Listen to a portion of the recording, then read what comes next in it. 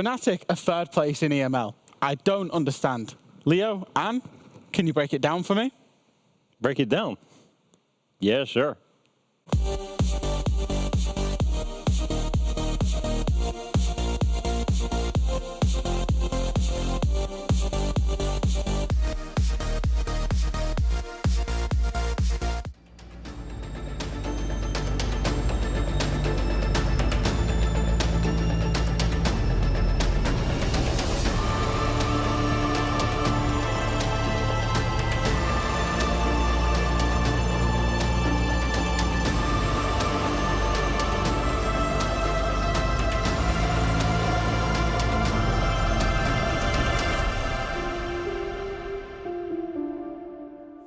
It is EML Super Week, and that means we're going to break down all the Siege action. Not literally like we were just doing there, but we will be talking lots of Siege in the upcoming 3 days. What a way to better start your week than having so much Siege to look forward to on a Monday. My name is Anne, I'll be your host for these days, and you too, Fresh, Alfama, Fresh, what do you want to say? What better way to start your week than EML? No. What better way to start your week than seeing Fast Dan do the worm? Because that was astonishing. That was actually insane. It was funny. I enjoyed doing it. I like to say, I love the idea of doing a dance move for this. I just forgot I was going to actually be next to a good dancer. And so I look really dumb in that one. And she looks perfect, just like, yeah. Nah. You put a good effort, and I like that. I think that's what it was all about. It was all about the twerk at the end. So true. It was so good. true. I enjoyed it. But let's focus on what is important here. That is not the dancing, that is all the Siege action that we have over the next 3 days. 15 matches in total, because we can have a look at all of them. We'll flash all of the schedules for Monday, Tuesday, and Wednesday on your screen, so you can have a glimpse of the good matches that we have coming, because it's so action-packed. If you have a bad time here, you're going to be slacking. It's always so critical for EML, because once we're done, there's only 2 play days left. And so it's basically make or break moment for a lot of these teams that maybe will forget all of the playoff chances. Maybe some of them will lock themselves for top 4. Maybe, you know, some already lock up our bracket. Who knows? It's a really important one. We're going from like early stages, you know, only 4 out of 9 play days to 7 out of 9 being done by end of this week. And realistically, there's not too much wiggle room going into next week, so it's very important. It is. Before we dive into all the action, though, for the upcoming week, we'll have a look at everything that happened last week's Tuesday by jumping into our panorama. Starting off with our monster. The player that impressed us most last week, Tuesday, has to be Fenno. Yeah, he was absolutely incredible for Rebels. He was dropping multi-kills upon multi-kills over what I felt was a really good game plan on Chalet, trying to be super aggressive on the defense, as you can see here, trying to stop all of the entry points, abusing the traps as much as possible, and even in attack, Jack. When he wasn't on Thorn in defense, look at that round with Tokavi. Yeah, a great showcase of our newest reworked operator, using the calls to finish off an injured player. Of course, when the phone does eventually ring out, it will explode and do that damage as well. So any injured players picks up the kills and then uses it in a really smart fashion here. 2 versus 2. The call can isolate one player. As soon as it's down to 2 versus 1, repeat the call again, and then the player that is defending has a choice. Do they push him? Do they answer the call? Doesn't matter realistically when you're in 2 versus 1 with a Dokkaebi call, and he does pick up a quad kill. He was incredible.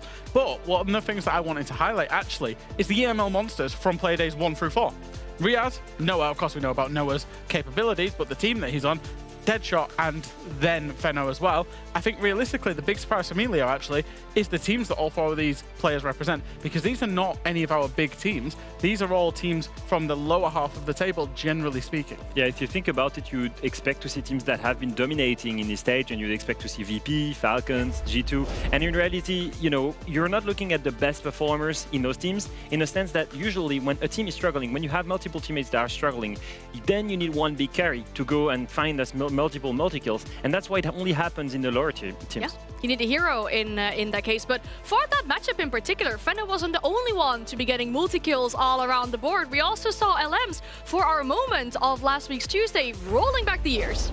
All the way back to 2016 LMs, back on playing Ducks. That was him. He's not 30 years old, he's 16, and he's just a good player right now. Look at this. The first 2 kills, and then the third one here with the swing. And then they tried to get the revenge. He misses the air jab because he was on the other side. And another free kill for LMs. Honestly, what a way to bring back memories. I know everyone says it when a kind of a historical legacy player gets a big play, but we really were rolling back the years with that one with the LMs. And it was so good to see. We were all just like, on Ash? Yeah. Is that really just happened. Like, yeah, Rebels were feeling themselves. Obviously, they've made it to the moment and the monster now. I hope more of that this upcoming week with the 3 days of siege that we have for ourselves during the EML. But one more thing we need is the must-see for today. And we've been putting pressure on the shoulders of these players. There's 2 teams in particular for today that are really gonna feel that pressure. No second chances for these teams. This matchup, given their position in the leaderboard for GK and Shifters, is such a big one. The 8th team versus the 9th team. I mean, for 2 of these organizations, on one side you have an organization that has invested massively. 2 imports, bringing one from Brazil, the other one from the United States, that are, securing Sarks, for example, who was the staple player from Fnatic. So they've invested in this game and in this roster. On the other hand, Shifters also investing quite a lot, getting Naif, investing into a bootcamp. It's organizations that are putting in the work and the money to back these rosters, and yet they're all the way down the standings so far. So there is a lot at stake right now. As we see behind me on that side, 8th and 9th, this game is going to be super important. But why is it so important? Because actually Super Week is massive for every single team. Now, if we take a look at the point standings that the teams are currently on and their potential, you will actually see that the teams that are currently playing out, you have between 12 and 0 points. So there's a big disparity, but actually you can get a maximum of 9 points from the Super Week. We drew the line at the Stage 2 2025. 11 points got you into the playoffs. That is the first goal for every single one of these teams. So we can confidently say, I think it's worth saying, that Virtus.pro will be involved in the playoffs in some capacity, but they can get up to a maximum of 21. Now, 9 out of the 10 teams outside of Secret could pass that 11-point stage in Super Week alone, which means it is all to play for everybody. In the context of what we were just saying with Shifters and GK, one of them has to win, one of them has to lose, so they will buff themselves and significantly nerf the other. But it's not just that, Leo, actually. I wanted to take a look at the fixtures. And what I did is I looked at the average position of the 3 opponents inside of Super Week and who they were playing against. So Virtus.pro, of the 3 teams they're playing against, of course they start off against Secret today, their average position is 8th place, which means we would expect with a decent amount of confidence that VP would pick up a full 7 points, and for Secret, it's basically the inverse opposite. Yeah, it's basically a path of who is going to play the weakest or the strongest opponents. And based off their placement, VP right now, they're in the perfect position to retain that first spot and make sure they qualify to playoffs. If there's one roster that I can trust after the Super Week will lock in their place, it's VP. Yeah, 100%. We do expect them to stay at the top. The only flawless team so far, and they seem to have an easier run through the Super Week here. But we'll get to VP's game later. Our first game of the day is going to be Fnatic and Falcons. And as we were talking about earlier, given the standings and everything, this game might be an accidental banger, something that you like to call our games, because the positions of them on the leaderboard is really close to each other. Fnatic are having a great time, but the recent history between these 2 teams could prove that it might be more difficult. Yeah, that's exactly it. And we're in a kind of strange situation, realistically, talking about Fnatic that sit in 3rd place, that are going up in a top 4 engagement, that actually we think this could be a banger because Fnatic are playing well, yet the opponent that they've played against, Falcons, who were previously known as Team BDS, they've lost every single time.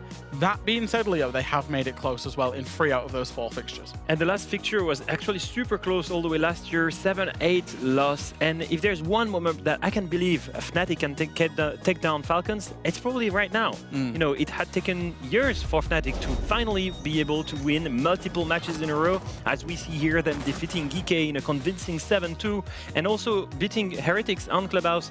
It's a team that has put up 9 points in the last 3 games. It's something that never happened before. And on the other side, we're looking at the Falcons that is maybe struggling a little bit, maybe doubting a little bit. At least we have suffered some loss of points. So if there is one moment for Fnatic to try and keep this momentum and prove us they can take some big teams and take them down, it's that moment. And do you know what? It must be nice for them as well, because of what they've done over the last 3 out of the 4 play days, this game must feel like a free hit. Imagine they'd maybe struggled as they did in previous stages, as they did, well, basically the last 2 years. If we're being brutally honest, they maybe would have felt a little bit of pressure. Right now, they're kind of expected to lose the game because Falcons are the bigger team on paper.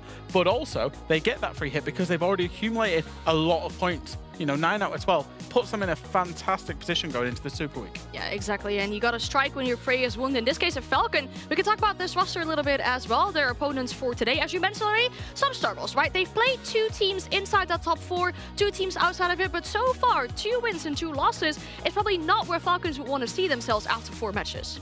We used to know them, especially last year, as like the ultimate favorite of every league. They were still head and shoulders above everyone because of that reputation of reaching every single grand final. final, I think slowly but surely I'm starting to see that reputation slow down, and I think that's because VP is looking so consistent. I think that's because G2, you know, have actually won the game. So like I think I look at these guys and I'm thinking Falcons, they're slowly losing that confidence a little bit in the eyes of the viewers. And I think that's a symptom that happened at Salt Lake City as well. If we go back to the Salt Lake City major, nobody was talking about them, nobody was really fearing them. They had that fear factor for so long.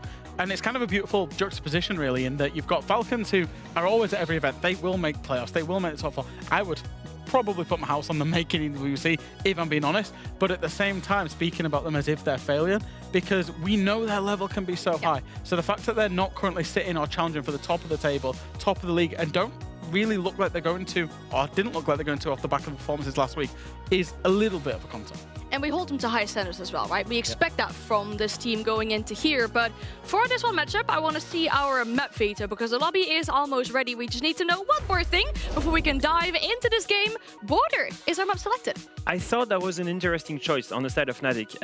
In the sense for me is, if you just look at the traditional playstyle of the two teams, if Fnatic's trying to play the better fundamental game, so going on a map like Consulate, like Clubhouse, like Lair, for example, they will struggle because it's a map that requires a team that has really good defaults. And clearly, that's not the strong suit for Fnatic, and it is a strong suit for Falcons. So what do you do in that position? You take them on a gambling map, a map where everything is about the TDM, the multi-kills, Border. Makes sense on paper. However, Jack, strong one for Falcons. Yeah, it is a strong one for Falcons. We've already seen them beat Twisted Minds on at this stage. They do play it a lot. They do love the map. Just quickly on the Fnatic point, it reinforces my view that it's a free hit for them. You know, they've got the 9 points. They've seen this game as a complete free hit. Play a permaban, play to individual strengths, and just see what happens. Makes for an exciting game, though, hopefully, and a lot of chaos between these two teams. But as the lobby is slowly getting ready, we'll talk to our casters for today. We're once again joined by Ace and Des for today's matches. Guys, it is a super week. There's a heat wave going on. How are we feeling? You're telling me? I got a fan on right now watching my hair on the camera to do this all the time at the top because it's that warm. It's brilliant. No, I'm good. I'm excited. Actually, I'll tell you what. I think we're both very, very thankful that we're casting today and not the next couple of days because it is going to get well hot in the UK. But I'm excited. I'm glad to be back. Yeah, well hot. It's boiling hot. The problem is, for anybody who doesn't understand, we build our houses to keep heat in, so you just sit here and sweat. It's terrible. Here we go. We're already talking about heat. It's the first thing we've said on this bloody broadcast. I mean, I can't complain. I've gone and put a jacket on, so, you know. You idiot. I can't believe you've done that. Well, It's because it comes off. I was going to go topless for this, to be honest with you. That level When of the heat. game You know what? starts, the jacket comes off, let me tell you. Okay. And the rest. I'm not sure if we can show that on broadcast. I think we should stick with our siege action for today. But as the lobby is almost ready, I think it's time that we send it to you two for the first game of the day. Thank you very much, Jan. Thank you very much, guys. Indeed. Hello, welcome to the casting desk. I'm Des. This is Tim. This is EML. This will be a fun one, actually, as well, because we were looking at all the games for today. This is the one thing that we were talking about yesterday and saying, if any game is going to go against prediction, it's probably going to be this one. Yeah, I think you look through the rest of the day and you think, yeah, you know, you've probably got a 70-80% chance in most cases of being right or more. But this one, I think, could feel that way. There's going to be people out there that are like, what are you on about? Falcons, you know, should destroy for tonight. Falcons are not performing at a top 2-3 team level at the minute, as we have seen from them previously. And Fnatic, they've got 3 wins in a row. They've got some serious momentum, and I would not write them off in this one.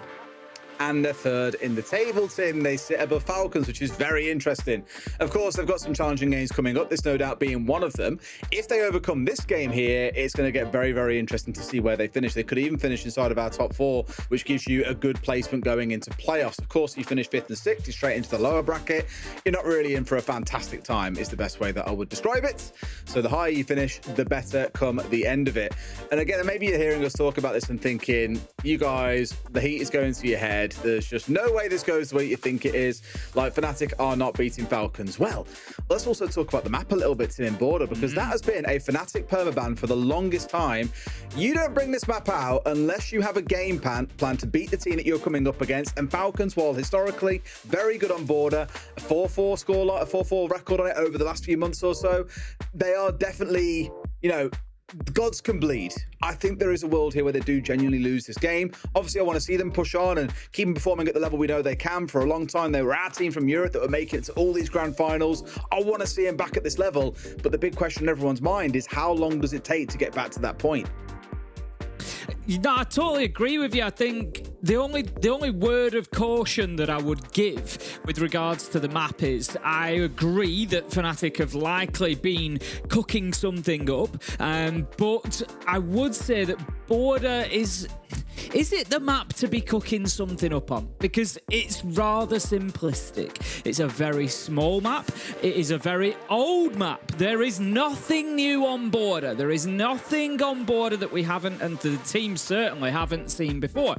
So I'd be a little bit concerned in that sort of sense, because I think really you're more going to have to come in and win gunfights rather than have this big tactical plan. If you were saying that to me about Lair, Fortress, Night Haven, I'd be like, oh yeah, let's see what they've got. Let's see what they bring into the table. I'm a little bit on the concern side for Fnatic if that's the game plan. If it's like, right, no, we've got a Border that we're going to, blow your minds with this Border, because I feel like we probably will have seen a lot of it before.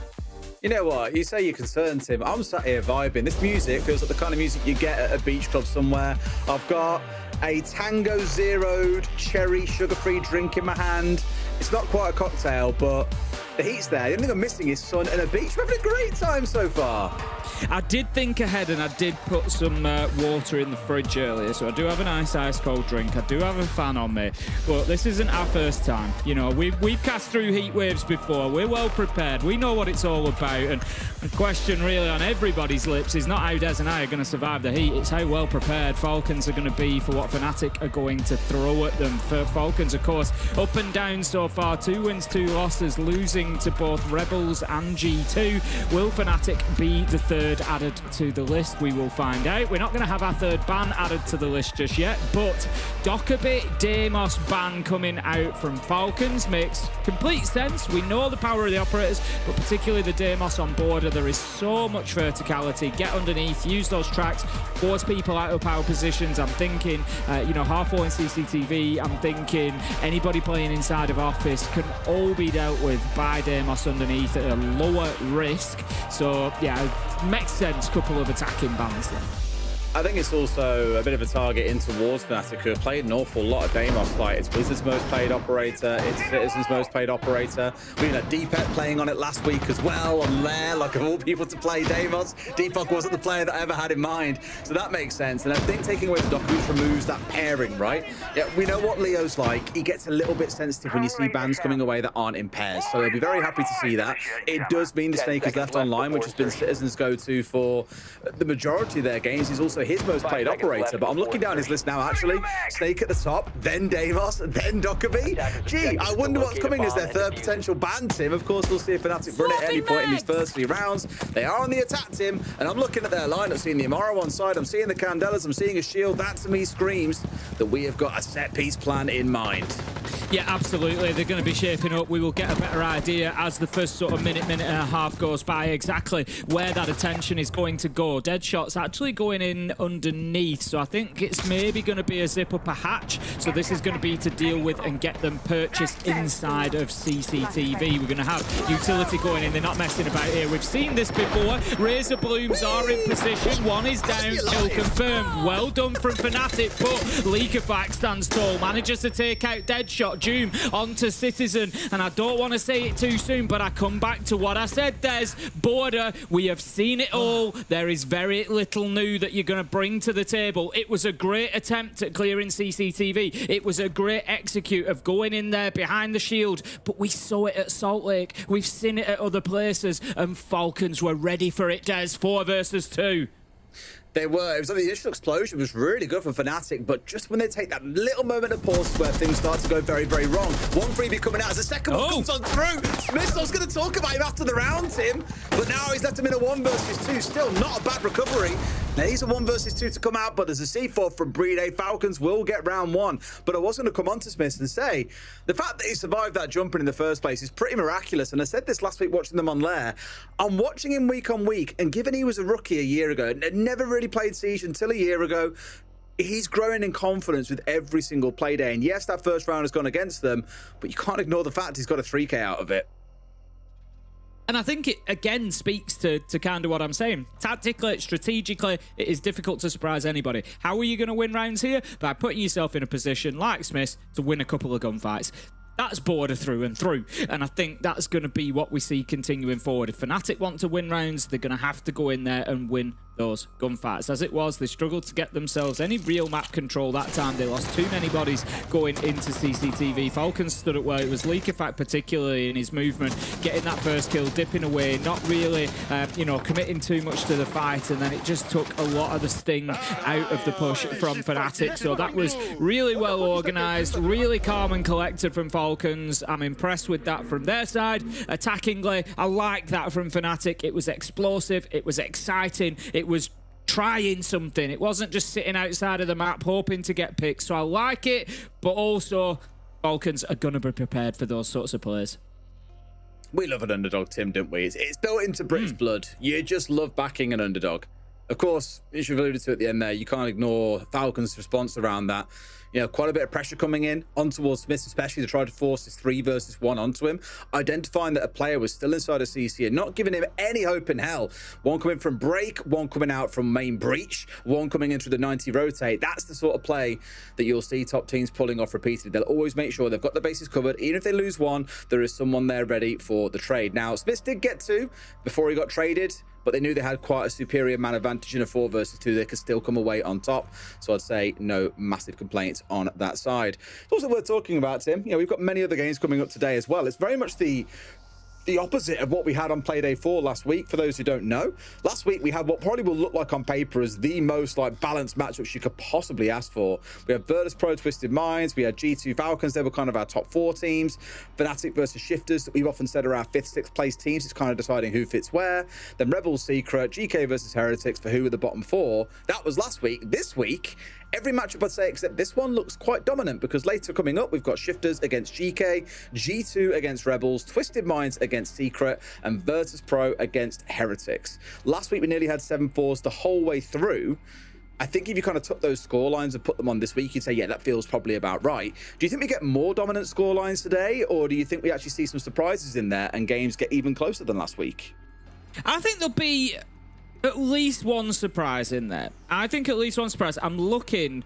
Sorry, Shifters, I've backed you as much as I can, and I will continue to do so. But I'm looking at that GK Shifters game, and I'm thinking, yes, you look at it and you think, yeah, Shifters should win that. And they should do, realistically. I'm not sure it's going to be quite as clean cut as that. So if you're looking for surprises, definitely look towards game 2. I would also look towards game 4. Never really sure what to expect from Twisted Minds. I think they are definitely the better team than Secret. We have seen Secret struggle week after week. However, it's Twisted Minds. So you just never really know. Because their playstyle is so unique, it goes in and it's kind of a test every single time to see how teams will react to it and how players will react to it. So that's I still think, I don't think there'll be a surprise there. For me, I'm saying it's a Twisted Minds win. But... equally, if at the end of the day I look at that and it's gone to overtime or something, or it's Secret even sneak a win, I wouldn't sit here like astounded. I wouldn't be falling off my chair either. I was actually just looking down Wikipedia at the games for this week, and someone's typoed your name in. So currently your name is in red, which means that you're not a legit caster. Mine is in blue with a flag next to it as well, because they haven't capitalized the O in Ace of Pyrite. I'll get fixed later. Don't worry about that. The devil's in the detail, Des. The devil's in the detail. I've got to ask as well another question. Fantasy team this week, who have you picked? Oh, for those who don't know, who are listening, by the way, projectprisma.org/fantasy. There is a fantasy league that you can play in. We've got one that's got a bunch of talent in there. We're calling it Talentless because that's what we all are. Who's currently top of that? Fresh is, of course, he's fresh. I completely forgot to update it. Oh, well, that means you're going to lose to me because you're only 12 points ahead, mate. Oh, no. My team should be pretty solid, though, actually, looking at it. You tend to pick players from these top 5 teams anyway, right? I've got Leluna's coach and I've got Robbie and Freck from Shifters, so... Okay. I think there could be a surprise there, but equally... You'll be praying on GK not to turn up today, then. Yeah, exactly. It should be a Shifters win, so shouldn't be too much of a problem. Pasha captained is just... Same. Insta-lock every week. And then I've got Jalad and I've got Useless. So, yeah, I should be fine there. We're not miles off, actually. So I've got Doki from G2, obviously. I've got Pasha and Rorik from Virtus Pro, Pasha captained. I've got Trixt and P9 from Twisted Minds. I was really in 2 minds about those two. My mind was twisted, you might say, because I think those two are brilliant but you're never quite sure which player in which game is going to be the one that performs better. So I was a bit like, oh, like, I can't put it on Dov in case he can't show up again. So I was like, I can't put it on him, so I've got to pick someone else. And I thought, you know what? I'll just take both, forget about it. And captain, or sorry, coach, I've gone for Romario. He gave me big points in week 1. I got like 103 points off him or something crazy daft in week 1. It was really good. So I'm hoping this week, with your mess up, I'm going to be able to jump above you at least. Then there is quite a bit of catching up to do to get to demos in 4th place and just ahead of him. And then fresh up at the top. He's about nearly 200 points ahead of me at this point. I've got work to do. You do, but yeah, so for me... Oh, no, Medics jumped over me. I was going to say I was second in NA, but no, Medics have jumped over me by like NA, 23 points. NA, I'm doing better. Yeah, you're still below me there, mate, aren't you? What I will say, the real joke over there is Jesse is in dead last by quite a way, yet is the NA caster. Don't figure that one out. Jesse. I do love him. Project Prisma, I think he's very deeply involved in. So again, a reminder, guys, if you do want to play along, you can even make a group and get your mates involved. It is projectprisma.org/fantasy. It's very cool. I'm very much enjoying it. Though I do want to see it in some point in the future, like players have a value associated with them and you have to build a certain squad. Otherwise, everyone just picks from the top 2 or 3 teams knowing they're very likely going to win their games and therefore you get to farm points. So maybe next stage, we'll see. Who's currently top overall? In fact, I can see on the overall leaderboard, the top person has got 1,154 points.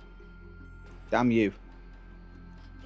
Users getting the most points per match. I had him in my squad last week because I did think that. Because him and Benja, I think especially, have been very, very consistent. So I've always been watching out for those two. Well, Falcons are going to need users to show up. How has someone got 5,000 points in CNL? What? Falcons First place 5,000, 10th place has got 2,500. How does that happen? Falcons are going to need users to show up to beat Fnatic if they're going to come out at them aggressively as they have done so far. If you've just joined us, we are only after... You've only missed 1 round. We've just got a little bit of a tech pause. As you can see, we're getting that resolved I'm reading chat now. You have a little read of chat, Des. But we are delayed. Fnatic tried an aggressive rush into CCTV in round 1. That's all you missed. And Falcons actually stood up to it really, really well. And as I pointed out, so Border is a perma-ban for Fnatic. We explained this at the beginning, so we expect that they've come here with a real plan because normally they wouldn't play here, so they've kind of been saving it. But we're looking at it now, and like I said, it's very difficult to bring anything new on Border, and we did kind of see that in round 1 because they still got punished even though they had a very clear game plan. So we'll see how things go, but it's currently Falcons 1-0 for anybody who's turned up and is wondering. So I scrolled to the very top of the chat to go back as far as I could. And ex-Papa Smurfette, it's so hot in air quotes. It's 90 degrees Fahrenheit in the UK right now. It's 109 Fahrenheit in Arizona. Heat wave, Lamau. Yeah, we've heard that one before. We know. But trust me, when you've been here, it is different. It is different. It's like I said, it's mostly down to the construction of the buildings because we don't have a lot of places around the world have like they'll call it central air or so you can do heating and air conditioning from. Do they call it central air? I guess they have to. Yeah, in the US, call it central heating. I'll stand corrected if I'm wrong, but I'm pretty sure that central air is a term that's used because it's basically like it'll do heating and air conditioning, so it can do both, and it's controlled centrally from a thermostat, which is where the central comes in. So I think I'm right in saying that, but even if I'm not right in the actual naming of it, a lot of places around the world, it's not uncommon in your domestic properties particularly to have the ability to cool, heat, whatever else, but also in line with that, it's not just about having the gadgetry, the technology in and being able to do air conditioning and things like that. It's about the construction of the houses as well and what you're doing to, obviously in colder places, in more moderate climates like the UK generally is. Most buildings have been built with that in mind. So there's a lot of insulation in the cavities. Our attics are absolutely full of insulation to stop it. All designed around keeping this heat in. So the problem is it does get warm, but you'll notice it yourself, there's like you go out and you think, oh, it's cooled down a bit now. It's like, it might get to 7, 8 p.m. and you think, oh, it's actually cooled off a lot now. And so people see it and they're like, oh, it's only 20 degrees Celsius. Like, what's the problem? But it's in, you would then walk into a building and it's just stiflingly hot inside because it's just been heated up all day and it holds on to it all. So that's the main problem for us, especially when you're sat in a room like I am with 3 screens on, studio lights, and a PC that's been running for half of the day. It really does not help matters. I've got a really good one for you. A mini air conditioning unit one year. Well, hang on a minute. When you say mini, Because Well, I you know made what this I mean. mistake early on. I bought one, very stupidly bought decent one where one. like you meant to put ice in a tray, and then it obviously like you put it the tray at the very bottom, and then the cold air rises into the fan, and then it blows cool air over you. Don't bother. It's the biggest waste of time. I'm talking portable one. might be a better. Portable's probably The a better problem with word those for then what I is was then you've got to thinking. worry about the exhaust hose that's It's out a venting it. window, and Yeah, that's a real nuisance. But we managed that okay. Maybe I just get him to cut the window out of my office and just get a proper. Yeah. I'm sure everybody where I live will be really happy about driving down the street and seeing a big industrial air conditioning unit stuck on the front of my house. They'll love that. I did look into getting one. It'd probably be about $5 or $6 to get a system fitted, and I was like, it's quite an investment. It's expensive, yeah. If every summer's going to be like this for 2 or 3 months, I'm like, it'd probably just start becoming worth it at some point. Just right now, I'm like, I'll hold off a little longer, and then I'll crack and finally decide to do it. And I'll let you know how I get on. What really made me laugh though at work earlier, I was speaking to one of my guys, and he's got an event he's going down to on Wednesday in Bournemouth. And he was like, I messaged the organisers earlier. We're sponsoring it, so we can't back out. And he was a bit like, I've got to go down. I'm going down by myself. I've told the other person not to come because it'd be really hot. And I've asked them, what's the game plan? They're like, we're going to like get this. And bearing in mind, this is a business networking event. We're going to do it on the beach. And he was a bit like, okay. He's like, have you got any alternative plans in case it's hot? And they were like, we've spoken about it this morning. We're going to go ahead. It's going to be 35 degrees. Oh, that's a... And I was just like, have they not at all considered they might need to be inside somewhere? He's like, no, they haven't got anywhere booked and it's too late now. They're just going to give it a go. He was like, I'm coming back like a lobster. I was like, absolutely, please take a lot of liquid with you. I can imagine now, they'll turn up now and they won't be providing water for anyone. It'll just be like beer or something, which sounds fantastic, except it's dehydrating. And that'll just be the most insufferable few hours of your life. It'll suck. Yeah, sun cream and water by the bucket full, I think, by the sounds of that one. 10th place is me at 2,991 points. Actually, it's Lalo. Maybe I read, did it scroll over to the next one? Maybe he's right. Yeah, the top place guy was like 5,000. So you got to double your points somehow, mate. That's pretty terrifying. What I'm realizing is just grab the top teams and just win. Maybe if I join late, I can still catch up. Saying that, how many days of CNL have been played now? I want to say a few more. I think they started like the week before. I did look at it, so I have been keeping up with CNL. All gamers. As a quick heads up for those wondering, by the way, we aren't just sat here waffling for absolute no reason. Apparently, like we might need to do a lobby rehost or something is going on there. Just going through that now, and then we'll get ourselves back into the game. But as far as I'm aware, everyone is connected. We're just waiting to get ourselves restarted again. So hopefully very soon. Tim, CNL, go. So all gamers have just lost their first game of the stage. That's going to be one of the teams that everybody knows because they were at Salt Lake, of course. So all gamers have just lost their first. They're 5-1. So yeah, they're 6 games in. So they're just slightly ahead of us, only by a couple of games, not by too much. And then Edward Gaming, the other team that a lot of people will recognise, they were at Salt Lake City. They are not only 5-0 at the minute, they're also 10-0 in terms of maps. So in CNL, they play best of 3 through the stage. I'm pretty sure I'm right in saying that. It's not 2 like it used to be in Brazil, is it? No, it's best of 3.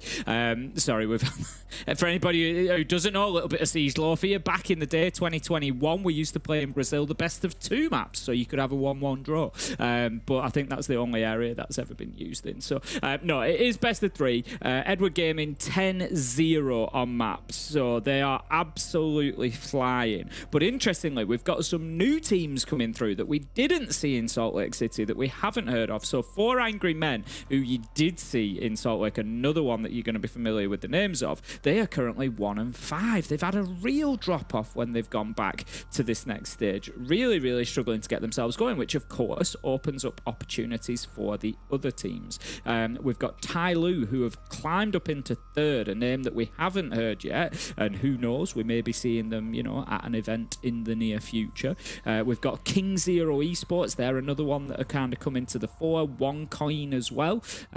So yeah, it's all going on in CNL at the minute. All going on.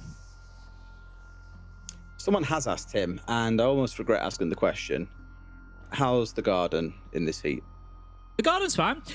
So I make sure that it's, if anything, actually, all joking is, I know we have a bit of fun around the garden and everything, genuinely, the vegetable patch has been great for I don't know if I'd go as far as saying like the mental health, but just honestly so relaxing. I get up there, so my family's usually like most families, you know, we kind of get up and we're active in the morning, getting ready for, you know, my wife going to work and daughter to school and all that sort of stuff. So we kind of active from maybe around 7 a.m. onwards. We're getting up, we're getting sorted. So what I tend to do is once I've kind of got everything in motion and I make sure that my daughter's on with whatever she needs to be doing to get ready, and you know, we're all on top of stuff, I tend to just go and have like 10 minutes on days like today where it's nice and warm in the morning and it's not lashing it down.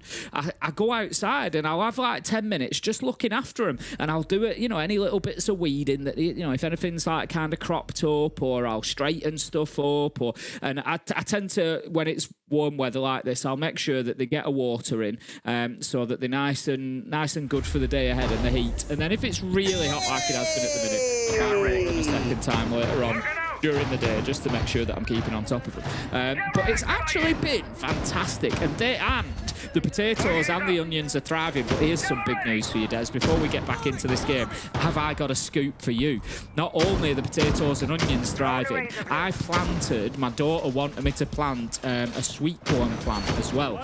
So I planted corn, and it looked like it was doing nothing. It looked like it was dead, to be honest. And I kept saying to her, look, I'll just keep watering. I'll leave it alone. We'll see what happens. Well, it's coming through, Des. It's been resurrected, and it is absolutely thriving. It's rocketing up right now. So we might just have corn added to the list as well. I'm rocketing up at the thought of us being back in game, Tim. We're here now and ready to go. Let's do it, round 2. So if you missed round 1, it was last year at this point. It was a nice attempt from Fnatic. It was like a nice little rush in to begin with. They had an Amaro on side, the Ying on side. Just lost steam very, very quickly, then couldn't push on forward from a 3 versus 4 to see the round out. But we'll see if they can change things up here going into our next round. Falcons, meanwhile, they look pretty solid in round 1, Tim. A real good 3v1 swing onto one of the last remaining 2 players when it came down to a 4 versus 2. I can't imagine they're too concerned right now. Doom almost losing his life. The Smith was there asking questions. I really like that from Fnatic again. Great intel. We saw the Twitch drone spotting him out. They knew Doom's position on catwalk, and then they've gone and challenged with, I would say, probably the most appropriate operator there. Blackbeard at the barricades. Very difficult to deal with, and they take a ton of health off of Doom, and that's brilliant for them because he's playing on the sentry. So yes, he's got those 2 barbed wires out, but he's still got a nitro in pocket, so still a lot of value in taking that utility off the board if they get the opportunity. Still 5 versus 5, but as I speak, Citizen, you said that he's been enjoying playing with Solid Snake, and he continues to do so. Manages to get himself the opener. Breedy damaged as well. Smith finishes Doom off eventually. 4 versus 3, not looking good for Falcons. Smith don't miss, man. He's 3 kills back in the first round. He's got a good one there off waiting room balcony to stop the C4 being pulled by Breedy. Not by Breedy, sorry, no, it was Jumi who was underneath. Either way, 4 versus 3, surely Fnatic feel they're in a pretty good spot to not see Quest get over the line, but at least get good map control. Breedy gonna have to drop away, but a C4 here could really play spoiler if Fnatic aren't careful. Yeah, just waiting for his moment. I think it's likely to go back in pocket, if I'm honest. I'm not sure he throws it now. He is going to go for it. The window's been open. He knows they're there. Out it comes, and it's a double! Beautiful stuff from Breedy, finding his man outside of the window, and that really does level things up 2 versus 2 now. But there is a little bit of a health advantage. Breedy now pretty low after all that chip damage. So Fnatic, 40 seconds left to go. What are you going to do with it? Again, it's just one of them where you've got a big advantage. I'm a little bit light. Does it still hold? Breedy was flirting with that C4 so many times over, and now they've only got 30 seconds in which to work. Popping out the Razor Bloom behind him. They had at least a yellow ping for a second onto a player downstairs, but they have already moved away. Deadshot going to go upstairs and join him here because someone has got to provide cover from this hatch. It has to be Smith that makes the drop. I'm a little bit nervous for him though, Tim, and there we go. Once again, not quite seeing his man, but Smith, I told you we don't miss the day, Tim. Breedy's got to find 4 kills in the round. He drops down, now working his way behind. It feels like they know about it at the same time. Angle being held, and Deadshot's got the kill. Fnatic recover and take round 2. Yeah, it was a great effort from Falcons, fighting back in there, but Fnatic not going to be rattled, managed to dig deep. Smith onto Users was the most important kill in that 2v2. It just opened things up because Users was the full health operator, Breedy low health. When he has to make a push, you're then looking at it thinking, even if Deadshot's not looking the right way, the chances are he probably comes away with the kill here because Breedy is so low health. He's only got to land 1 bullet. So that there is your moment where Fnatic Fnatic win it. 2v1, they lock it out, and they get themselves around 1-1. They are on the attack, so we expect them to be taking rounds here on Border, and that is a good second round for them. Yeah, I was a bit nervous when they only had top floor control, and I thought, well, surely at this point you're just going to find Falcons dig themselves in, hold the cross on the drop, and it's all going to be over before you can blink. But I think the initial spray that came up there when Smith got his second kill of the round, I was a bit like, that's the kind of challenge you've got to be careful of. But had Falcons walked away the win off the back of a kill onto Smith in that position, suddenly looked like geniuses. They're just getting kills from downstairs constantly. The double C4 from Brede was beautiful. Both teams showing quite a lot in that second round. Now we'll see how things develop in the third round. Yet again, no big surprise. We have got Falcons upstairs trying to hold up around Office, around Archives, but it is going to be a Bathroom Tellers attack. Bathroom Tellers looking across the lineup. We're again relying on Smiths with those shields rather than Blackbeard this time bringing along the blitz, which is an interesting... Chat, by the way, said the corn is going to overtime. I hope it is. It's certainly activated in overtime. Put it that way. I hope it's got a 15th round in it. I respect that. That's a good comp. Let's hope it's got a full 15 in it, Des. Snake is going to spot out. It is Citizen. No, it's not Citizen. Sorry, it's Deadshot rather than Citizen this time. It's going to spot out the player on East. The Blitz has been brought to deal with this position. I was going to say Blackbeard previously has been the go-to, but this time they want to be able to get aggressive, get up in the face, and that's exactly what they are now going to do. Clear out the utility. Try to get down there, but the smoke was not well placed. User still gets his line of sight that he needs. Takes down the shield of Fnatic. How do you respond to losing the tip of the spear? And it's hard when it's like, you can't eat. I'll tell you what, never mind, they're turning it round. What a flurry of kills. Deadshot again, almost got a third, but no. Yuzus calms everything down. Once again, though, we're in a 2 versus 2. Make it a 2v1. It's rapid, Tim. And by the looks of it, Fnatic are well positioned here to get into the lead in this game. And they're going to be well aware of the position of Usus because he's got a couple of kills. So there's no way that he's like slipped the net, that he's gone under the radar and they're not sure where he is. 1 minute 25 left on the clock. So they've got an absolute age of time to play with as well. And Usus, you know, by contrast, just kind of has to sit and wait for his opportunities here. He knows that there's one pushing above. He knows that there's one down around Passport somewhere, but he just needs to wait for the chances. The next gunfight is absolutely critical. Either Fnatic win the round or they are in a 1v1, and I wouldn't like that against Users. I don't like this. I don't like that we're isolated here. That's my main point of worry. Because you give Users a chance to win out separate 1 versus 1s. He'll drop himself away here, but no, Wizard a little bit too quick.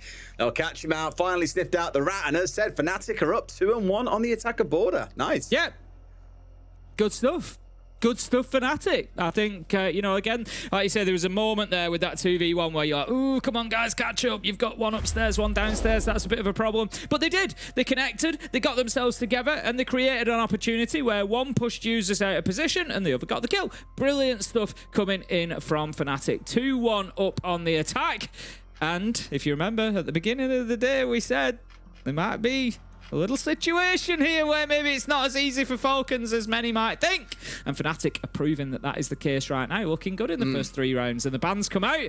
Snake will be the last, as you predicted, Des. And Nomad will be the other. No, it's Soulless, is it not?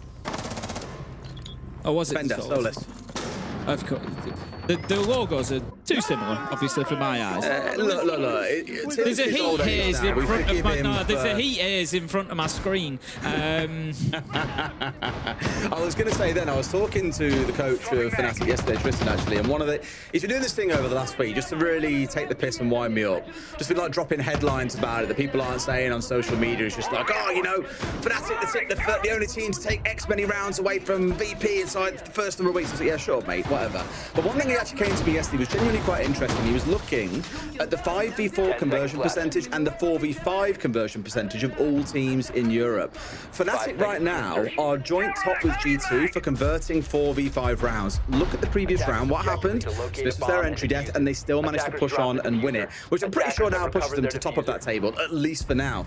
Either way, the point he was making was the team aren't half bad at winning from man disadvantaged situations. For context, right down at the bottom is Team Secret at just 15%, winning only 3 of the 20 4v5s that they've been in. But it does show you can't really count Fnatic or G2 out of a round, even when they lose the entry.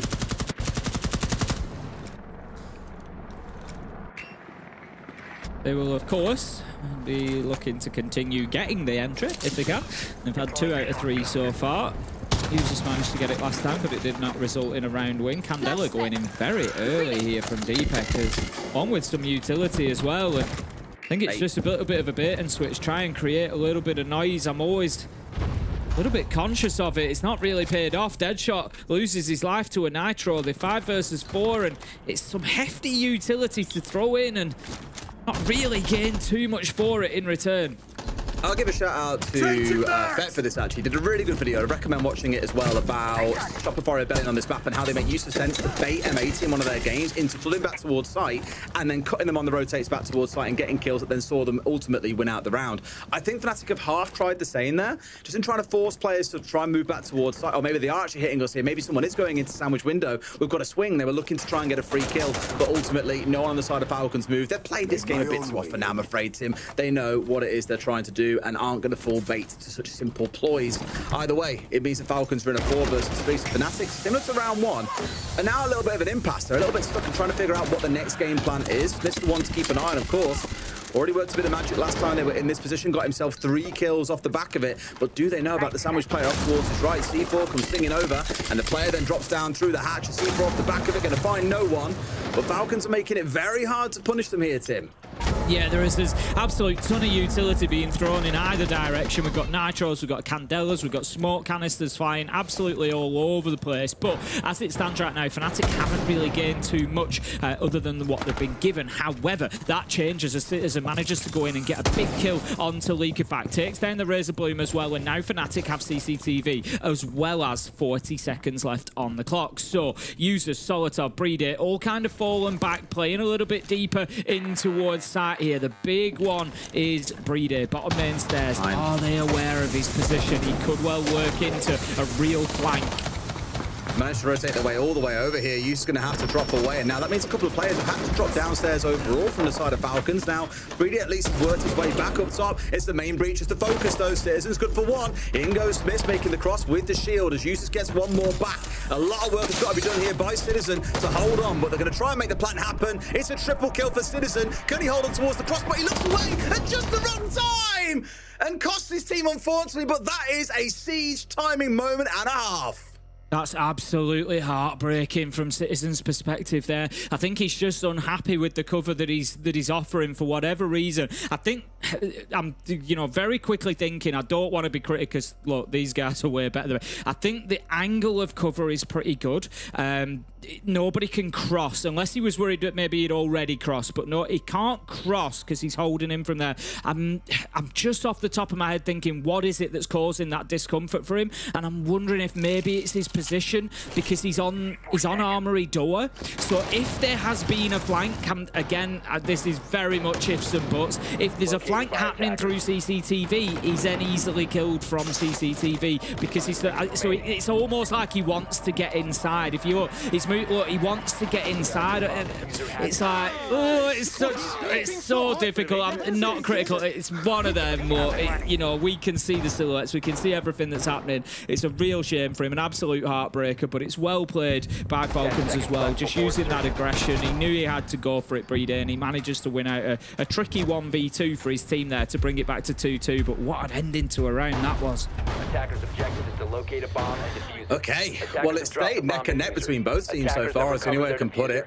Yeah, round 1 a good attempt, but one that ultimately Falcons shut down. 2 really good rounds from Fnatic to see it over the line, even from a 4 versus 5. And that last one came down to a matter of pixels, otherwise Citizen gets the closing kill, and it's 3-1 to Fnatic. And I imagine the alarm bells are starting to go off for Falcons HQ as a result. Looking towards Deepak in this round, though, I'm looking at the Glass, Tim, and we're seeing Glass used by many a team. Very, very good for dropping down the smoke, stepping inside of it, and just giving good cover, knowing that no one can easily challenge you back. So it can be very good for taking ground in the first place, or, of course, very good for an execute itself. East stairs has been taken quickly. We've seen this repeatedly from Fnatic. Same method. And lots of other teams, to be fair, using the shields to get into top east and just bully defenders out of position is nothing new. Neither is the position inside of CCTV. This is a nasty one, though. One that we don't see too often. Just sitting right on that threshold here is Doom, waiting for his opportunity. And if he's patient, he might just get it here. There's A little bit of droning going on from Citizen, I think it is, on the Twitch. He sees him pass. Doesn't quite get the chance. Will he come back for more? I don't think so at this point. But Joom showing great patience here. He is. Still a player that, we spoke about a few times over the last couple of weeks, both on broadcast, on the podcast. What does he look like in this team? And I've said for a while, it feels like he's sort of playing in the middle of the team. That's a freebie for Joom. Citizen paying the price. And a lack of drone work biting the team in the backside. But yeah, Joom, not really an entry player for the team. Has definitely been more of this midline player. And it's given them a nice bit of structure. We're just really waiting for that to shine, because I think Leakerback and Solitov playing as a double entry is good. It just hasn't quite clicked in the right way just yet. Great start then for Falcons. Citizen being, as you say, taken off the board, maybe just a little bit lax on the drones. Frustrating for him as he'd been the person droning as well. They are now going to be pressured by Smith on the Blackbeard, looking to move forward. Takes out the mirror window. Going to take a little bit of damage on the feet, though. I like that from Breedy, not overcommitting. Switching up his angle of attack. Nitro goes out from below. Hasn't triggered it yet. Will do. Doesn't find his man. 3 versus 3 as Smith and Deadshot got one apiece in the melee there. Solitov low health as well. So right now you've got to stay Fnatic on top of things. They have top floor control completely in their possession. They are a little bit limited in what they can do with it though. All they can do is really spray through the floor. No soft destruction available. No Selmas left anymore. So they are going to be having to work largely with what they've got. Too easy there as well. Smith's pinned in a corner, no support from above. Solitov knows it, isolates him, gets the kill. Leakerback into a good one himself. And this time around, the clock is going to be their ally. Deadshot, I know he's having a great game so far, up at 5 and 2 to him, but I'm afraid that's where this one is going to end, and Falcons will go up to 3 and 2.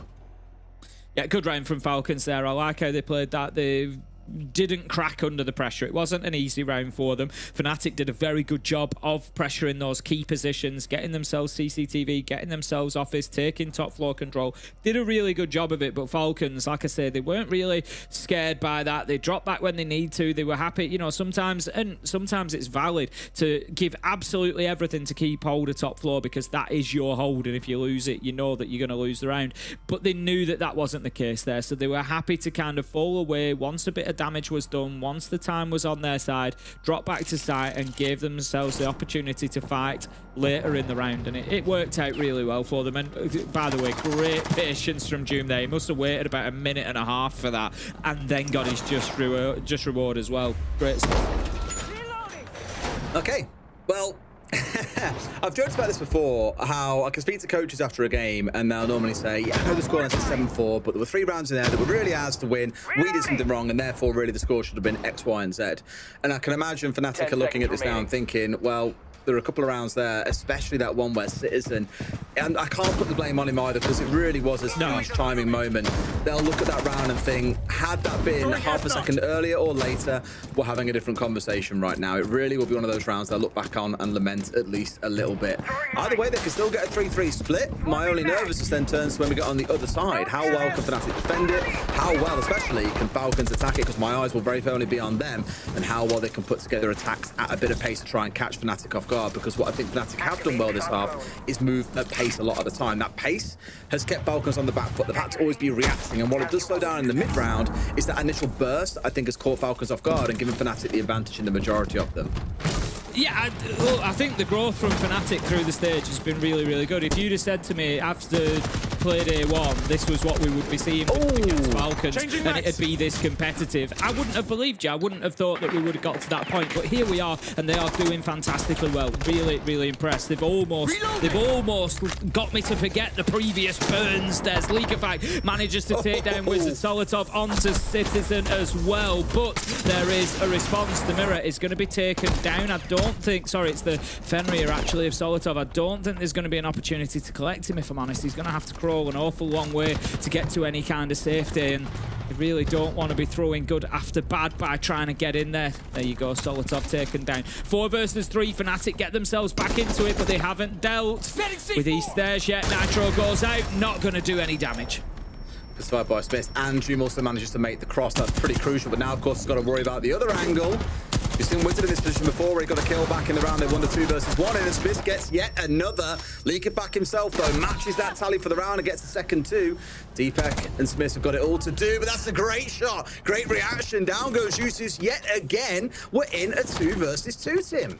Yeah, these rounds are just so back and forth, aren't they? So competitive. Users just giving them the opportunity there. I think sometimes as a defender, you want to take those fights on your own terms. You want to know what's going on, but sometimes the right answer is, I've got an angle. They have to move into my crosshair. The clock is working for me, and users just falling foul of that a little bit. Gives them an easy opportunity. Already ADS on that position, and they get the kill. So 2 versus 2 as Smith moves into office. But again, Falcons are trying to control the round by dropping back to side and by holding things from down there rather than above. I'm not sure they're aware about the position inside of that cubicle, if I'm honest. No, this is where the nade from Smith would do them so much good work, but they, like you say, they have absolutely no idea that he's there. The smokes aren't going to help either. He'll drop and maybe try and look for a plant here, but there'll be a C4 at the ready. Watches for the cover. Here's the bit. Sees his feet, but no! Managed to shoot out the C4. Can they make this pick happen again, though, Tim? Because now they're out of utility. They're a little bit stuck here. They need him to move, but he refuses to do so. 1 on the door, 1 inside the cubicle. They get rid of at least 1. That Smith's falling down. Deepet with it all to do. Again, another close round, but it's one the Falcons walk away the winner of 4-2 at the half. Yeah, perfect position from Leaker there, just holding them at bay. Wonderful stuff. And let's go to our studio. No doubt they've got a lot to say. Guys, what a brilliant first half. Yeah, we do. And there was a lot of echoing from what you two were saying about this in the game from the guys here on the couch, talking about how close these rounds were getting. And it really came down to the mid to late rounds. Exactly. I mean, you've got Falcons, one of the premier teams. You've got Fnatic, who, you know, struggled over the last couple of years. Going head to head, yes, it is 4-2. The result is kind of maybe expected, I would say, on the balance of histories, and we talked about the history quite a lot, but we've got a couple of clips because Fnatic, they were so good at bringing those rounds back. I would say this round they were 4-2 up, but they suffered a devastating loss. They suffered a C4, they killed 2 people, put it to a 2 versus 2. What did they do? They found a kill out of nowhere and played out the 2 versus 1 to win the round, but it wasn't just that round, Leo. No, it wasn't just that round, and that was the Fnatic that we used to see always fail to win these kind of rounds. Look, this was a 3v4. Citizen, he finds the right pick on an isolated player in CC.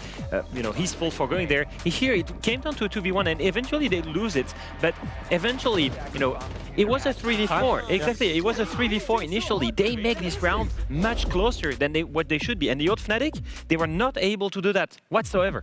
Exactly. Nobody ever wants to lose, right? You literally never want to lose around a siege. You want to be 6-0 up.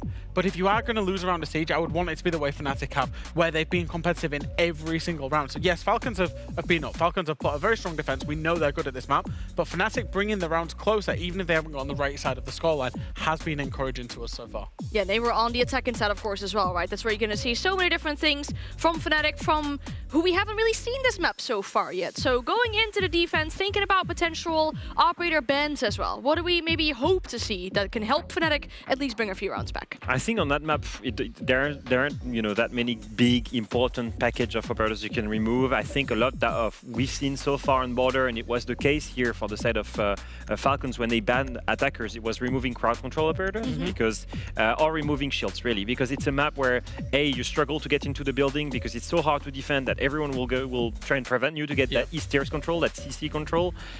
So it's probably one thing that we'll look at. On the other side, you know, Fnatic, maybe they don't want to deal with the shields on Bride, or it's going to be the crowd control. So either or. One of the operators that I'm maybe looking to see if Falcons will ban is the Solace. They do it on a lot of other maps. They know how good it is, particularly on Border. You can see the plants from above. Border's got so much soft floor. So I was wondering to see whether Falcons would bring it out. In the end, they go for the Ella, which control actually indicates they might want to play a lot more shields than used to. Get rid of the Ella. We see a lot of Ella and a lot of Fawn against shields, particularly. I mean, there you go. There's a shield already selected in that first round here for Falcons. Second half, any predictions? What are we? I think Falcons take it. They have the experience. They have the momentum right now. And despite Fnatic making it closer than we expected, I still think that the experience is showing right now. Yeah, as soon as you got that 4-2 half defending on Border, you're going into the more favourable side in an advantageous position. It would be a monumental effort for Fnatic now to take this in regulation, in my opinion. 3 points for Falcons would be very good, though, in the context of the top 4. Let's see how the second half plays out. Thank you very much, guys. Indeed, we're in for a very interesting second half if we carry on at the pace that we've seen in the first. It was one where there were a couple of rounds in there that really could have gone either way, but ultimately Falcons persevered. And we find ourselves at 4-2 to Falcons. It could end up going on towards being something crazy like a 7-2 here. And that scoreline for me won't feel very representative of just how competitive this game has been. 5 seconds No, remaining. I would agree. I think it's going to be very difficult for Fnatic now. Mainly because, well, it depends. I'm going to put a caveat on it. For me, it depends how Falcons play here. I don't think they need to do anything crazy. I don't think we need to see them going for like big rushes into site. Or I think they can just grind Fnatic down here. I think they can use them onto. I think they can just push into East Stairs, just take that ground, move forward, claim something else. And I think they can just make it very, very difficult for Fnatic to play inside of the map. Just dump utility in on top of positions like this for Deadshot and just make, you know, don't be in any rush. Use all 3 minutes of the clock each round. And I think Fnatic might find it quite tough to stand up to that. Okay, well, here we go. 3-Day on the shield, no doubt, going to be somewhat taking the role that we saw coming out of Smith, which is to be the main entry into the building. Lots of angles that you're exposed to. Monty is always a good shout to help you get control of parts of the map that otherwise might be quite difficult. He's going to start things out at the top of East Stairs. But of course, at the same time, we'll see pressure being applied in towards CC, which is exactly where Deadshot has got him set up. Typically, we'd see a DMR being played here, like an Aruni or something. Obviously, we've got Deadshot playing on the Thorn here. Confident in himself to still hit these shots at long range. Falcons being very cautious, though, to start things out. Nitro comes out. It does hit our free cam, but it does not hit the Nomad of Solotov. Manages to get himself onto the opposite side of the court. Now, that is not ideal. I say, Falcons, take it easy. Take your time. Take some ground. And instead, they take each other out. Doom is going to take down the Deimos with a nade. Not ideal whatsoever. Falcons, we know, love to work underneath. Use that tracker. Oh, it's beautiful, though. Deadshot gives you can't peek into a little tap fire like that. Takes his head off, and it's 4 versus 4. I don't hate that because one of them was going down in a similar fashion. You had a couple of reverse one-taps coming out the other way from Deadshot, so one of them was going to lose it. Just so happened that in the moment, he was a little bit worse off on the exchange. However, the exchange has come back the other way. Fnatic have got the man advantage. Now, Brede is looking to take control of security at the same time. Citizen with an exit path out towards 90. All down through the hatch. He's going to take just that, the hatch, and get out of there. No one's there to cover him, so he'll get away scot-free. Yep, love this from Fnatic so far. This patient approach that I kind of wanted to see out of Falcons isn't really paying off at the minute. They're having to take risks, and Fnatic are soaking up the pressure well. And that's something I thought that Fnatic might struggle with a little bit on the defense, was absorbing that pressure, but not whatsoever. They have been absolutely fine on top floor there, despite a Monty in their face, despite losing their position inside of CCTV. They've still done a great job of it. Beautiful defense from Fnatic, and I tell you what, could be a closer second half once again. We might have just got baited in by Falcons, thinking that they would power on to the result now.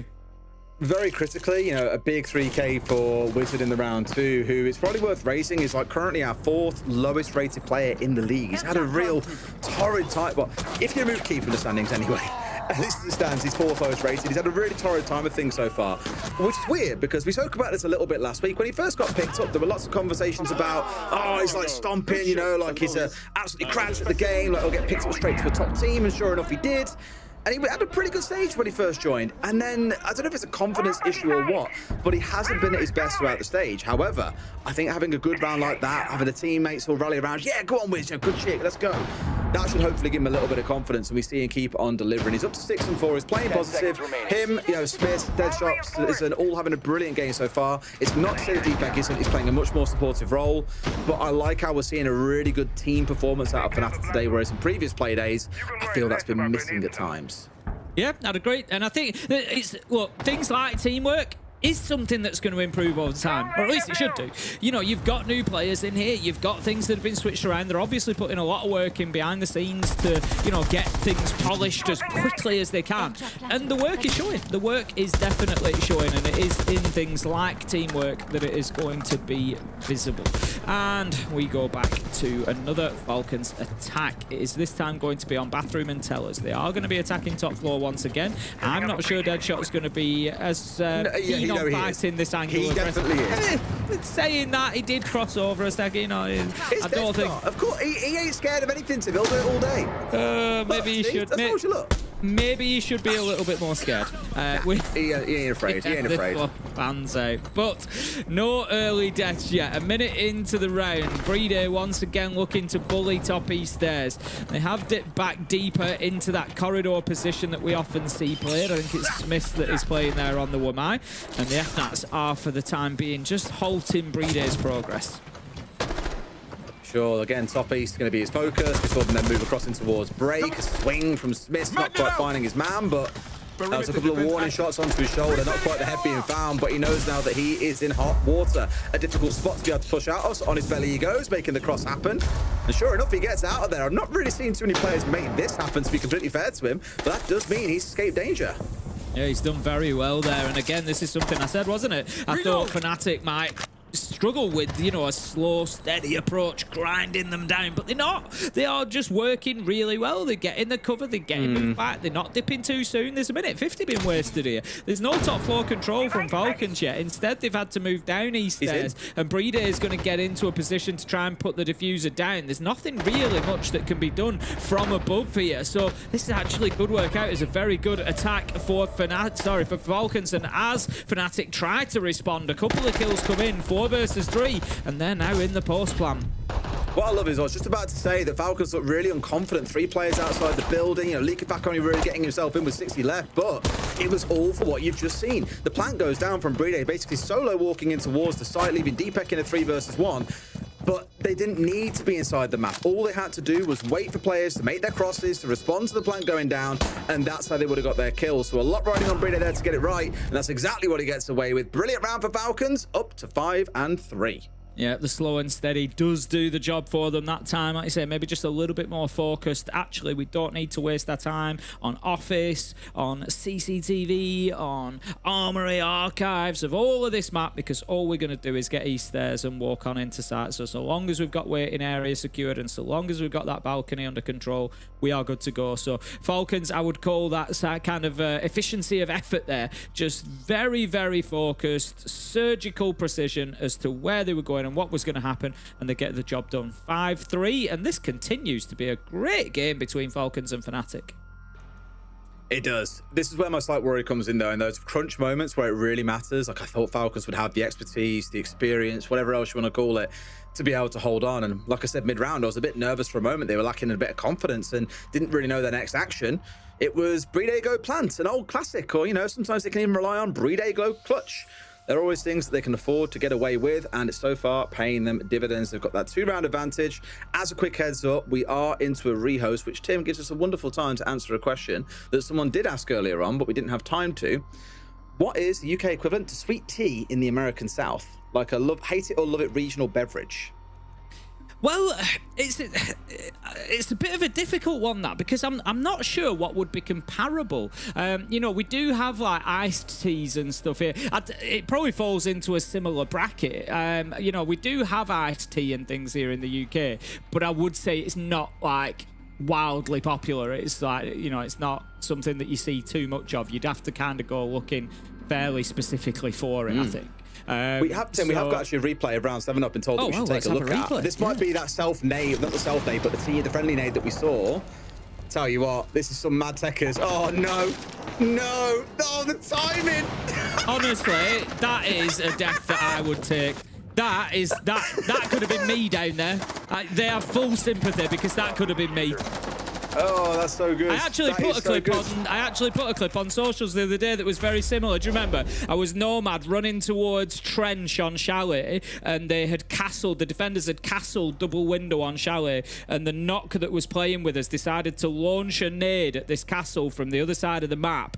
I had soft breach, by the way, and as I'm running down the steps to Trench, predictably the nade, very much like that, just bounced back off the castle, and because it's then got the 4-second detonation, just as soon as it got near me, I didn't have a chance to try and, you know, evade it. I just died. So yeah, absolute full sympathy for that. Full sympathy. I've also heard that Intero turns 36 in 2 weeks and he expects to be wished well. Rather than wishing him well, I think, Tim, because you've way past that milestone now, what's the best advice you give to Parker? Thanks for reminding me. What's the best advice? I don't think it's really about advice at that age, to be honest.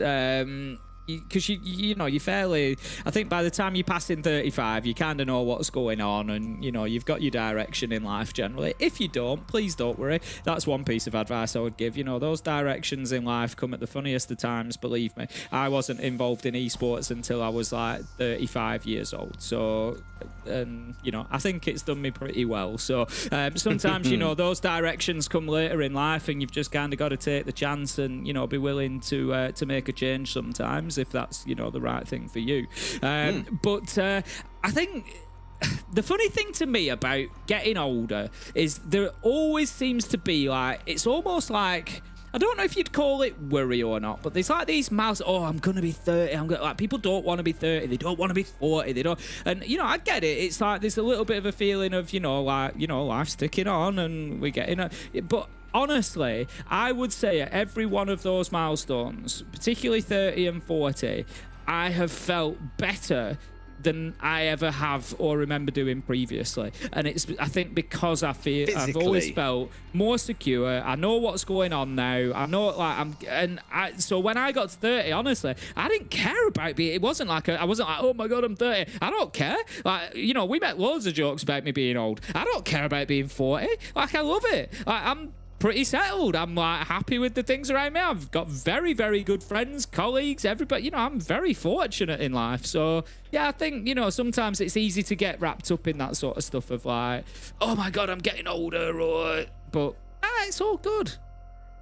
It's obviously in esports, you have a lot of people who are like young, in like either just before they turn 20 or up to their mid-20s, and they do get worried about going towards being 30. But I always say, welcome to the golden decade. Like, it is a time where you feel most at peace for yourself. You still got energy. Yeah, you know what, your knees and your back are starting to hurt. That's just life.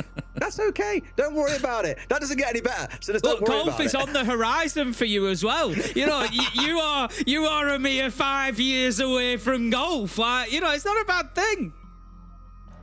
Golf's great. Until it's not. It's then the worst thing in the world when you realise just how bad you are at it. It's painful. It's funny within one round of golf how many times golf can be great and terrible. Like, it's, you know, and that's just within one round. You can be done with that game, and then you can love that game, and that will, you know, flip-flop back and forth throughout. But sounds like we're talking about Siege. It certainly does, doesn't it? But yeah, you know, joking aside, I think there's often a lot of anxiety about aging, and specifically, you know, getting to certain milestones, and I thought I'd have done this, or I thought I'd have achieved that, or maybe you've done a bit more than you thought, or, you know, you're comparing to other people around, you know. And for me personally, at least, I think as soon as I realised for me that wasn't, you know, important to me or what it was about, I was a lot happier, and I thought, you know, what's the saying? Comparison is the thief of joy. And as soon as I really, you know, sort of bought into that and realised, and I thought, actually, it's all right. It's all right getting older. It's fine. I'm comfortable with what I'm doing. I'm comfortable where I am. I'm happy. I've got good people around me, and yeah, it's not something you need to worry about too much, I don't think. Exactly. I've heard we're almost ready to get back into games, so not too far away now, which is always good news. I haven't actually analysed any background so far, I've just realised, and I feel like I've done myself a massive disservice. I like the R2-D2 from Deepek. Reckon he's a Star Wars fan. Also got the helmet next to him. You'd have to expect so, wouldn't you? I got a guy at work who's like obsessed with Lego, and he's got a massive like Star Wars Lego set that must be a couple of thousand pieces. It's ridiculous how big it is. And I'll just look at it and think, I can't imagine how many hours that must have taken to do. Oh, yeah, it's there's some fair work. It's a the bigger serious pieces. Obsession if you're doing that. I'm not going to lie. The big Eiffel Tower is one that's always surprised me, the size of it. I think once built, it's over 5 feet tall. I think it's absolutely huge. All right, you know what else is huge, Tim? This game. It has been brilliant so far. Very back and forth, very close across a number of these rounds. It could honestly be 5-3 to Fnatic at this point, but it's Falcons who have held on and currently have the lead. A couple more rounds and they'll see this game over and done with. It is one of the day that we think might be the closest or have the most potential to go either way. Falcons are trying to do all they can to shut that down here and now. It's going to be Events Workshop Defense. 5 seconds remaining. We'll see how they get on. Once again, Bride jumping across them towards playing that Monty. Wouldn't be horribly shocked if that gets banned away in the next round. No, I would agree. But it's like we often speak about, and like Leo speaks about quite a lot with the bans, isn't it? You've not bought into it, so how much value is there in taking the Monty? Because what's going to happen? Breeder's going to play Blackbeard. I guarantee 3 rounds of Blackbeard instead. So it's one of them where if you want rid of it, you've kind of got to really buy into the strategy, like we saw with, you know, Deimos, Dokkaebi, Snake. That is, I would expect to see Fnatic just take Deimos away and continue on rather than try and take one shield away and just face Blackbeard instead. Gotta reload. Absolutely. I mean, admittedly, I'd rather deal with a Blackbeard than I would with a Monty because, my God, Monty can just get up in your face with very little impediment. A Blackbeard, at least there are chances for you to do a little bit of damage on towards his feet, or a C4 in towards him will do more damage than it would in towards a Monty. We heard the Death speaking a little bit about Solus as well. In fact, it was you speaking about it earlier on. I want to say maybe the Death spoke about it. Yeah, it was. It was Jack speaking about it on the Death and saying, we know they quite like it. Maybe it'll get banned away from them, but it being available here means Wizard will jump straight onto it. Deadshot the first to fall. I mentioned earlier on to him about playing a DMR in this position inside of security. That's what Deadshot has tried to do, but once again has been chewed up and spat out. It's always the problem against the top teams, isn't it? You know, you come down to you have to win your gunfights. It's an FPS first and foremost, and it's difficult. You're going up against players like Solotov. We've already seen the sort of shots that he's hitting tonight, so regardless of what you do, it's going to make things very, very tough. As it is, Falcons are trying to extend through now, get themselves established inside a CCTV. Ooh. Second kill, Breeder, as you said, just lethal on the Monty, continues to be so. 5 versus 3. Falcons pretty comfortable inside of this round. 1 minute 15 left to go. Attacking onto ventilation and workshop. They don't quite have top floor control. There's only Deepak downstairs, so Wizard Citizens still holding on above. Falcons need to make a decision. Do they go for that clearance, or do they think they've got enough inside of workshop where they can get in and put a plant down? You really had to win that gunfight onto Breeder then. You can't be losing to a pistol like that, but now they're in a very precarious situation. Let's see everything coming out the back of these C4s as now Falcons, it feels, have really got into their groove and are looking at a 6-3 here against Fnatic, who are struggling to get much on the defensive side. This could be an outright flawless round if they carry on at this pace as well. Sure enough, there it is. 2 kills in quick succession. Falcons are back, baby. 6-3. Yeah, Falcons have just found that little bit of extra juice, haven't they? They've got that extra 20%. They've gone up a gear, you know, whatever, however you want to look at it. They are just extending that. There's a bigger distance between these two teams now that Falcons have got on the attack. Jack said it at the halfway break. You know, you're on the more favourable side now. You've come in 4-2, and Fnatic, I think, are just starting to be worn down by that steady, methodical approach that I suggested Falcons might bring. There's been no flashiness. There's been no rushes. There's been no real aggression, I wouldn't say, out of Falcons. It's just all been very, very steady, very solid siege, making it difficult for Fnatic to move anywhere. Every time they move, they get punished, and so much so, we're seeing them pull the tactical timeout. It's one of those where it just feels like, I say, Falcons are getting to play their game here. They've hit a higher gear, and it hasn't been a gear, like you say, that's one built on aggression or rushing or anything too crazy. It has just been solid, fundamental siege, which is often what they do well. In fact, I'd even argue that the lack of the extra edge to their game, the aggressiveness, the ability to just turn it on a dime and suddenly everyone is sort of guns up and fragging out, that is something that kind of almost hurts them, I think, when they go international, and is why we've seen them struggle a little bit as of late, and probably also why they've struggled to get it over the line at a number of tournaments. But in a game like this, on a map where it is quite crazy, I think bringing a semblance of control is a very, very reasonable thing to be able to do, and that's why they've got the 6-3 scoreline. We've had Tristan step in and have his words there as well. Same on the Falcon side. We've had the coaches step in, see what needs to be done to get this one online, or in Fnatic's case, back online, because they've got a 3-round deficit to close. Yeah, for Falcons coming off the back of this, I think it's just more of the same. It's just more keep applying that steady, constant pressure. We don't need to play their game. We know what we need to take, whether that be office, whether that be CCTV, whether that be complete top floor control, or whether we're going to focus, just push into, you know, secure a small area and put the diffuser down. Falcons very much have had that game plan in mind, and they are just very slowly going about their business. I love it from them. Great control. Fnatic, how do you disrupt that? It sounds crazy maybe against a team like Falcons, but I think you just push forward, you know, and get more aggressive, if anything. Get up, you know, maybe a little jump out, maybe a little peek out of a window. It's a risk, of course, but you've got to get 3 rounds without response now, and Falcons have just been grinding you down through these rounds, so I think you've got to give yourself that man advantage. Just try and get yourself into the round with a bang. You know, as I suggested, Monty's gone. We're going to have the Blitz brought along instead, June rather than Breeder, but Breeder is going to bring the sense. So, yeah, I think the same problem, a slightly different skin for Fnatic to deal with. I did say at the very head of this game, I appreciated one of Fett's most recent videos analysing the use of sense on this map for how Shopify Rebellion were using it to essentially bait M80 out repeatedly into thinking an execute was happening, and then one time the execute was actually happening, and it just always made sure the other side had to respond to what was going on, because a light screen, you have zero idea what's happening on the other side. A warden can't keep you safe. Of course, you can rely on things like bulletproof cameras, but if they're taken out, then you've got an issue to deal with. So I've got my eyes very firmly here on what Breeder's looking to do with it. Right now, of course, it's focused on main breach. Yet again, Deadshot is in his... Shoot, he's been here every round. That's a little bit of a misstep, I won't lie. Anade at his feet, but he still stays standing. We've still got him being watched by Solitov. I can only imagine. Who's probably thinking, June, my babe, my boy, what's going on? You can't be letting that happen. Yeah, there's no two-way. That's a huge miss. I don't know why they've thought he's not there. Charging into that Brazil, trying to get through there and towards the hatch. I'm at a lost for words for that one. But 4 versus 5 it stands, with Falcons having taken that opening death. They've also lost their shield.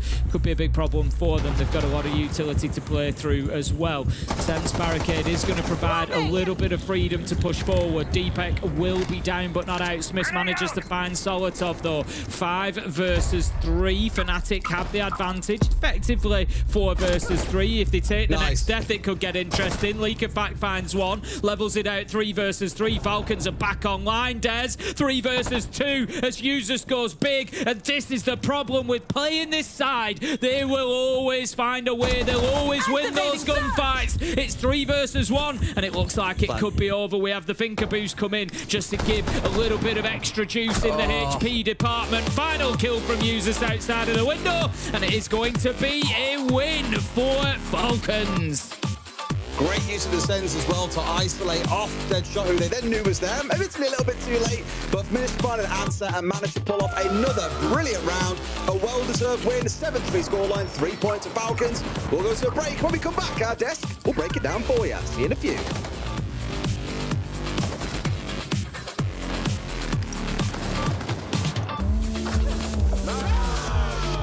Let's go, okay, that was the most boiling game I've been in my life.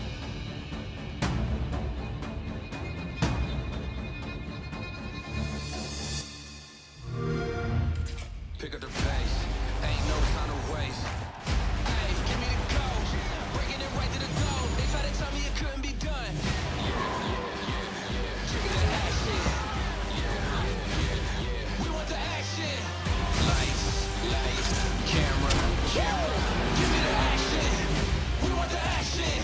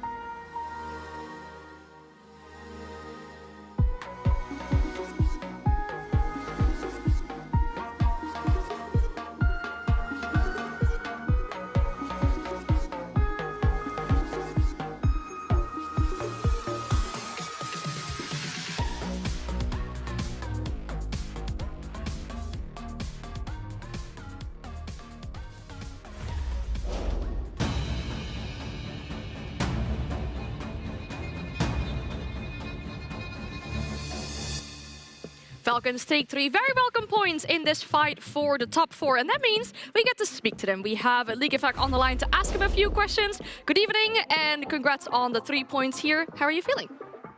Hello guys, feelings good.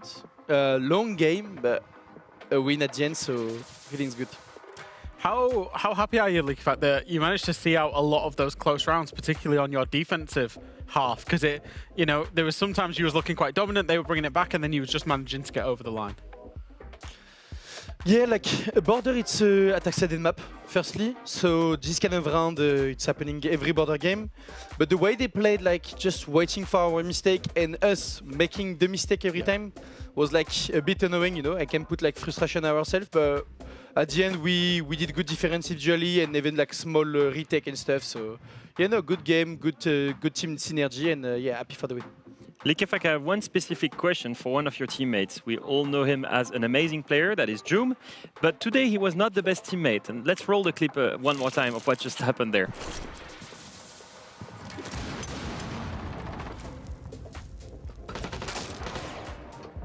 And good night, Leagueifect. How do you react? Oh God! I didn't see this, by the way. No, like I'm just saying, yeah, it's fine. No worries, you know. I don't want him to put too much pressure on himself. I think this never happened in Scream. Like this kind of lane and stuff, we do it. But yeah, you know, it's happening, and I wasn't mad at all. And at the end, like that was the only round we lose, so. Did you know where the nade came from, by the way? Because we had to go rewatch the replay to understand where it came from. Yeah, no, I knew, because you mean you, me? Yeah, I knew, because that's a common thing we do in Scream. So, but the fact that he missed, I was actually surprised. I love it. Well, Leagueifect, it's a busy week for you guys. 3 games. How do you go and prepare for a week like that? I think match per match. I think we all know that the Super Week is really important. Now after the 5th day, we're on the middle of the stage 1, like just a bit after. But it's the important match we have to win to be on the top 4, and yeah, like we have time to do some mistakes still, but that's the best training we can do. Like do our best during the match during this week, get as much point as we can, and yeah, and having fun. All right, awesome. That sounds really good. We won't keep you here any longer. As we said, it's a busy week for you guys. Thanks so much for your time, and good luck with the rest of the Super Week. Thank you. I'm glad we got to speak to Leagueifect as well, because not only did he die to that grenade there, but also later on in the game, he had some really important moments that helped his team get the victory. Yeah, one of the staple players already on that roster that are making the difference in the important games. I think that Fnatic, although it's a huge gap between the two of them in the scoreline. I do think that they made the game closer than it looks. This could have very easily been a 3-1 on the side of Fnatic. Jack, I think just a little bit of inexperience, a little bit of indecisiveness in the attacks as well, and then not capitalizing on the man opening advantage here on that last round. Incredible 3K from Leagueifect. I mean this in the nicest and most civil way possible, but me and you both lost quite a lot in our careers, Leo. Yeah. But when you lose in that way, and you can go back and body review and know if we just tweaked tiny little things, we'd have been, closer, got points, more competitive. I think it's encouraging. So I'm not necessarily discounting Fnatic. I think Falcons came out and did what they needed to do. I think they, like Leagueifect said, when they made the mistakes on the defense, they then managed to go and retake and close out some very, very close rounds that gave them the advantage going into that half. And once again, Solotov being the best rated player on the side of Fnatic, on the side of Falcons, a player that struggled at Salt Lake City, that was trying to find his footing back again. And even in this stage, he was quiet at the start of it. Yeah, and now he's really, he's really back at it. So it's a great thing to see him gain momentum and confidence just at the right time for Super Week. Yeah, it's good to see that here for Falcons. 3 points, like we said, very welcome in towards that race for the top 4, which will give them an advantage going into playoffs. But as we've been saying for all of the Super Weeks so far, it is really important for our teams. For some of them, it is even do or die. And that's the exact scenario we have for our next matchup. GK and Shifters go up against each other, and they find themselves on 8th and 9th in the position of the leaderboard. As we said earlier, we painted this as the must-see for our day today, with a beautiful poster as well for these two teams going up against each other, because after this week, no more second chances. It is do or die. And we like to talk about matches in 6-pointers. This is definitely one of them, especially for GK. They got their first victory last week, but we want to see more from them. In fact, if we measure this team against a top team in the league, like a G2, how would they hold up? Well, I'm glad you asked, Dan, because I've actually got a clip. Oh, I've got 2 clips. And it starts off with a game that G2 played at the Six Invitational. Now, note who they're playing against.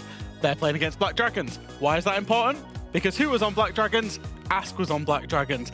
And this is really, really relevant because it is on Nighthaven Labs. And this is a map that GK played last week. And you'll see in this clip, you'll see G2 actually, they use the Dokkaebi. Loira's here on the Dokkaebi, and they use Alamau on the Blackbeard, and then they use Blaz on the Breacher. Their idea is that they've seen roamers up on the top floor, up on the middle floor, so they want to hit site directly, and then they use the breach. As soon as they do that, Leo, what happens is it causes carnage. And when that carnage happens, the backstab comes in from Loira and absolutely wins G2 the round. So we look at the ingredients here. We see one breach, that's the distraction, and then everyone can follow up on the breach. Not actually trying to plant the diffuser, but no, Loira here coming to backstab with Dokkaebi, getting a double kill and the shield at the same time of Alemao, pushing through the site. Now, if we think of GK, we think of a team that is trying to play like G2. And what do we see here? That was their game on the same map against Heretics. We see a full extended roam on the side of Heretics, 2 players upstairs, 2 players on the ground floor. And so what do we see Ask do in this situation? He reverses things. He's using what he fell to against G2. He's breaching the bomb site. He's trying to be aggressive. He's trying to be a distraction. What for? Well, for all of his teammates, Upor, Grubby, and Dokkaebi here. All 3 of them are on the ground floor, trying to call roamers, trying to create a distraction, trying to backstab here, Jack. Yeah, exactly. Ask has felt the pain, and he wants to have the same attack go against Team Heretics. He sends the Dokkaebi in, but ultimately, here's the problem, and here's what went wrong for GK. Both of their backstab players ended up being def number 1 and def number 2, and that puts a lot of pressure, Leo, when they're trying to hit the site. Yeah, at this moment it's a 3v5. They're trying to plant. The problem is the lurkers. They've not done their job. They're completely dead for most of them. Dokkaebi is trying to go back up, but it's already too late. And so what do we notice here? The same ingredients. We've seen A, breach, and B, we've seen lurkers trying to backstab and a well spread out attack. It's the same ingredients than the G2 playstyle, but not the same success. And that's the big thing. GK, they're trying to be the G2, but they still don't have that experience, still don't have the same players, and that's why sometimes it just appears a little bit disjointed. Yeah, imitation is, of course, the best form of flattery, and GK Ask suffered against that attack. He knows how it works, he knows the strength of it, he tried to implement it with GK, but ultimately, this is what we say when we say they're a new team. The idea was right, but the execution was just slightly off because the players got their timings wrong, and it cost them the round. That was systematic across a lot of their attacks last week, and it isn't necessarily something they're going to be able to fix within a matter of days either. No, but in general, looking back at that game, it was rough on the attacking side for both teams, for GK, for Heretics, but GK eventually come away with the win. As you mentioned, that first big win for them, super important. Fortunately, we can't say the same for their opponents, Shifters. No win at all last week in 2 games. At this point, inside of Shifters, a crisis has to be going on. Yeah, and the problem is there is only one win condition with that lineup so far, and that is to be Robbie, the guy on your screen. He's the one that's pulling up enormous numbers. I'm thinking all the way back 1 year ago, that was Freck, and now it's Robbie with his enormous backpack and all of his teammates in there. He's doing an amazing job. He's dropping the right amount of kills. He's winning so many opening engagements, but the problem is the rest of the team are not following up with it. It's a one-man army that can only carry you so far. And I unfortunately feel like we've been here before. We were here before, probably this time last year, with Freck as well. And we said, you know, if Freck is doing it last year, when can Robbie step up alongside him? When can Lasmi step up? Now it's Robbie that's been the one stepping up. Freck's having a bit of a quieter stage. But ultimately, we still have, it feels like the same fundamental problem inside of Shifters. We see them do good stuff, and they consistently do stuff, even inside of games. But very often they fall on the wrong side of the scoreline, the wrong side of that performance that puts them in the situation that they're in. Remember, they're in what? 8th, 9th place, you know, it's a battle to get inside of the top 6 right now. That's the big problem. Yeah, that's what's really going to matter at the end of this phase here, really, with the group stage. You want to make sure you make it in the top 6, otherwise your stage is over, and you got to wait until stage 2 to get anything done. This match is important. We set the stakes. I want to see what map we will be heading to for this best of 1, as well as I'm sure the players will be feeling the pressure. They got to make it happen on Shelly. Absolutely love this for Shifters. It's probably their favourite map out of all of them. You know, over the last 12 months, they've got a winning record. In fact, I don't actually have them losing it inside of tier 1 for a long time. So for this core, for this team, it's a strong map. For GK, actually, we've not seen it. It's been banned in every veto that they've had since they came in from kickoff. So it's a map that we don't have too much on them. The same style of map veto that we've seen from them before, where they're trying to do is 1 week before the match, they want to predict basically where they're going to land. They know exactly that if they leave the preferred map for shifters, they're going to end up on it. So by leaving Chalet open, they knew they were going to land there, and that's probably why they've been prepping something. That's why we haven't seen shots from them as well. So we'll see if that was a questionable choice or not. And Secret are the only team in, the top 3 leagues, Leo, that you said, that have got 0 points, maybe even in all of professional Rainbow Six Siege right now. Secret went 7-4 with shifters on this map. So whilst it is their map, they did come close to, well, not losing it, but very competitive with the worst team in the league. That was at the back of Noah dropping amazing. It was. So there is a lot of unknowns for both these teams when it comes to like not having played it, not knowing what you're going up against, and that when we put so much pressure on the shoulders of these players in the context of this matchup, but it is ready to go, so we'll send it to our casters. Thank you very much, and indeed, Game 2 is upon us, Tim, and the last time we saw shifters playing on this map, it was pretty good. They looked pretty good against Secret previously. I'm thinking we'll see the same thing again today. Hopefully another solid performance coming out. You don't need to convince me, Des. You don't need to sell shifters to me. I keep saying they could be a top 4 team, and they keep not doing it for me. But look, I think GK are in for a tough day today. GK still, I'm going to keep saying it, they're my mystery team. They're so new. There's so many different styles coming together. NA, Brazil, EU, like so many different things going on. Even, there's a bit of tier 2 play thrown in there on occasion. There's all sorts of stuff in the mix. So you just, at the minute at least, until they get settled, we never really know what we're going to get.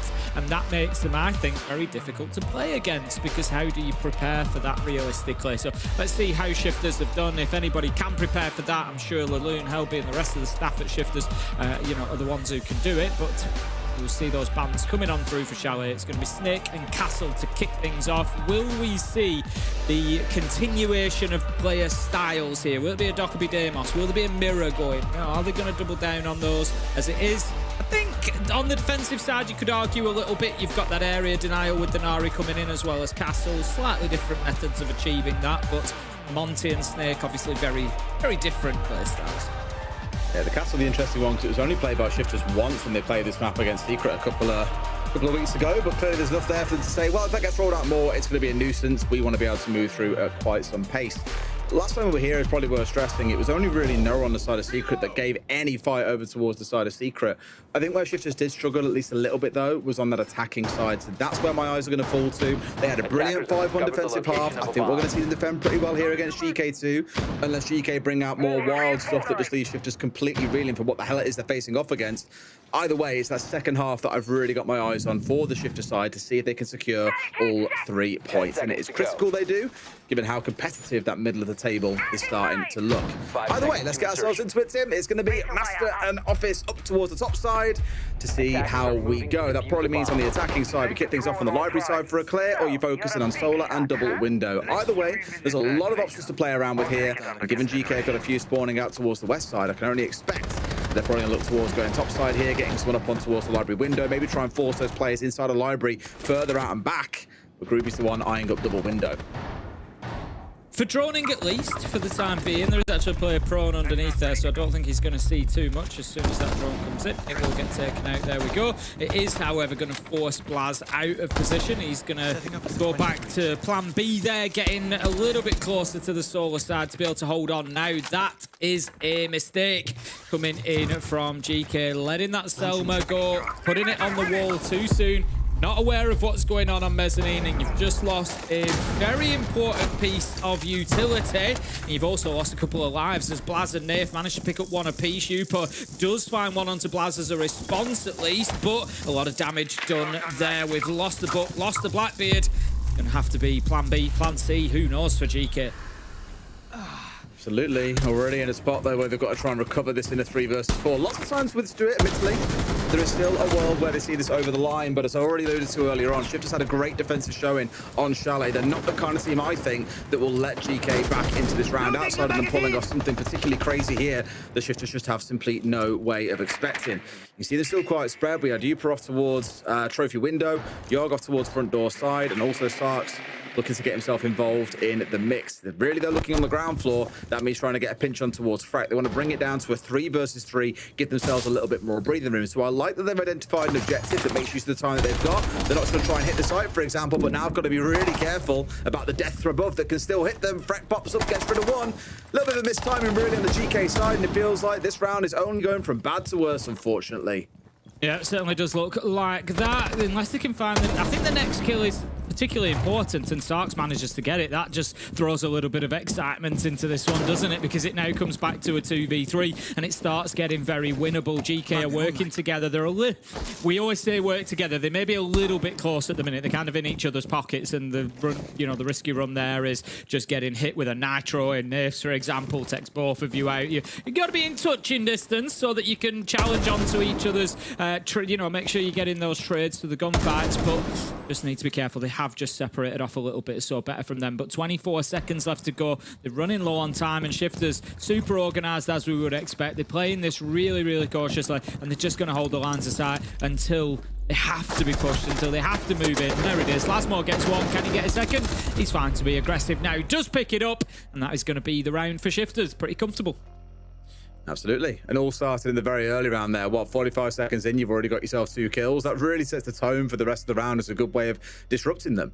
And it's something that I spoke about, many times throughout this stage now across SAL and also across EU, was that teams that aren't as quite structured or teams that aren't quite established, haven't got the synergy down, where you can really upset them is by being aggressive on the defensive side, because on the attacking side of things, these more unstructured teams, they need a little bit of time to make things work. There's a checklist they're working through. Okay, you're taking that part of the map, then I'm going to do this. We'll get a crossfire on towards that guy, then we'll do this. You've got it all planned out.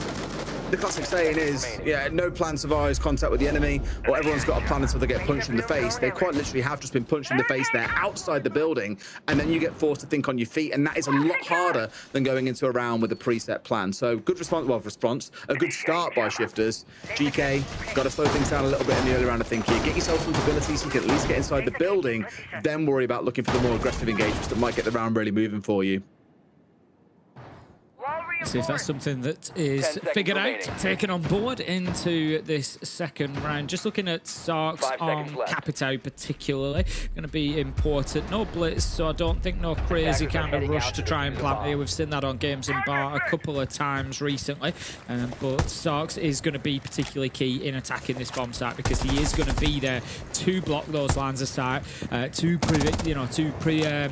enable his team to be able to find that space to get the diffuser down. We're going to have the quick entrance in through Garage. Nothing unusual here. The reason for this is simply to open that wall into the the stock area, the storage area, whatever you want to call it, on the side of sight. Open up that wall with a line of sight from the Maverick, and it just prevents players from holding that too aggressively. All right, well, that's their start into the round. Now it's about how you move forward from here. This is always that safe point. I think back to the game on Club that we had for Fury over in SAL. Like, oh yeah, getting in towards basement is perfectly safe when we're tracking upstairs. It was not. 2 players downstairs giving immediate challenge. Shifters not quite doing the same here, so it has given GK the ability to get themselves at least established. It was that key thing I really wanted to see in this round, was a little more caution about their approach at the start of the round. It's okay to be slow at the start if it means you can go fast later, and that's at least how things have kicked off for Ask, who is in. Looking to get this Maverick on towards the single wall here, cut out the players that are sat back inside of stock. Very mindful of the verticals at the same time, and there we go. Now with the floor being completely smoked off, normally see a nade being rolled up there or something on those lines, it does mean they can force any players out that would be inside here. Almost trying to massage the ability to go for a plan inside of the fort behind the half wall. But as you've just seen, there is a player waiting there. They need to make sure they've got eyes on him, else he could ruin everything for them.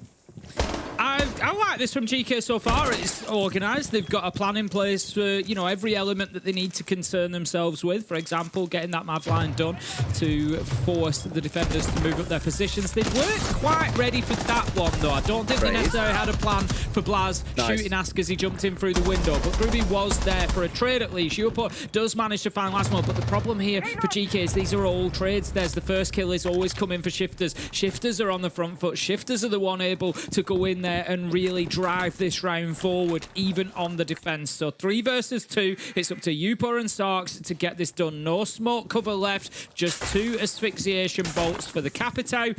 I think at this point Shifters are going to have a good idea where they're coming from, and I dare say, I thought I was right. The diffuser is down on the double windowsill, so they have got all kinds of problems, GK. Yupa should be dead to rights here, but not quite finished off. I was going to say for a retake, it was really smart from Shifters. The overall strategy was, as I kind of alluded to, play for the retake. Let them get the control they want, then we retake a little bit later. Give up some of the map to fight back for it later, and it's done them wonders. Starks really had to be getting a kill there, but Robbie has got it back onto him. It's a 3 versus 1.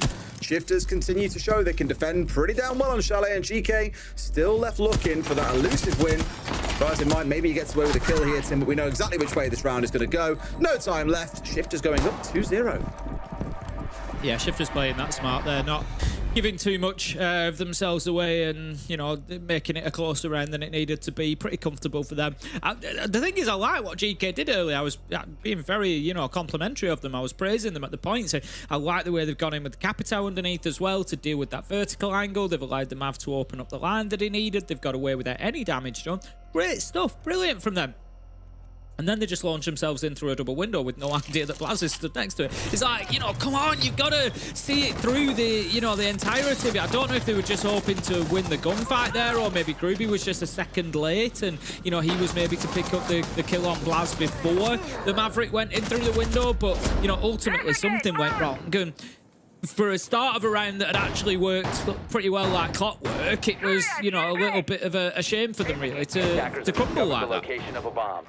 It was, yeah, it was. And again, this is kind of the challenge we saw for Fnatic back on our previous map. It's like things start well, and then it's about a game of recovery at certain points. To a degree, Falcons had the same in some of their rounds too. And it's really going to take, I think, maturity as a team here to figure your way out of those difficult positions where you've lost an entry or two.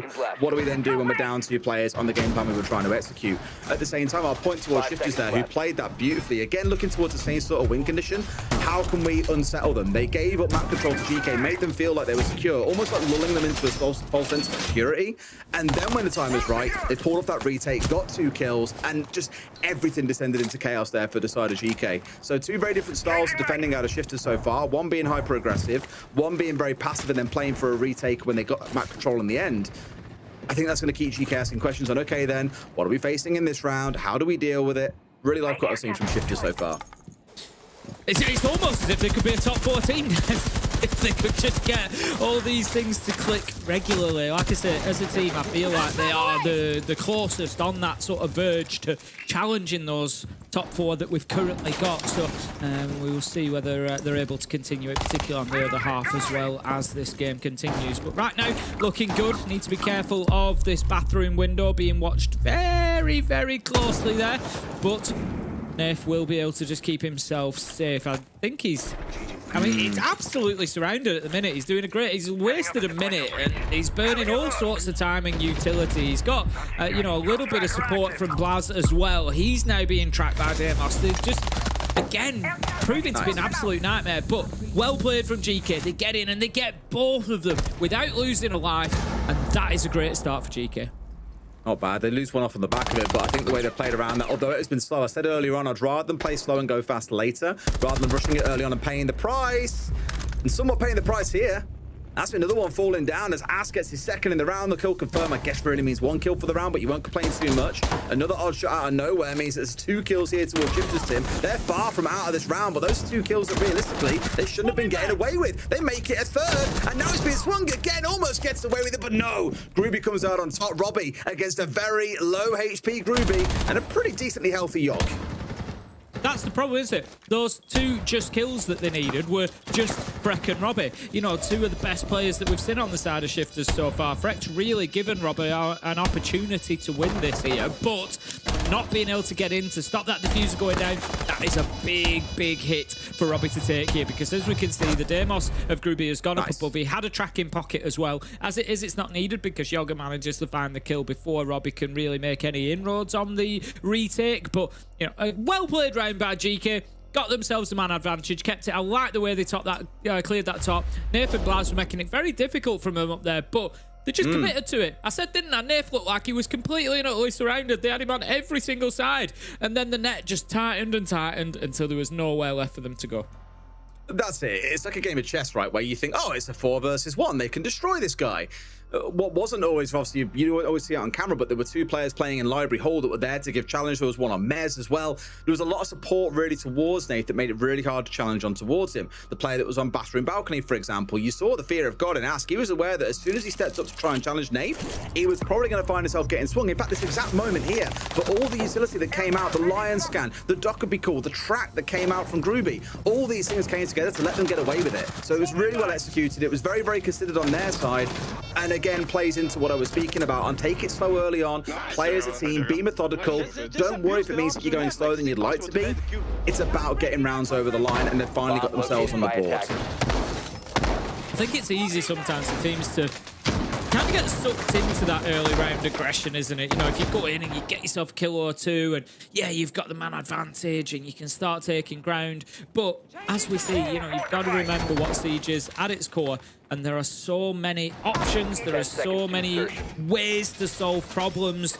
Sometimes just having that little bit of time at the beginning, that little bit of extra patience, just lead you to the correct solution instead. So 2-1 it stands now in favour of Shifters. We're going to see the bans come in. It's going to be Demos and Arune that will be taken away. So no more laser gates and no more of those tracking helicopters flying around the map, making it difficult for roamers. Or, to be fair, difficult for anybody inside a site on a soft surface to stay where they are. And we're going to go back up to that top floor. All right. Again, slow and controlled. Don't need to go too berserk here. Looking at what went wrong the last time around, I mean, the thing is with this map, you can say what went wrong last time around, but obviously a lot of the focus in nearly every single one of these rounds, unless you're attacking into the basement, is really going to start around Master and Office anyway, and getting piano control and putting focus in towards Solar and various of the things that all build in together. So it's more of what you've seen across the last few rounds that's really going to matter in towards it. Their initial focus, though, I was going to say, is getting control of Lobby, and Groovy could have got away with a second there, escaped, but has got rid of Freck. A nice early kill to find. Feels like for one of the first times in this game, GK have got a man advantage in the round. GK, look, they're not looking bad. You know, the rounds that Shifters have won, they've been good value for them, and they've gone and won the rounds. That's, you know, GK haven't necessarily given them anything. Shifters have played it really well. Sarks does manage to pick up Laz. That's going to be the mirror off the board, and likely a Nitro gone with him as well. So that is now 5 versus 3. Lasmo is holding on to this mezzanine position. He's got Robbie in support as well. It means there's only one on site at the minute. If GK recognise that, there could be an opportunity here for them to go a little bit more direct, or maybe get themselves into Solar and just mix this push up. So just that they know Robbie's on main stairs, though. They had the call come out, which of course is Let Explode. For those who haven't seen it, is the done thing these days, is you just take the hit, you take the damage. It's okay to lose your gadget there rather than constantly being spam called when you're actually being pushed in. So Robbie here is invulnerable to the Dockerby outside of a gun, of course. Can still do a lot of damage with that. That's exactly what Starks is ready and waiting for. Again, I'm seeing a bit of patience coming out from GK. Yes, we're down to the last 60, and they've got to figure out the game plan from here onwards, but they've got a 5v3. If they play this control, this is theirs to the win. Paul will come in. How coordinated is it going to be? There's an opportunity, I think, to deal with that, and they will do. Robbie just takes a little bit of damage, as he said, chooses to just lose the phone, so he doesn't really need to worry about it too much. That's what the red circle above him is showing. The calls continue to come in, but Nath is going to do the same now. So anytime you see that red circle, if it's not ticking down, it means the phone has been destroyed. Dockerby cannot call them, so there's only Lasmo left who can be called. I wish they had, as he manages to find one. Nath with the Nitro. 3 versus 1, though, as the fight back is put down. Shifters, they try to do something. Nath continues, though. 12 seconds. They're going to have to do something here. Big shotgun kill from Nath. The diffuser's down, Des, but this is a 1v1. But Ass comes out on top. 2 rounds in a row for GK. That's the kind of progress they're looking for. That round, a bit closer than maybe you'd like to when you're in a 5 versus 3. And I'm sure they know it, but they won't care the damnedest. They've brought things back to all level. And again, a really good round. It's slow, it's composed and controlled. They don't really give much room for Shifters to do anything inside of the round itself. I was a bit worried, admittedly, in the 5v3 when we saw that they had 2 players pinned up by Solar. You knew that Piano had to be the angle you wanted to push in from. And sure enough, when it came around to the execute, that was exactly where they sprung in from and played the post plan, I'd say, reasonably well. Napier obviously playing it incredibly well with the shotgun at close range. He's had a few HP left to his name. A single bullet would have been enough, but Ask, well, he Santima gets the headshot at the very end, and that sees them over the line instead. 2 apiece. Shifters maybe going to start feeling a little bit nervous here, Tim, that maybe this won't go quite as smoothly as the game against Secret did.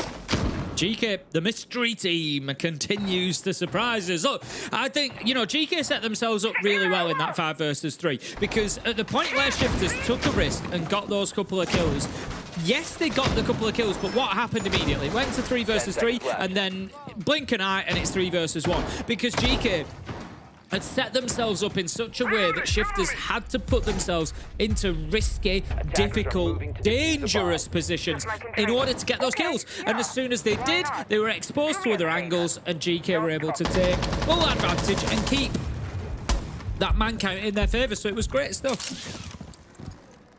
Okay, let's see how this one plays out and see if anything changes, because it is really the onus here on Shifters, I think, to figure out how they're going to adapt towards this. I liked the approach from GK last time around that we were on this site. Up through Garage, making use of the smoke up on towards Mez, being able to get the pressure then in towards Stock, and from there, well, they tried to make an execute happen, but Shifters with the retake was just a little bit too hard to deal with. But they'll be mindful of it this time round. They'll be that little bit more careful. That's why having the line and the Dockerby on side is a pretty big one.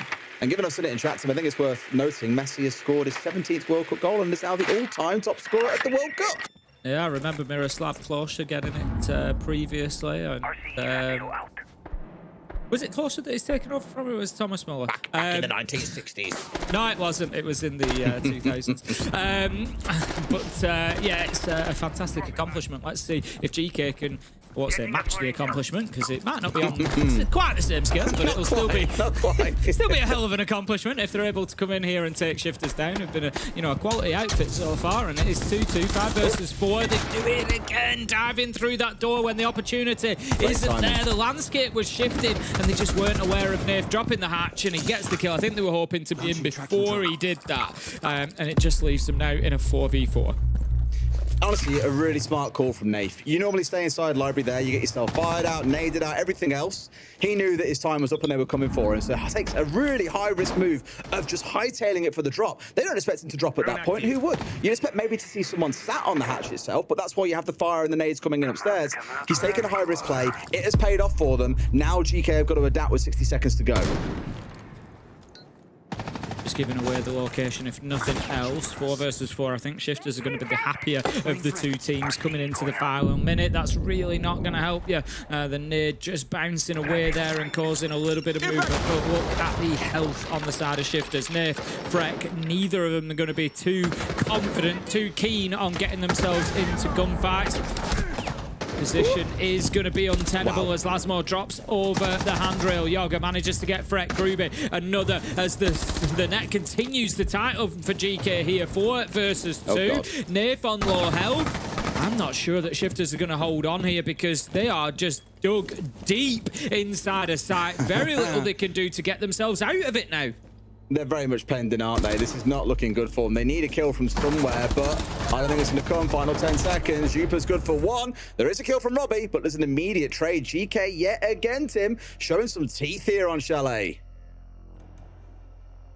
A lot of fun to watch. A lot of fun to watch at the minute. That is the other thing that I would say about GK, because it is this team that we never quite know what we're going to get. There's always surprises. There's always big players. But look, I think the siege over the last couple of rounds has actually been really, really solid siege. It's not been about, getting in there and just, a bit of aggressive player, a pocket player or anything. It's just been really solid. The amount of times that we've seen them basically recognize, right, what's the setup here? Where are the outliers? Where's our initial target? And then they just swarm on them as a team. They just surround them and they push them. And Shifters are coming under immense amounts of pressure. And we can see them constantly. We saw it in the 5v3 where they got a couple of kills, but then they lost a couple of bodies immediately. We saw it with Nath dropping the hatch there. They're coming under so much pressure that they're having to put themselves in bad spots. And, it's great stuff from GK. Definitely. Again, Nath made the really good play, high-risk play that definitely wasn't something that GK planned on happening, but that's good on the side of Shifters. It was then the collapse they had upstairs because it would have been so much light struck there. No real library cover. GK flood, take out the 2 players upstairs, and from there, it's quite a simple march towards the end of the round. But to me, if nothing else, shows that they've got good recovery. They were relying on being able to get onto half wall there, I'm pretty sure, and get a plant down. Maybe look, in fact, no, that's even a lie because Jupa was the one that was upstairs in the Capitano, I think about it, and he had diffuser. So it wasn't the game plan, it was getting underneath, probably try and punish Nath as he comes towards hatch to try and get to a better angle. So it was more of a go-kill moment for them. Either way, GK managed to recover well, even though they didn't have any idea what was going on inside of bar because of an ace kill coming out. And as I said, I called for it in round 1 and 2. Got to see them adapt better. They've shown that now. Shifters feel that attack timeout was worth it after round 5, which always feels a bit precarious, but they know that it's so important they come out of this half at 3-3. If GK come out of this 4-2 up, I said back at the start of the game, I was worried about Shifters' attacking and how they would fail in the second half of the game. They go into that with only 2 rounds to their name. I can see GK taking the win. Attackers are moving to defuse Yeah, the I bomb. can see exactly why that timeout has been called. It's, you know, we often talk about timeouts. Is it, you know, a general vibe check? Is it just trying to manage the energy in the team? Is it a prescriptive timeout? And I think that one would likely have been a very prescriptive timeout of, we need to get this round. Here's what I see. You know, here's specifically what I want you to do to go and get that round. It'll have been, you know, calling a play. It'll have been that kind of quarterback moment from the coach saying, this is exactly what I need you to execute here in this round so that we come out of this 3-3. Well, let's see how things fare now, because once again, it's going to be a bit of focus on towards the library side to start things out. You got Lasmo and Robbie playing down here, looking to waste a bit of time. Freck hanging around underneath, as we've already seen before. The other 2 playing and dancing around site itself. Some way they need to either negate these 2 players again. They did really well earlier on with the Lion, with the Dockerby. This time round, they haven't got those operators to play with. They're going to have to try something a little bit different. Either way, they need to stop them getting on this window so they can apply pressure itself inside of bathroom. So we'll keep an eye on how they approach that. Forcing them out, apparently, is the answer. That's what Blackbeard certainly helps with. Yeah, exactly that. In goes Groovy, just going to get aggressive up in their face now. Has to look down towards the ground. If you wonder why the shields do that, Blitz and Blackbeard particularly, it's because it just helps cover the feet with the shield by changing that perspective on their screen. So something you'll often see them do when they start taking damage towards their feet. As it is, Lasmo's actually holding on really well here. He's absorbed a bit of utility. Nate came in towards him. He's using those Kiba barricades, keeping them guessing. They don't know which side he's going to push from. He's having his Kibas used against him a little bit here by the Blackbeard. I love that. Beautiful stuff from Groovy. Jumps up on the display case, just switches up the paradigm, just changes the angle. Beautiful stuff. Takes out his man, and GK can get moving. They have to know that, Robbie. Like, surely we can't be losing Blackbeard for free here. Now, at least that airdrop came in a good time. It's not so much the airdrop didn't go off, it's more the fact he had to shoot it. The sound effect will give away where he is, and there's Sarks to pop up underneath and punish him as well. Yet, while we're seeing good play from players like Lasmo in that position, there's not a lot of team support going on right now, Tim. It's hard in that spot, granted, to give support, but knowing when to back away is as important as knowing when to stay. And I think Robbie there has just paid the price by overstaying his welcome. Nath at least gets one back, but GK yet again, their force is starting to mount up here. And Nath's the one who's currently being pressured out from a couple of angles as the plant is going on down at the same time. Him and Freck, they're left in a 2 versus 4 post plan. This will be another round going the way of GK. Yeah, very little that they can do here realistically. Sarks manages to find one. Nath goes for the fight. Is also taken down. And GK proving that when it's do or die days, they might just be the ones who come out and do. Wow. What kind of confuses me is off the back of attack time out there, things still fell apart. But let's see what Ades thinks about it. Guys, what did you make of that?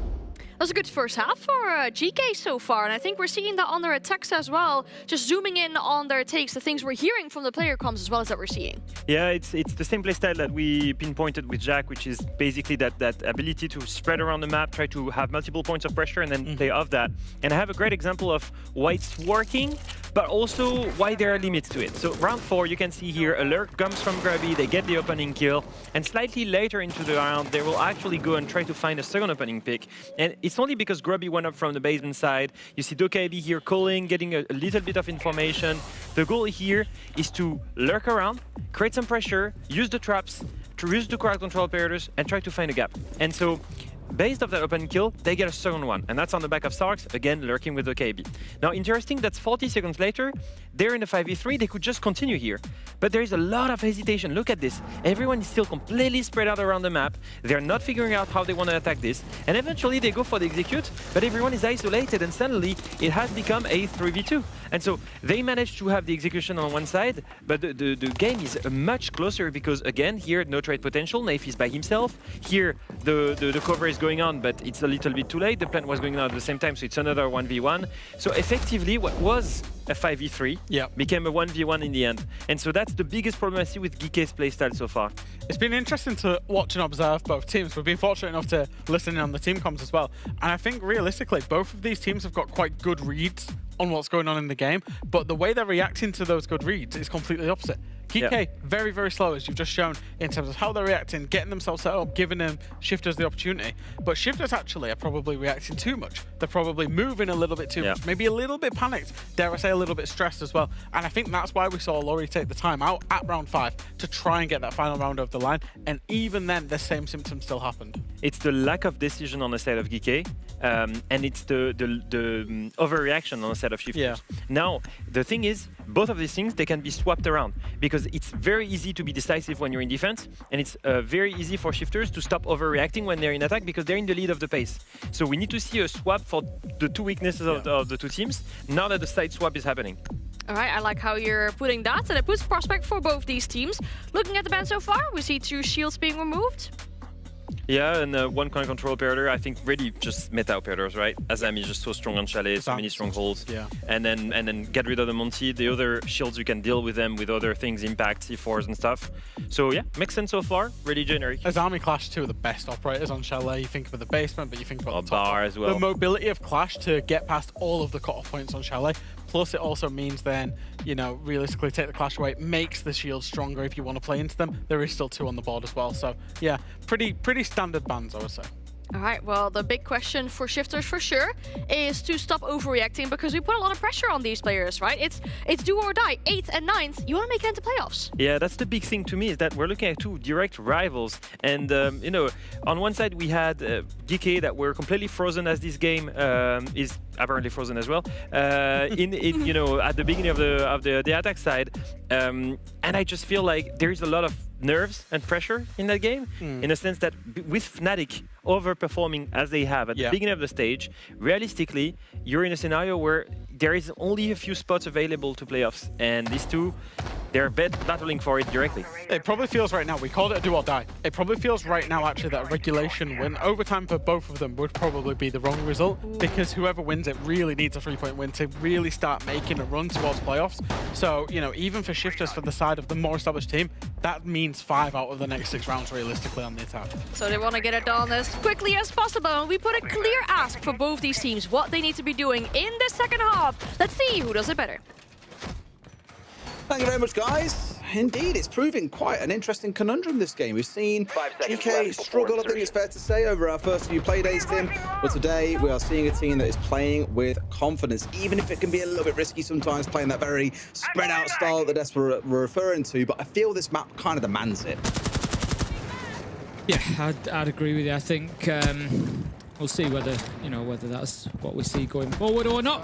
But right now, GK, I think they're going to be thinking of this in terms of momentum as well. They are well and truly on top of Shifters. 4 rounds in a row, so round 7 is really, really important. Usually I'd save that for a couple of rounds time, but I feel like it matters more than ever right now because you've either got a 4-3 or a 5-2 scoreline. It's a huge one of those swing rounds, as I often call them, but also it's that momentum carrying forward. Does 4 rounds in a row become 5 in a row, or are Shifters able to put the brakes on now that they've got themselves onto the attack? They're going to have a very widespread defense to play against here. Groovy is playing that mezzanine position. Oh, he's got away! Somehow he gets away. Lasmo does take him down from the window.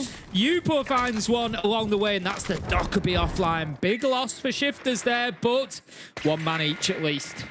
I don't think I'll see 3 nade indicators on the screen at once, to be honest with you, Tim. That was all from 2 players as well, it's worth saying. Blaz has still got both sat in back pocket, but it's a lot of aggression that piled up, and if it didn't really help during all that, there's a Dockerby call coming on through to guarantee you take 40 points of damage as well. Really well handled by Shifters.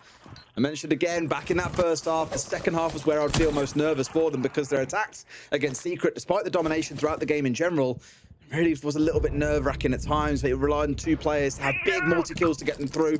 But I'm emboldened by what I saw at the start. Maybe a little bit less so by what I've seen since then, Tim. They've lost the Dockerby and they've lost the shield. At least now they're balancing things back out into a 3v3. Yeah, pretty easy for Nerf there to pick up the mute, but the question is as well, how prepared are Shifters now to push towards site? That's the other big thing for me. It's, yes, you've got a couple of kills, yes, you've got a little bit of utility offline, but have you done enough to be able to now get aggressive? 55 seconds, you've just tracked somebody and found out that they're down in the basement. This is a big problem for you because you can't spend all that time pushing him necessarily. You certainly can't lose somebody to him down there, and that honestly is a huge blow for Shifters in this round. Aska's played that beautifully. They have to start rushing. Nath just gives the opportunity to Yoga, who is happy to accept with the DMR, and that now leaves Robbie with it all to do. Very little health, big problem Shifters. Round 7 looks like it'll be going to GK, which will leave them 5-2 on the scoreboard.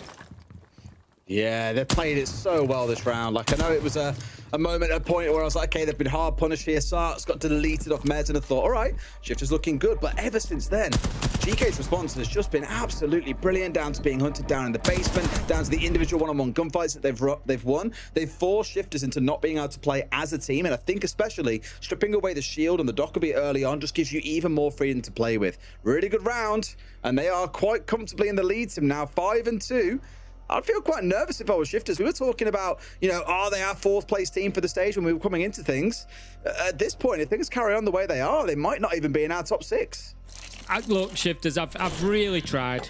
Genuinely, I have. And I believed it as well. You know, I really did look at the team and thought that they'd be doing more work than they have. And I still will argue that I feel like they're kind of close. They're kind of close to it, but it's always close but no cigar, unfortunately. And I think, you know, now is probably the time to be saying, look, you know, the top 4 fight is off for me. I can't see Shifters getting to that sort of point now. GK are doing a great job of playing the chalet. I'm really enjoying watching them. Ask's gameplay there down in the basement. Once they get that track, you can just feel that moment in the Shifters team where it's like, he's down in the basement, right? And we can't push towards site now because we have to go and deal with this problem. And they get forced into it on Ask's terms. He's there and ready for the fight. He's watching for that coming because he's got himself in a position he can't be challenged from stairs. So he knows that he'll hear them from stairs before they can challenge him. So he only has to watch Connector. It's perfect for him. And so they are fighting on his terms. Did it brilliantly. GK take the round. 5-2, Shifters. Now or never. You know, we spoke about do or die coming into the game. It's do or die within the game. They're going to be in big trouble if they don't win this round. Absolutely. I think the problem is, I mean, looking even at the table, they lose this game, they're on, what, 4 losses, 1 win? Yeah. At a time when it felt like things were really coming together. Yeah, because the first day they were pretty good against Twisted Minds, they were good against Secret, and I thought, okay, we're seeing them really starting to click now, they're coming together. I even messaged Lily and Blesser on Twitter and said, I'll tell you what, you guys are looking good against G2. They took them to OT, arguably should have won in regulation.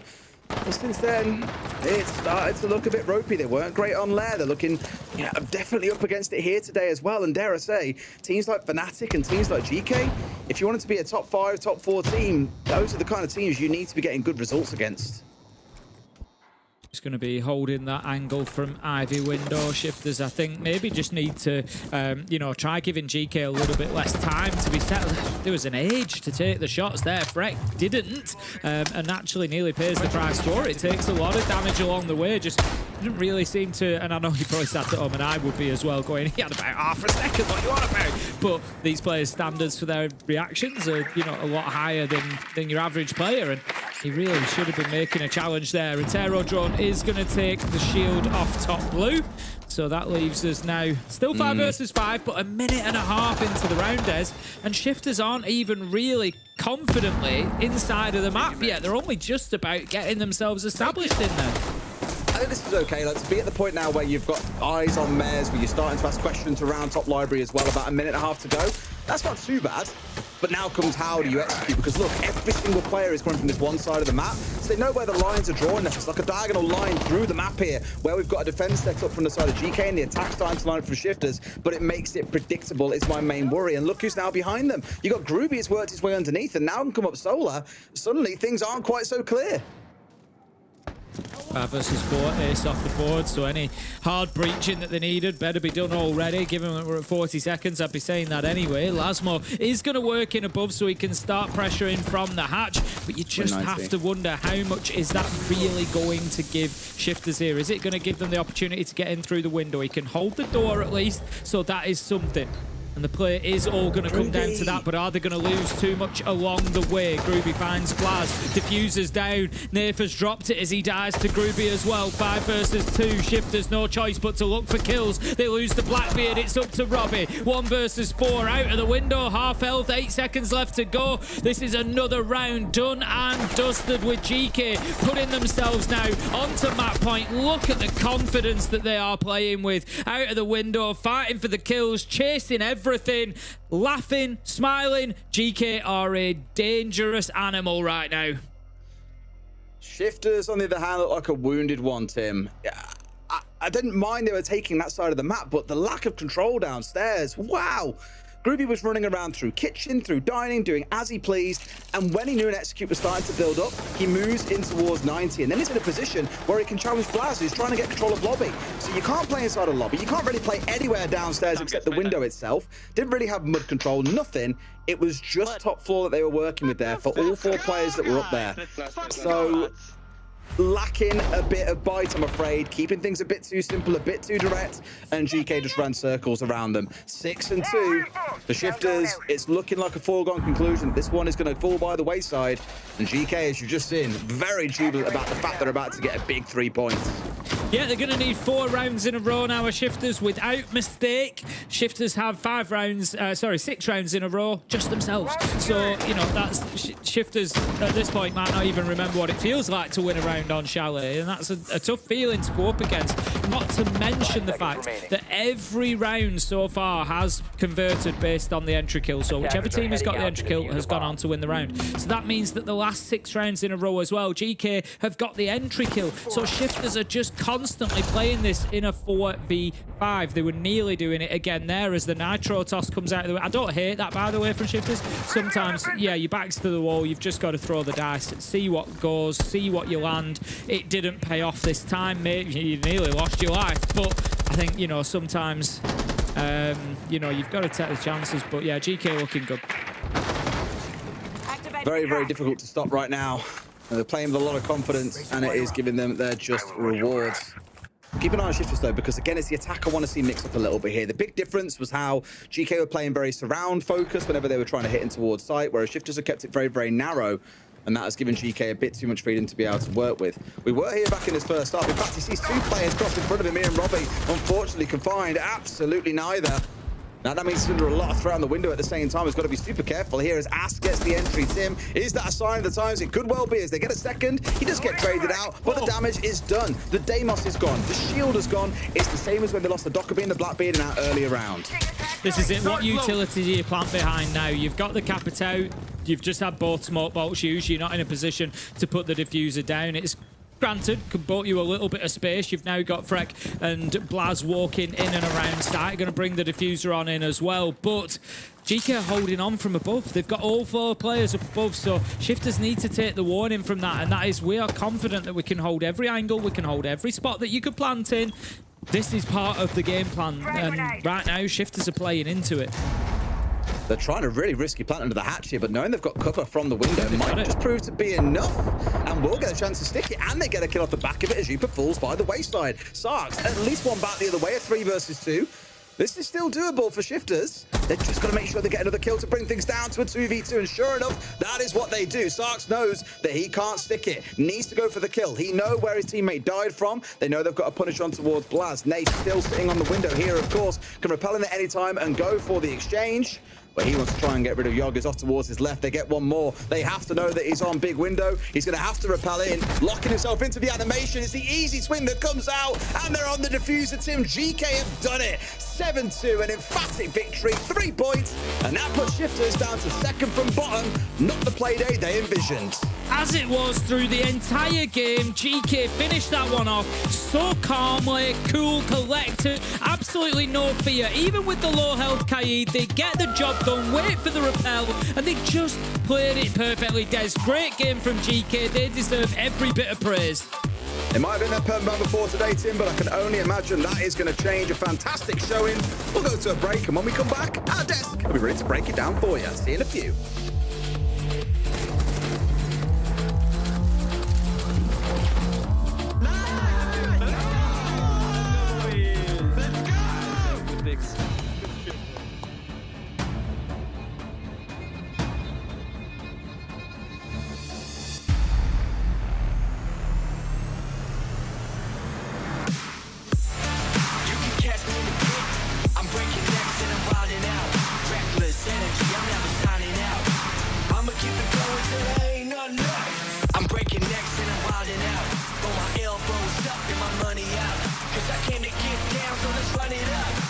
I'ma keep it going till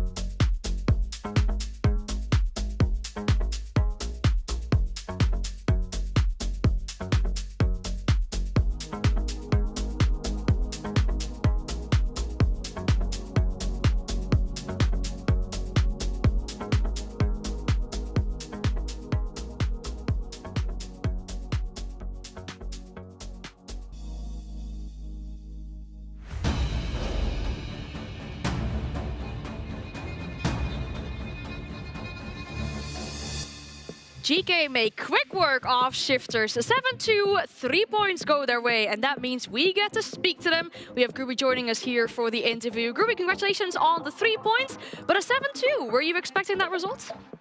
Yeah, first thing, hello. I mean, I would lie if I would say that we did not expect the result. I'll be honest with you guys. It was a good game for us as a team, you know. Groovy, I would say we spoke last week. The issue last week was that the attacks maybe weren't functioning so well. And then today, they were absolutely brilliant. So what's changed in the last 6 days since we spoke to you?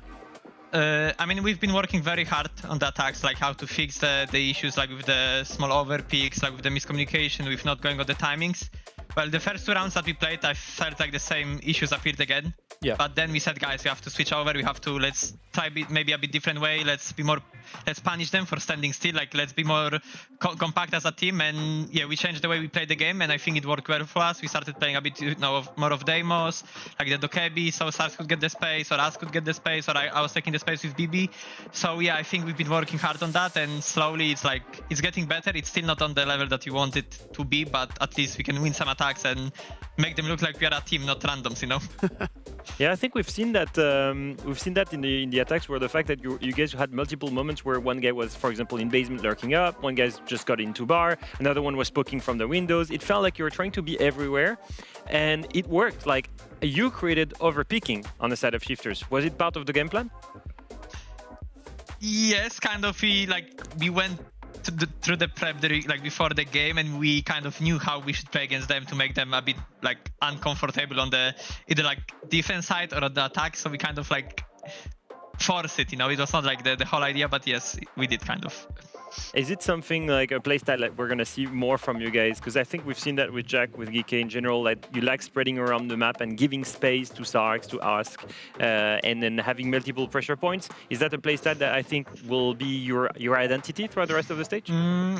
I'll be honest, I don't even want to say too much about the attacks, but yeah, let's see. I mean, let's see. I don't think we have strictly a one playstyle that we want to focus on during the whole stage. I think we want to develop and play a bit of everything, you know, be a bit of the VP, the new one, the old VP, and maybe a bit of face. So really see how it's gonna go. You know, it's a hard time, to be honest, to be team that can do a bit of everything, because it takes time to develop and understand everything. So we'll see how we're gonna end up after the stage or in 2 seasons, you know.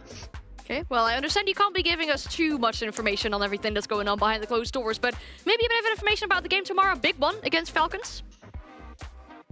Oh yeah, I mean, it's gonna be a good game. I think but for us, it's a normal day in the office, you know. I think we just have to go and play the game that we want to play. Well, Falcons is a really good team, so, you know, no matter which map we're gonna play or how we're gonna play, it's always gonna be a hard game, because they just have 5 players that are literally really good. So they can always show up as a player. So it's gonna be a tough game for us, and everyone from us have to show up as a team. Basically, we won't win the game by individual level, right? I really respect that view. I feel like that makes a lot of sense. Thanks so much for your time, Groovy, and good luck tomorrow. No worries. Thank you, guys. See you guys tomorrow. Good points here from them as well, and hearing about the attacks they've been working on it, but it's been working out for them too. Yeah, and it really did. They were really good on the attack today. They really forced that overpeaking from Shifters basically just through applying pressure, like you said, Leo, absolutely everywhere. It felt like they were everywhere, nowhere at the same time. I will say, I really liked that point right at the end of the interview that Groovy said, is we will only win rounds by playing as a team.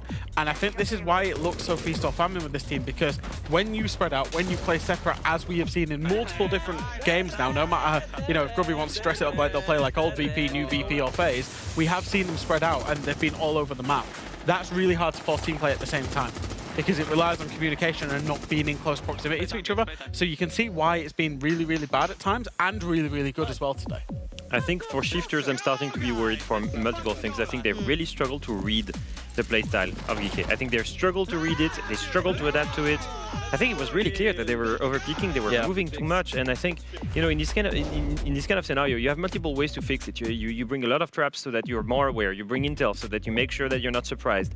You get closer together. Maybe you turtle behind some utility to avoid the gaps that the GK are finding. And then last thing, you know, if GK are going to start spreading around the map, then you know that every single time you see someone, he's isolated. So then double up on this guy. And I felt like I did not see a reaction from Shifters there. When they switched to attacks, be a little bit closer to each other and be a little bit more proactive, quicker than that, because they were playing so default, so basic, so slow that they were predictable on everything they were doing. And ultimately, for me, the buck stops ultimately with their two support players that they brought in. They brought Blaz in from G2, really experienced players, played at so many events, and and Nath, the new IGL, they need to be reading that. They need to be communicating that. Hardest gun to master is the Scorpion. SMG12. Ela and Denari Scorpion. Slept on Operator. Sense. Sense. Pulse. The most in stage 1, Solid Snake. I would say, maybe Solid Snake. Solid Snake. A team that won't make it to playoffs. Secret. Team Heretics. Heretics. Best player right now in all the world is probably Cyber. Pasha. Pasha is my goat. Me. But I didn't catch the last one. He said me. Oh, well, I mean, fair. That makes a lot of sense with what we saw earlier today as well. Especially with the upside-down glasses. Makes the picture that team made kill. Yeah, exactly. No, I love these little bits that we're doing with the players, asking them some questions as well. We were also asking about players or teams that are potentially going to miss out on playoffs. And with the Super Week and with the importance of these matches, every single one is going to matter so much with the amount of points that you can get from this. Even for the next match as well. G2 versus Rebels. G2, you know, a suspect that we expect to be in the playoffs, in top 4 even. Rebels will have a more difficult time. They currently find themselves in 6th position, and when you two are looking at these two teams, you can notice that they play with a similar kind of play style, but they tend to get really different results from it. And I wonder, what makes it that they get these different results from it?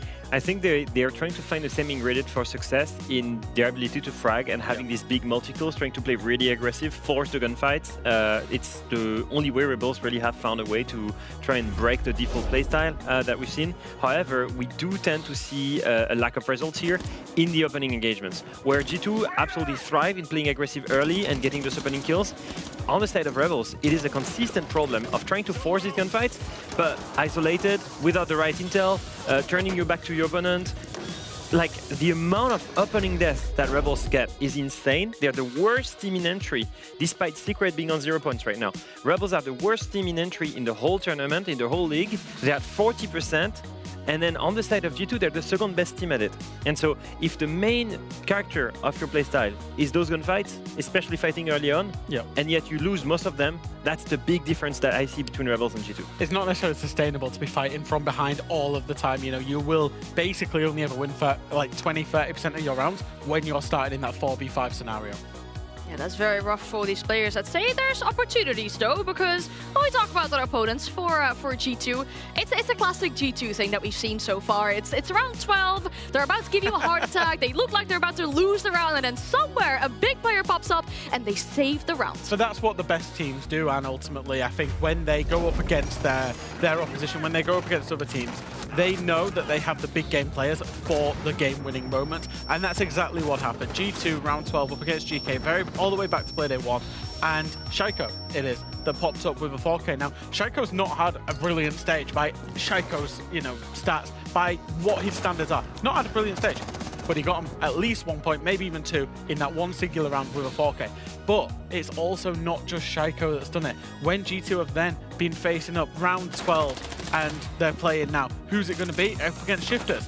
It's going to be Benja inside of this round that ends up coming up with a massive 4K and winning the round for them. Again, dragging them over the line in round 12. Another game where they could have got 0 points out of it, that they ended up getting 2 points out of it. And that ultimately at times, yes, Siege has tactics, yes, it's about team play, but it is also an FPS game as well. And G2 have got 5 of the best fraggers in the world on their roster. And at this moment, they're going to play a team that is trying to play like them, is trying to imitate them, a little bit like EK does. And realistically, I think that G2 are just the real masters in EML at the playstyle. And so if that is the game plan for Rebels, I just don't think that's it. I think they will need to find something of their own if they want to take down G2.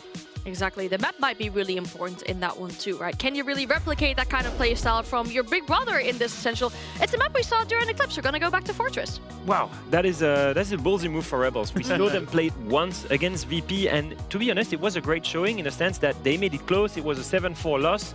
However, one big problem here is they didn't win a single attack on that map. They haven't won a single attack on that map at tier 1 level. And so they will start attack here, which is a real one for them, a real problem. On the side of G2, they're on a 5-win streak on the map. They feel really comfortable. They beat Heretics on it. They beat Geeky on it. Yep. So obviously on paper, still very much a David versus Goliath. For me, those first 6 rounds are so important because it's about which team can improve on their first half. G2, quite famously, a few players have spoken about it now, on defense, are starting their game slow, but particularly on that defensive start. They will be starting defense today. But the same, Rebels will be starting attack where they, like you say, Leo, they didn't really show any promise going up against VP on this map. So whoever can elevate their performance will be the one that will get a massive advantage. I feel like that first half really is going to set the tone for this matchup, though. Pressure on the shoulders of both these players, but the match is ready, so we'll send it back to the casters. Thank you very much, guys. Here we go with a Fortress game. Tim, I always like seeing a little bit of Fortress and how different teams like to approach it, and seeing G2 on it, well, we're going to get to see one of the more aggressive variants. Rebels, I'm looking at and thinking that one of the teams that we're coining to be inside of our bottom 4. Do you think they have a chance here today? They've got mice and keyboards, don't they, Des? You know, everybody's got a chance. Do I think it's a big one? Unfortunately, no, I don't. I think G2 have looked very, very good. They almost felt like there was not a wobble. It was against Falcons, but last play I looked at G2 at the beginning. I was like, you know, is it going to be closer run than we think? We were kind of thinking they were just going to dominate everything, but then in the second half, they really were quite dominant, and they showed the difference there. So yeah, I think that Rebels are really going to struggle. If Fortress, you know, if Falcons can't get it done against G2 right now, I would have to say I don't think Rebels do, unless there's, you know, something seriously off for G2 today, but I don't really see it happening. Alamao's one to watch from me as IGL. He has been putting up some big numbers over the last couple of play days. Obviously the question is, does that continue? You know, we often have this conversation in Modern Siege and the contributions from and around IGLs. Let's see if Alamao can still keep putting up those big numbers. That's it. I mean, his first play day, he was, what, 2-9? And everyone was like, oh my God, Alamao again, like letting the team down, blah, blah, blah, blah, blah. Then comes out and drops a 17-9. And it's like, oh, yeah, this guy can do some work. He can be that guy when it's required. And although it might not really mandate that he does that again today, because if Alamao's the one fragging out, there's typically a problem in the entry line. And that more turns towards players like Shaiko and in towards Doki and somewhat towards Benja. Though Benja is typically playing more of a supportive role alongside Stompen, who's kind of their very much hard support, their anchor player. So if Alamao's popping off, it means something needs to improve. And that's not to say, oh, it's a bad thing that he pops off. Of course it's not. It's great to see. But the way this team is structured, really you want your front line to be doing a lot of the work, and you're more relying on Alamao when the front line collapses down. If that's too heavy a reliance, that's when I'd say there is a problem. But let's see how they fare. We're going to start things out up here inside of office and bathroom, which means on the attacking side, they're probably going to have to worry about clearing out down towards the south side. I say this every time we cast this map, Tim. We'll move across those top 4 sites. Typically, you'll have to attack from the opposite side to where that site is. Really a full top floor clear to work through. Unless you choose to try and go direct, in which case you're a little bit limited in the actual angles you've got to hit the site with. And so I think Rebels, you're going to see start to work their way towards the south and then up from there. Yeah, for those of you around when we used to see Villa, it's very much a Villa vibe on the top floor. Good lord. How many years has it been since we cast Villa?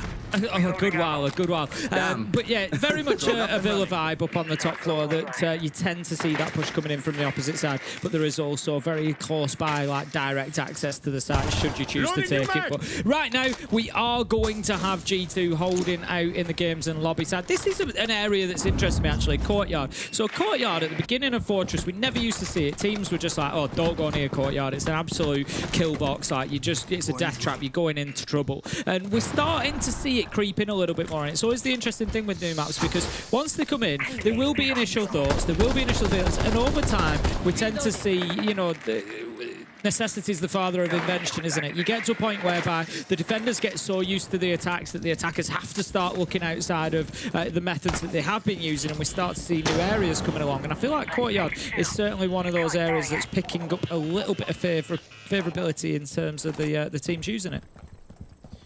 Absolutely. Well, we're halfway into the round and still figuring out what's the safe route in here. For Linku, that's going to be in through the front door and likely up towards Top Eagle. So he's on the right side of the building. Making use of the Decabi to slowly massage these players backwards. Certainly no complaints about that. It's what the operator is very, very good at. It helps you make space. Admittedly, under the older version, very good at it because it would force everyone back, whereas now it's just the one player that tends to get pushed. The call comes on through. Alamau's ready. He knew the challenge was coming, and he just about wins it out against Linku. Great 2v1 swing, and once again, Tim, it's Alamau popping up in round 1.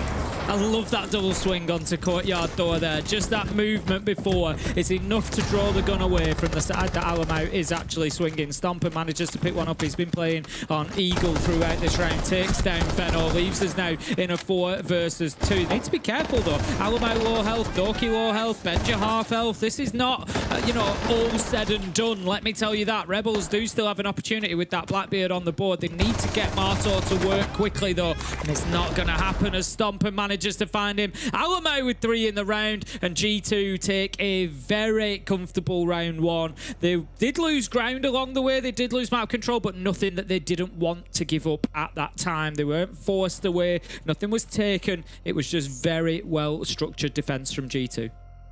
That's exactly it, right? I think it's very easy to look at a team like G2 and go, oh, these guys are like almost arrogant. They're so cocky. They're so like sure of themselves. I get it, but at the same time, they're not. Because as you just said there in that round, it's a great example where they've extended out around the map. They've looked to be, air quotes, aggressive, shoot through drones, consume utility. They had 3-4 Dockerby calls coming on through that were slowly forcing players back from the extension in towards site. And I actually think in a way that Dockerby call that came onto Alamau inside of site was more harmful to Rebels than it was helpful. Which sounds weird to say. Helpful? You already showed the fasting, right? Cheers, Doki. Always what I wanted, a kiss from Jack. But I think, again, what it did is it said to Alamau, okay, well, I'm not playing on the extension here. I'm not playing aggressive, which means they're about to try and hit me from somewhere. Otherwise, why would they be calling a warden that they know is on site? And he had the reading towards blue as to what was going to come next and got that kill on towards Linku. Converts it into a second with a 2v1 swing. That was the level of confidence where people might look at it and say, oh, it's arrogance. It's just confidence, honestly, in my view. You get that first kill, immediately go for a 2v1 swing on towards courtyard. Most teams get that kill and then go and crouch in behind a half wall somewhere, get a reload in, for example, reassess what the situation is, what's the action of the team now that they've got that kill. I just like how G2 always play very, very flowing. It makes them very, very hard to deal with, and they always seem to be in the right places at the right times. Round 2, Rebels will, I think, try to disrupt G2 maybe a little bit more. That's going to be the key here. The G2, we saw them towards the end there, able to play in those power positions. They were never moved out of courtyard corridor, for example. I spoke about that particular approach from Rebels, but they never really gained any ground. This time they need to get themselves more of a foothold. Immediate attention is paid towards the breach. They're going to get that opened up with a Selma charge, so that puts the Phantom pressure on site. I would expect Rebels to come back to that later on in the round, but Alamau, he just continues. I picked him out at the beginning, Des, and he's just putting up the numbers. He's 4-0, and he's taken Deimos and Snake off the board. Even those two can't chase him down with all their intel. It's mental, isn't it? It's honestly mental that he's getting away with daylight murder, it feels like. And I know what I said earlier on. Typically, if the side of things aren't going so great, if your mid-man's having to get involved, this is what you normally expect Doki. But what Rebels have tried to do a couple of times now is go for these side stabs. Not really a backstab, but a side stab. I love that from Shiko as well. They try and go for these side stabs to try and break up the middle of the team a little bit. But Alamau is just so reliable in those positions. And it's almost like you're saying, yeah, let's try and target the guy in the middle of the pack who's been absolutely frying the last couple of weeks. It's almost like that isn't the best game plan, Tim. Imagine that. Hopefully they're going to figure it out quickly, because otherwise they're going to find themselves behind by a long way if this continues, because at the minute Alamau 5-0, Stomping 2-0. Everybody on G2 has at least a kill, so they're all getting involved, and whatever Rebels are trying to do is not panning out for them at the minute. We saw last time the Snake and the Deimos going in. I would be interested to know if Linko and Marto were both actually chasing Alamau at the time, or whether he's just kind of had an opportunity. They were chasing Doki. Look, they got a track onto Doki here. They had track on, they had call on. They really wanted him gone, and you saw the outcome. Again, it's nice from G2 though, because it's that sort of team play to say, yeah, this is what they're chasing me. This is where they are. This is, and it's Alamau who does the business. And you know Doki just keeps him on the line. I like this game plan of let's bait Doki. That sounds like a great game to play. Because the thing is, if Doki's in a bit of a weird position or a bit of an off angle or he's getting a bit aggressive, nobody's going to think twice about it. Nobody's going to think, oh, that's weird. Maybe, you know, this you know, food I've seen on the floor, it actually smells a bit fishy. Maybe I shouldn't go and try and take this. You know, nobody's going to avoid that bit. They're just going to go for it and think they can get the kill. And then G2 spring the trap, and it works beautifully. A couple for Alamau, a couple of rounds for G2. It's 2-0. We continue into round 3, where we will move downstairs for the defense. All right. Now we go into that typical conversation about a fuse of like, oh, you're bringing it for the gadget, or they're bringing it just for the shield. Obviously, they've still got a shield they could run around with in the form of the Blackbeard, but have opted not to bring it, which makes me think maybe, just maybe, we'll see the gadget being used at some stage, if not going towards breach and charges to help them get the floor opened up. So you've seen this site a million times over. If you've watched Fortress any time recently, they want to make sure they've got top floor control first and foremost. They want to make sure they've got med control, and then they can start asking questions of the site itself. But naturally, G2 are not going to make it so easy for them. Doki, once again, the target of their intel-based operators in the early round. My question will always be, all right, then, if Doki's being targeted, where's Alamau? He's going to be skulking somewhere nearby. Gonna have Marto just taking ground on the top floor, bringing the fuse along, so verticality is at least going to be part of the play here. It's an ongoing conversation about attacking this site, is that verticality, and it certainly seems to be part of the play, at least, as Asa does manage to join. They've not got a lot of options, though. They've got the soft breach, so they'll be able to get some angles, but other than that, maybe a little bit limited, so maybe a bit of a hybrid, but G2 just need to be careful there as those verticals do start opening up. There's a lot of teams won't play directly inside of this site, which is why there's this conversation about verticals, because it's not always too valuable, but G2 are quite close by, so there could be some value here. Yeah, I mean, look, it's getting a lot done, whether it's destroying utility and below, whether it's making sure players aren't in these key positions. It's actually a really interesting way, I suppose, of forcing certain parts of the map to be empty. But there he is again. Look, it's Alamau collecting himself a freebie with the shotgun. That's out in the main hall as well, so off towards their side. All the focus, the Rebels still looking towards the verticals. Utility being scattered in, not just this time around the fuse, but also, of course, looking in towards those Grim Bees to try and find what they can. And now they start their march on 4, but they sorely need a couple of kills here.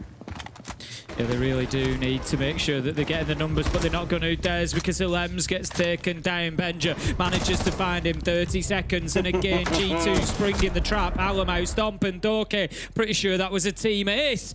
Brilliant stuff from G2. They look electric tonight. Rebels could be in real trouble. Well, you know what the hard thing is, Tim? This is a fun little behind the scenes bit of thinking for you. Normally after game 2 or 3 is when I'll try and arrange dinner to be ready. My lovely wife, bless her heart and soul, when I'm casting, we'll prepare dinner. And we're always trying to navigate times in games. And I tend to assume a game will be 45, 50 minutes long. You assume there'll be some, some close rounds in there. Or maybe drag us towards like a 7-4. You can predict that. With how it's going so far, I think I may have way overshot when dinner needs to be ready by, because G2 look absolutely electric. Rebels, they've got the right game plan. They're going for Doki. They're trying to push the entries, the players that are playing out around the map. But again, you just get sidestabbed by someone like Alamau who's waiting in the wings. It's so difficult to deal with. I'm not at all surprised to see they're taking a attack timeout. Otherwise, we are en route for a 6-0 because they haven't really looked particularly close. It's funny that you mentioned having dinner ready. I absolutely nailed it in the Falcons game, Des. I called it in a clean 25 minutes before we were finished. It was ready. It was ready as I walked out of my office. Absolutely beautiful stuff. Shout out to, in this case, my wife as well, who made it for me. Yeah, tactical timeout coming in. Rebels. How's the kindness work? But this is going to have to be a hell of a tactical timeout. Let me say it that way, because right now, this isn't even about strategy. I don't think G2 are just in complete control of every facet of this game so far. I think Rebels have done the right thing at times strategically. Round 1, for example, we saw them move in. They took domes, they took game, they moved through and took briefing. They tried to push host door at the same time, take that entire south side of the map and move forward, and then have a little bit of alternative pressure elsewhere with courtyard as well.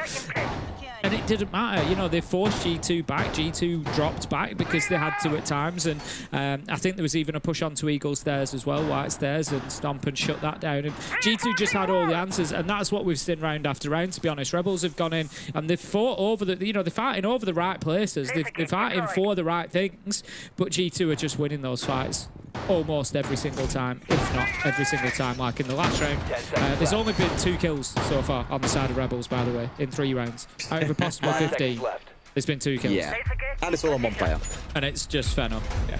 Attackers must locate and defuse a bomb. It's not pretty, though it is arguably the outcome many would have expected coming in. Many of you at home, I think we saw 90% leaning towards G2. Have we got any questions towards 10% here saying, what the bloody hell were you thinking?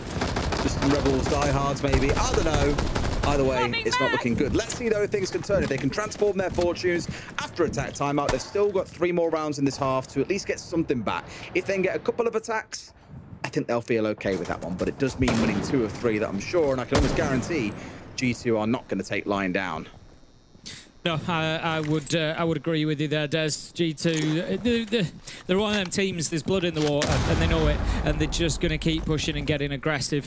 You know, they're just going to keep playing their game and just grinding Rebels down. The one thing that I would say to remember for Rebels, of course, they have struggled on the attack. There's no 2 ways about it. So they are going to be stronger in the second half of this. Nitro goes out. The Blackbeard does manage to avoid it. We're going to see the Dokkaebi call. Actually, absorbed by Doki. He's taken the damage. We discussed this already. We actually just briefly saw the flames in front of us as well from his phone detonating. So he doesn't have a phone to be called anymore. Also means that he can't access the cams and stuff. So he's taken that choice and taken the 40 damage. Yeah, and guarantee you won't care. Most players don't, like I say, they just eat the damage. Alamal's turn to let that one explode. Have to dodge away from the fire afterwards, and there we go. Unavailable, but it also means he can't be called a second time. So maybe now you're turning in towards the Lion, you're turning in towards Linku, who admittedly isn't all that much use when you're looking at... Ooh, cheeky. So you're looking at floors below you, then obviously it's the whole conversation mistaken that he only really works laterally. Has the idea here of one on the stairs at the very least. Alamal steps out looking for a shotgun blast, dodges away from the nade, and now underneath is coming Linku, but needs to step across. And I don't think Alamal wants to give that one up to him. I can't imagine he goes, yeah, here you go. Here's my head for free. Absolutely not.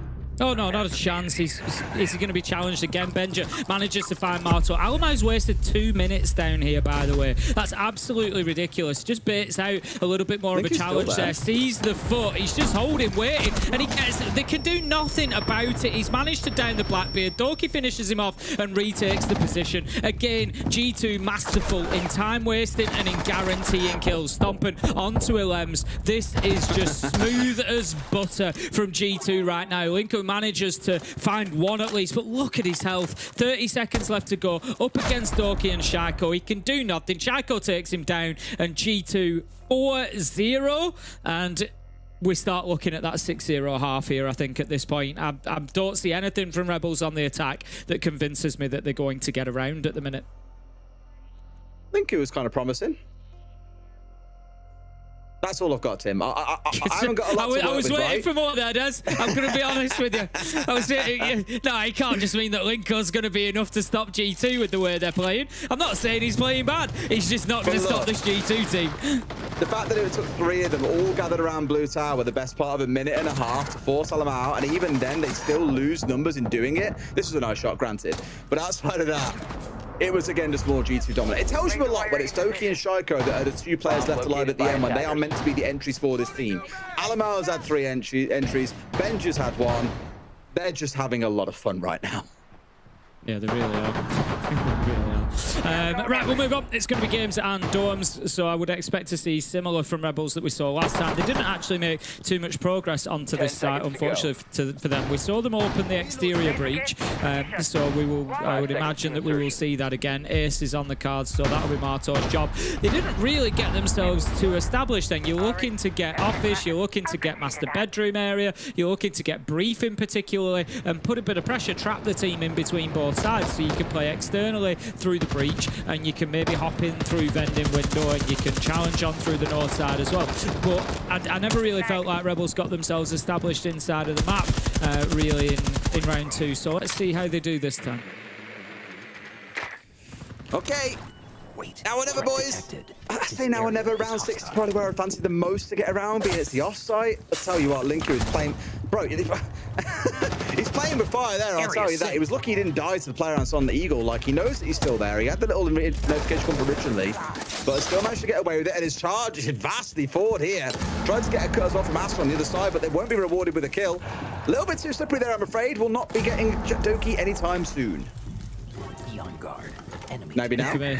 Maybe. Information will be fed in, but again, just not really gaining too much from it as G2 continue to move, continue to be slippery. Just always holding difficult angles. The challenge, always just seeming to slip through the net. Benja manages to find Asa. Dorky, and it's another double kill for G2 in rapid succession. Marto manages to get the trade. Can he find another? No, Benja. He's just having an absolute season, is Benja. Triple in the round. Unreal from him. 4v1 for G2, and it is all up to Alems. He's on the Deimos, does have one track left, does not have much HP left as he will take more damage, and he's going to drop away, maybe just take a little bit of time to talk with the team. Might be a pretty long time out here for sure, unless they go hunting for him, which appears to be the game plan. I want to say it's a good attempt. I like how Linko has been super aggressive there. They've tried to punish G2 before they had time to cut back. That's just too easy. That's ridiculous. All right, fair enough. He's tried to punish Doki on his fullback there. Not a bad shout. Almost got a pin on towards Horse. Also knows someone's inside a bathroom. But look at then what happens. Doki manages to get himself into the corridor behind him and kills Linku. If I was Linku there, I'd be screaming like, guys, where are you? Like, I've made space. I've pushed up. We've got Eagle control. I'm inside of office, but I need someone to be at top Eagle watching my back at the same time. I don't know where Asa went. I think he got shot down at some point by Benja quite early on. Either way, I was a little bit like, guys, like, nice attempt, but they weren't doing it as a team, and that is what's punished them. Yeah, that was my reaction as well. I don't know how Alan managed to get that. It's ridiculous. Shotguns, bro. 5-0 for G2 as they continue on. It's going to be back down to the bottom floor. We saw this in round 3. I'd love to say that it was maybe the closest that Rebels have got to winning an attacking round, but I don't feel it was really. I don't think they've got particularly close anywhere. That's the problem. You know, the round 4 was probably about their best, where they managed to get that Linko 3K. That was about as good as it's got. Otherwise, it has been pretty dire for them so far. Across the board, they've got, what, 6 kills? So they've got just enough kills to win one round in the first 6, which is... yeah, I think that sums it up. Every single entry has gone to G2 as well, by the way. None of those 6 kills have come as the first of the round, so they're playing on the back foot as well. I hasten to add, and I keep saying we are expecting better in the second half, but the problem for Rebels is they may be only going to get one chance at that, because they're going to be straight away on match point if G2 win this round. They are better on defense than they have been on attack. They tried to get in aggressively. It doesn't work. Look, Linko's gone in on his own, and Dorky's got the kill. You're playing Snake. You have a shield. You have Dakabi on side. This shouldn't be happening. There were 3 players all around in them. One of them was guaranteed to get him. I don't know if it's a bit of tilt is creeping into the game plan now or what, but it is inexcusable that as a Snake you can go down so easily. Dakabi is going to be... I think accessing the cams there just to get a little bit of intel. No, they won't be able to actually. Nobody's dead, so it was a thought of a call or drawn in themselves. But either way, G2, they continue to hold on quite nicely here. Pulse of Stomping just feeding so much intel back into his team. You can see the pings coming out there of all these locations. He's almost trying to laser guide this Nitro into position to try and get them another kill, but G2 just not overcommitting to anything. And again, it's something that they've done well. You feel like it would have been easy for G2 to slip into aggressive plays and, you know, trying to move forward and find these gunfights. They're 5-0 up, why not? We'll take the fight, we'll get confident, but they're not. They're just focusing on professionally getting this job done, you know, in as little time as possible, losing a few rounds and just really putting a message out there. And right now, it's message received. I like at least at this time around when they brought the RAM, they've actually got vertical destruction that isn't just the breaching charges to come out. So hopefully they can massage G2 back. They can force them away. They've already used all their C4s here. So if you've got any chance of seeing something over the line, it would be now. But dying to a Razor Bloom is certainly not going to change that, I'm afraid.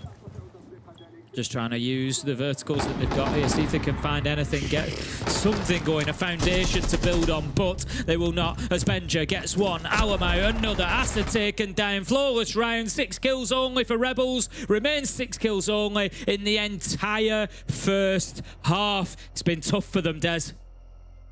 Very tough, and I imagine our studio that we're about to jump to will be back with us again in 2 minutes' time. So guys, what do you make of that? Well, thank you. I think you two take that 2 minutes to have a bit of a breather. I sense some frustration in the final round. Taking an example of Leo, a little quick drink as well to replenish the sources. But no, I understand it though, because the frustration was there with Rebels. The roam clear, it was not happening. No, that's the main thing, and we noticed it early on at the map veto. I said it's the weak side. They're gonna stack attack on a map that's heavily defender-sided against a G2 that's gonna play super aggressive. Yeah. And they're struggling in opening engagements. And if we take a look at one of these rounds where they're struggling to roam clear here, so you have Solid Snake as the spearhead of that attack. He's quite isolated. Look, the KB's on the other side, and she's not pressuring at all. And so one player falls behind him. Linko falls after that. The player that was supposed to pressure on Horse, the Tokaebi, she's nowhere to be seen. It's completely disjointed in a matter of what, like 20 seconds? Look at this. It's a 4v1 in a matter of 20 seconds. And that's the problem with the roam clears right now. It's disjointed, it's isolated, and they're not using their utility at all. Absolutely crazy. Doki said, because we heard the voice comms, he said about 3 times in that round, guys, I'm going to die.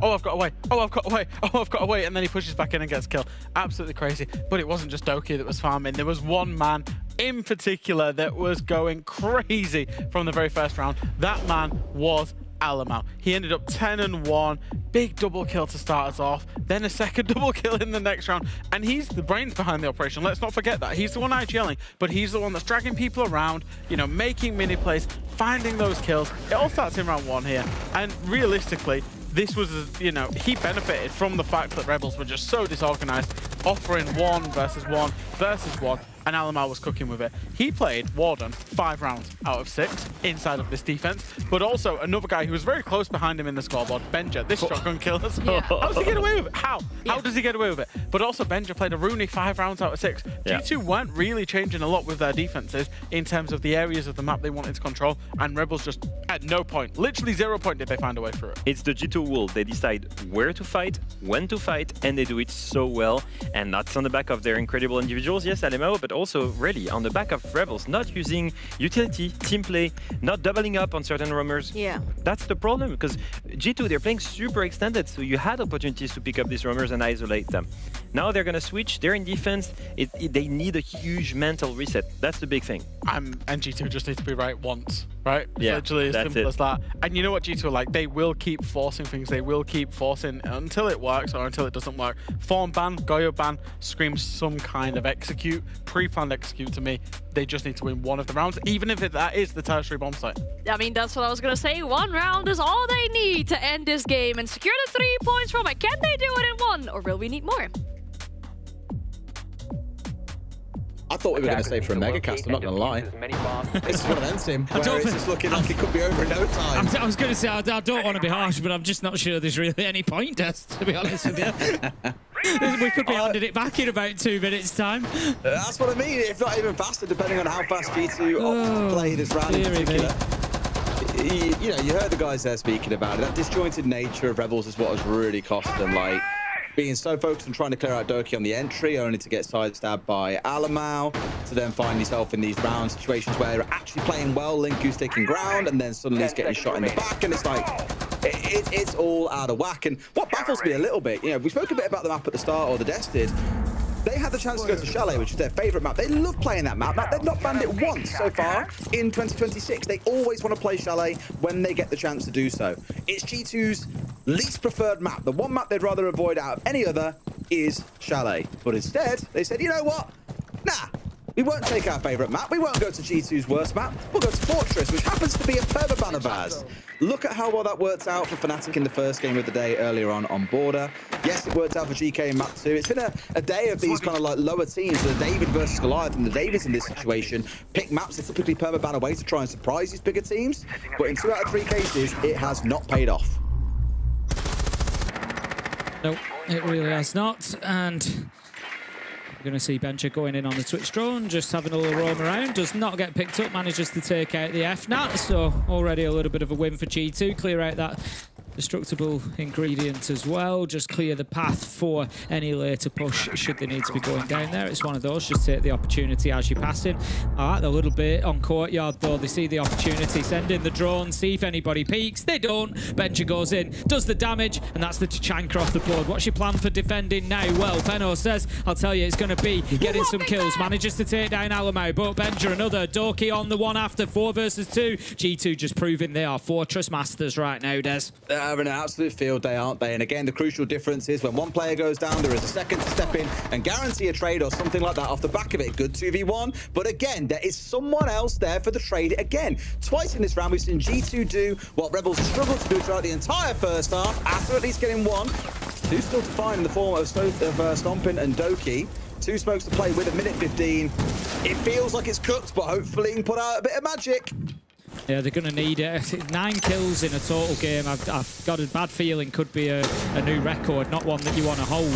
Diffuser is going to start going down. It's going to be Doki to put it down. It leaves him in a 1v1 at the minute with Stomp and low health. Asa, now is your time to push, but no, he's allowed Doki to get back guns up. Flash comes in, and he finds himself now on the back foot. 2 versus 1. G2 holding all the angles, all the cards, and just waiting for this push to come. Flashbang comes in, will be ineffective as he manages to get around the corner. Knows exactly where they both are here, Asa, but he's got 20 seconds to find both kills, and G2, they're just going to keep stomping at least out of the way. There's the peak.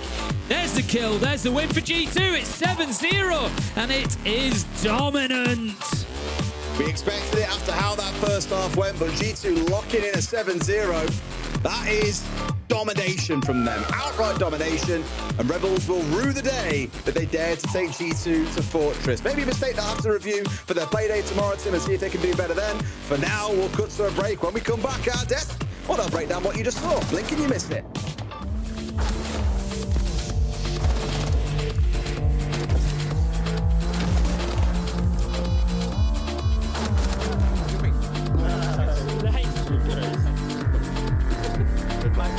Guys, like they want to play bot, they don't want to stay so bad.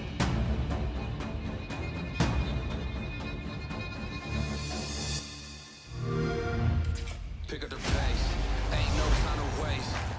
Hey, give me the go, breaking it right to the goal. They tried to tell me it couldn't be done. Give me the action. We want the action. Lights, camera. Give me the action. We want the action.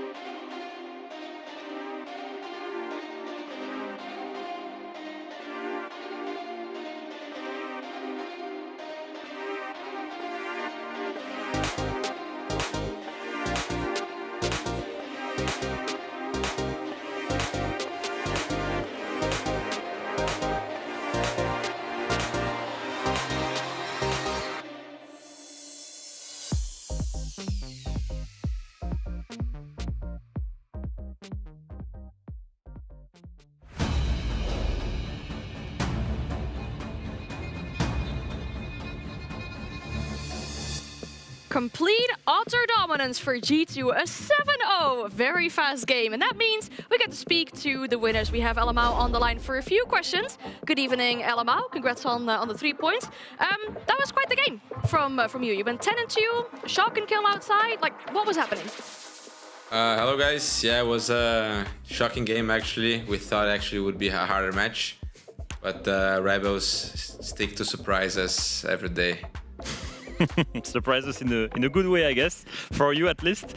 You know, one of the things that we noticed and we discussed during interviews with you guys in prior games was maybe a slow start in defense in general compared to your attacks that have always been good. Did you guys, you know, put a lot of work in your defenses because you just went 6-0, or is it only due to Rebels? To be honest, recently I think every team is trolling the practice against us, so we can't really work on our defenses or our attacks. But yeah, I need names. I guess Carl. we are. I mean, all of them. Europe is just a bunch of trolls. Nobody takes serious apart from maybe VP. And yeah, that's my feedback. All right, great one. Good to hear. Carl, I think you've got a favourite player on the team, maybe a player that's returning to the team, Mr. Benjamaster. And in fact, both of you had a really, really good performance today. If we pull up the stats, it looked like you was going to outdo him slightly, and then he gets one more kill. No. So I know you've been having a lot of fun with him on social media, but how much of an impact has he been having on the team? I mean, the impact that Benja has on the team is like way more than just his, I think, his individual performance. I mean, he's really close friends to me and Doki from like ages ago. So I think that brings, I don't know, like, I think there's a French caster who said the Falcons would beat us, and he mentioned like the team of friendship. I guess that's actually what we needed in the team. We actually you needed more friendship in the team. And now with Benja, we have that. We have like a very good mood, and friendship wins games. I like it. Just putting targets on everybody's back here in this interview. All the EML teams, the French casters, everybody's getting a bit of it. Yeah. Instead of coming for everybody, do you want to maybe say something to the fans as well for all the support, especially with the 7-0? Yeah, I mean, thanks for all the fans, guys. A lot of support coming from all the fans in the chat. Like, we are all streaming like almost every day.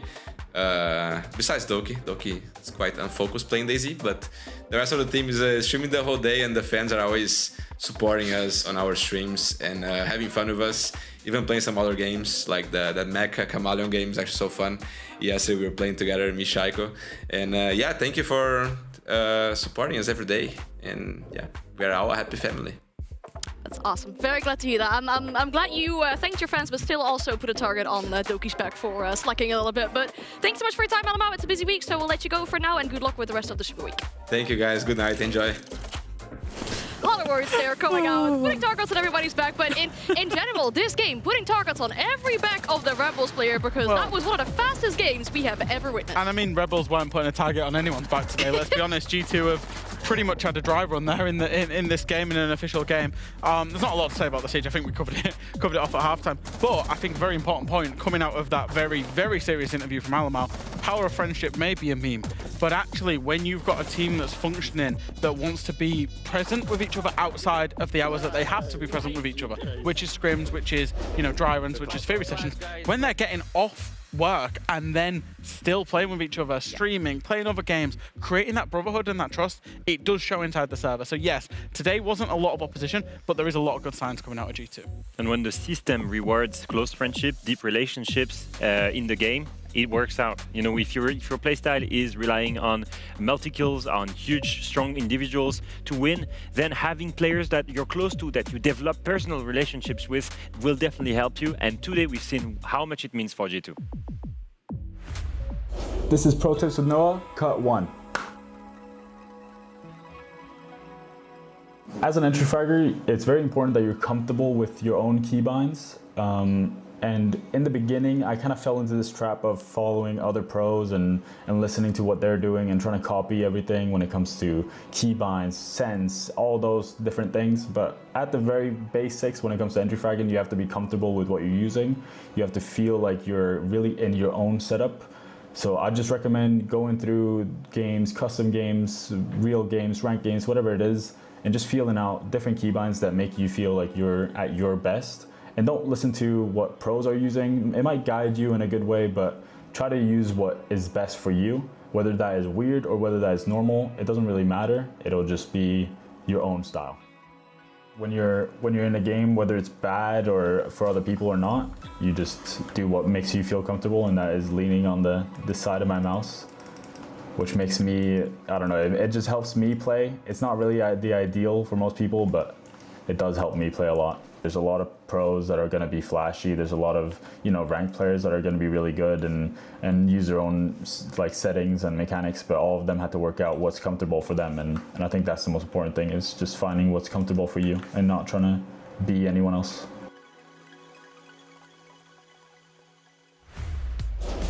Some good tip there from Noah about finding your own sense, finding your own kind of way to play the game. Because yes, you can copy from any player in the world, the best player in the world, but finding your own is good. Do you have any interesting keybinds? No. No, but I do have a more secure mic stand than Noah had. Okay. He had to find I was his not own, loving it. You know, he expressed his own personality in his own keybinds, in his own keyboard, and his standing mic. Cause like, what a weird setup You it did is. say don't copy any pro. What a weird setup it is. I'm glad that was your main takeaway from this pro tip. I'm pretty sure everyone else focused on the standing mic. I think, like, what kind of mic stand is that? Cool. And now back to the question I asked you. Do you have any crazy keybinds that you guys use? No, I'm pretty default, I think. I'm pretty, I mean, it's close to my playstyle, right? Pretty bland. Pretty vanilla. Yeah, pretty vanilla. Yeah. I swap crouch and prone. That's literally the only thing I do. But I did when I very first started playing this game. I played on 16,000 DPI on my mouse, and I have no idea why. 16,000? Yes. 16,000. Not yeah, I would move my mouse like this and do a 360. It was like Reaps, but 10 times. Wow, that explains so much. You're sure you still don't have the same sense? I'm sure. All right. Were you judging of the games you play together, or what's this? You always win. I don't want to get too much serious into and IGL stack. And then I float into sight and die. It's fine. I could talk about this forever, because it's fun hearing from people what kind of keybinds they have and what they got going on for themselves in the game. But I think we should focus on what is important here and the game that we have ahead of ourselves here. We have Secret and Twisted Minds. And before we get into this game, we dive into Twister's mind ahead of the Twisted Minds game. Wow, What do you have to say? I practiced on it. What do you have to say for basically what's been going on with Secret behind closed doors? Yeah, I think so. So he came out on X, and you can read the full tweet. This is a snippet from the tweet that says we are not being able to do the basic stuff at the game, and it's costing us rounds that cost games in the end. And I think, you know, fundamentally Secret haven't won a game yet. That is evident to see. They know they're working on it, but Twister's always been very open and very honest about his communication. There was a wobble that old Secret had, and he said, we'll come through this. And I do trust him that this team will come through it. Looks like they're at home now, so they'll have been at bootcamp, got home, maybe, you know, arguably, yes, bootcamps are good, but playing on your home comfort setups with your mic stands and everything that's going on can be helpful for a player in individual circumstances as well. The biggest worry, if you look at the standings on their side, is that they're the only team in the world, at least in all major regions, to not have won a single point at this stage. And as much as I understand the argument that they are completely reworking the entire team, that they've added 3 new players, that are trying to find their system, realistically, it's 4 play days in, and at this point, it's just... And I think, you know, if we look at this roster in general, I think that we need to see some kind of hope. And if there's one moment to show it, it's that Super Week. Because that Super Week, they can save themselves. But we need to see some spark here, and it's to start today. Problem is, they do play 3 teams out of the top 4 at the start of today inside of this Super Week. So it's not going to be an easy feat at all. No, you mentioned that they probably have the most difficult fixtures, actually, out of all the teams in regards of the opponents that they're facing today. I mean, we talk about Twisted Minds. They are no slouches themselves. Sure, maybe a tiny mishap when we saw Twisted Minds last week. But when we look at their roster as well, they couldn't play with their main line. They had to play with a sub. Against Virtus Pro, it's not ideal. No, they played the best team in EML right now, the most consistent one, and like you said, with a sub that clearly struggled hard. He was the worst rated. I think he went 3 and 10. He costed them quite a lot also in the entry department. I think he went 0 and 4 in entry. Yeah. Not to throw any shade at XK, but it's just that he was just being brought in at the last moment in the team. Probably didn't have a lot of time to sub with them. So realistically, now is the time where we're starting to see the real full lineup in full strength, like we saw in the first few weeks. Looking at this lineup, and you can see the stats on the screen, there's one player who pops out to me immediately. That player is Hasham. because he is probably one of the star players of this roster, yet he has an EPS of 84. If we take a look at Hasham from this stage versus kickoff as well, you will see that it actually has been quite a noticeable drop-off. Hasham, again, 101 in EPS. Didn't set the world alight in terms of kickoff stats, but certainly it's a noticeable drop-off. Why is that? So I actually had a look into Twisted Minds. They've actually played 2 Fortresses and 2 Borders so far in their 4 fixtures. In Fortress in particular, Hasham was being forced, or not forced, they've probably reworked it a little bit, but he was on a lot of roles where he's much more in the front line. We know Hasham as a kind of lurker. He likes when there's action going off on shields and entries elsewhere, and then he'll just walk inside and just, do something crazy. And actually, in Fortress, he was playing a lot more of the Solid Snake. He was playing a lot more of Deimos, being on the front line of things. I think that's maybe an adaptation to his game style that he needs to improve on, maybe to become a bit of an all-round better player. What I'm trying to say with this actually is, I don't fundamentally have a worry, even though Hasham's not quite hit his peak yet. I think the interesting thing, if you looked at those stats, is the KOST that's pretty poor from Hasham in general, and even at kickoff when he had quite a good stage, he had plus 15 in kills. I think it's because he's so unreliable in the sense that he's a bit like Herds, He gets super aggressive and then he can get punished quite often, but he's also the guy that's going to be willing to take the most risk. And so he gets punished, but also he's the one that's pulling the team to get aggressive and to get pace. Yeah. In a weird or wonderful way, sometimes it feels like it's a 4+1 system with Hasham, and I think they're trying to force him into that 5, and maybe his individual game, he's still finding that balance on it, but I think it will come good because he does have a lot of quality. We have seen a lot of Fortress, a lot of Border from Twisted Minds in particular. I wonder if Secret will also allow them to play on that map, or if a different map was selected here. It didn't look like we're going to go to Border. Secret banned out as the final one. Cafe, we don't see Cafe quite often anymore. No, and it's a surprising one on the side of Secret because it's a map that they showed us a little bit at kickoff. Of course, it was a different roster, but even with Savage with them, they got absolutely destroyed on the map 2 times at kickoff. They haven't showed it since.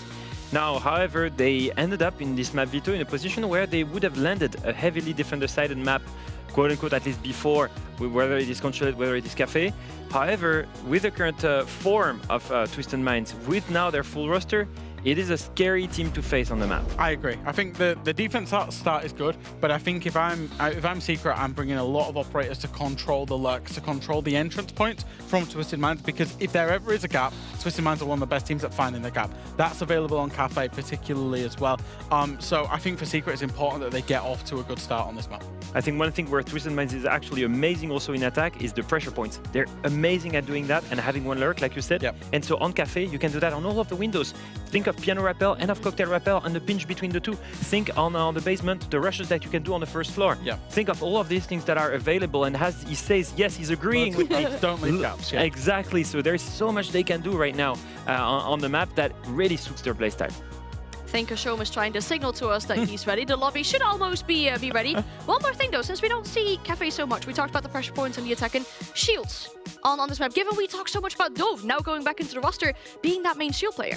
Yeah, I think so. I think, weirdly, Cafe was always considered the most defender-sided map in the pool. I think statistically it might still play out quite defender-sided, but I think teams and the general meta is playing out better and better in terms of favouring the attack on it. I don't think Twisted Minds are going to be too upset because their playstyle actually attacks Cafe perfectly fine. I think, like you say, Dove on the shields, playing the shields up behind, going in red stairs, going in the basement, whatever it may be, I think it lends itself to the way that Twisted Minds play.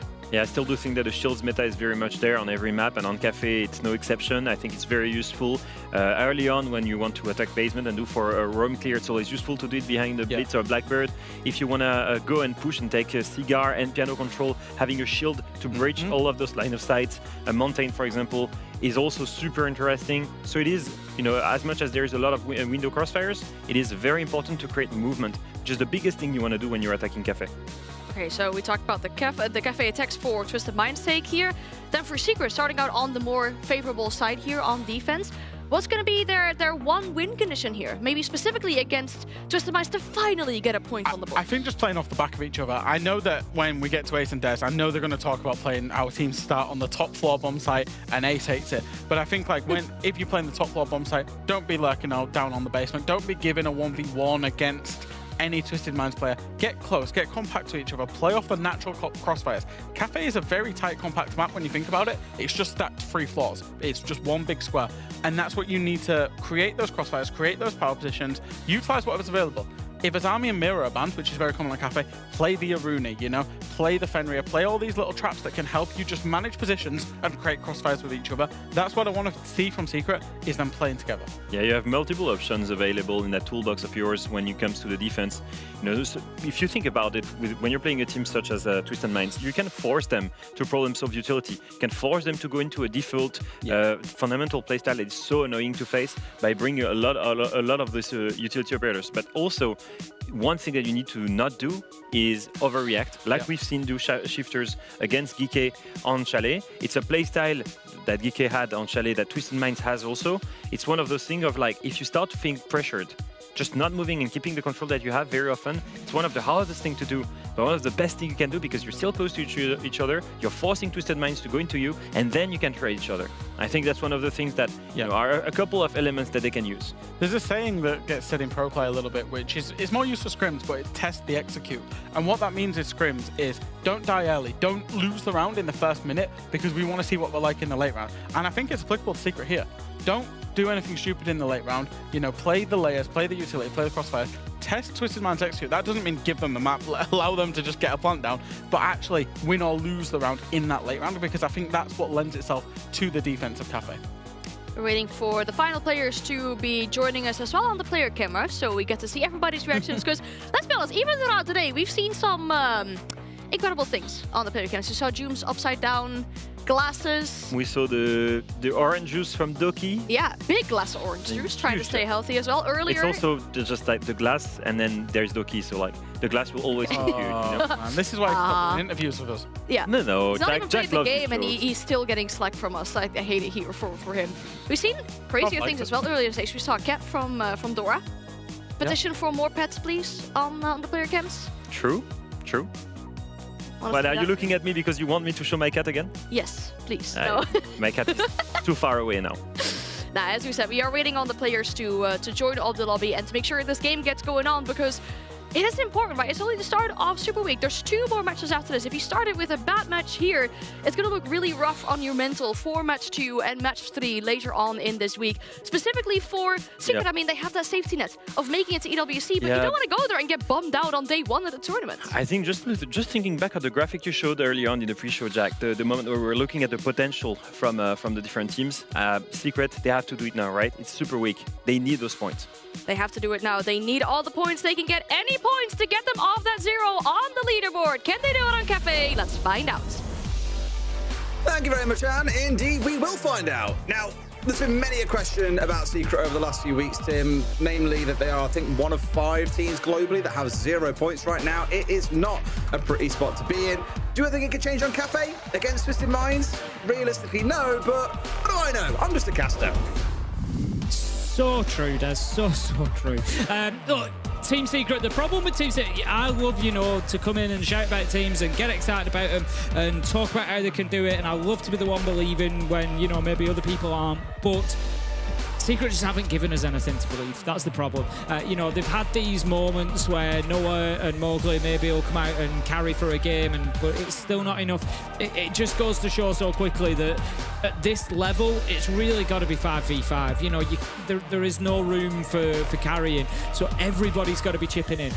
Is everybody capable? Maybe. Are they going to do it today? I don't know. I think it's going to be tough for them to get any breathing space against Twisted Minds, especially with Dover being back in. That is a big boost for Twisted Minds, and Secret, they've got their work cut out for them today. Yeah, when you sub is stepping in and saying, I had a dream about playing Ace Shotgun last time, so I thought I had to play it. It's probably a sign that things aren't quite going to go according to plan, and sure enough, they didn't last week for Twisted Minds. But now that Dov's back, as you say, I imagine they will be all guns firing. That said, I couldn't pick Dov for my fantasy team. I would have normally, but I just didn't know if he was going to drop out again, unfortunately. I think he had exam commitments or something last week. But either way, he's back, which means Twisted Minds should be at full power. Let's see how they fare on the attacking side of Cafe. And you know what? I ain't going to give Fresh what he was saying. We're not going to talk about top floor. We do it every time. Today, we're going to just let it be. He's already messaged me. He's already messaged me. I've actually... No, I'm not going to do it. I'm going to do it a little bit. I've extended what I've said about top floor. Cafe is the prime example of me not liking a top floor side, but I have extended it recently to include Bank, to include Native Labs, to include others. And we are seeing it, and the reason is I'm not going to talk specifically about the site, but I bring it up because we are seeing a trend from teams away from top floor sites where historically they've been the favourite. So Bank, top floor, not necessarily been the favourite on the map, but it's been like second choice, but we're now seeing it go to third choice. Nighthaven, we've seen more teams going to basement first and not taking top floor straight away to begin with. It's creeping in slowly, and I think part of the thinking is the same as what I'm saying is top floor sites limit your opportunities as a defender because roams are rarely as good because you don't have as much impact upwards as you do downwards. Oh, beautiful from Jalad, opens things up, takes Mowgli down, who just gives himself away there. They already knew that angle was being watched, and he's peeked into it, lost his life. Good start for Burst of Minds. Yeah. I don't know, man. Like, why re-peek it? You know he's on the window. You know he's being a bother there. It just feels like a bit of a silly death to give away so early on, but that's how the cookie crumbles sometimes. So be it. Maybe they can recover off the back of that. Noah has been, no doubt, the standout player for Secret throughout this stage, even when they've lost games, dropping double-digit kills quite consistently. Hashtag free Noah has been a thing running around an awful lot that I've seen on social media and inside a Twitch chat. Maybe he can do some work here, positioned inside a bathroom, of course, has those keeper barriers inside a bathroom. A blast followed up by a frag grenade coming in through, though not quite going to finish him off, but will at least push him away temporarily. And before you know it, he's back into the same position yet again.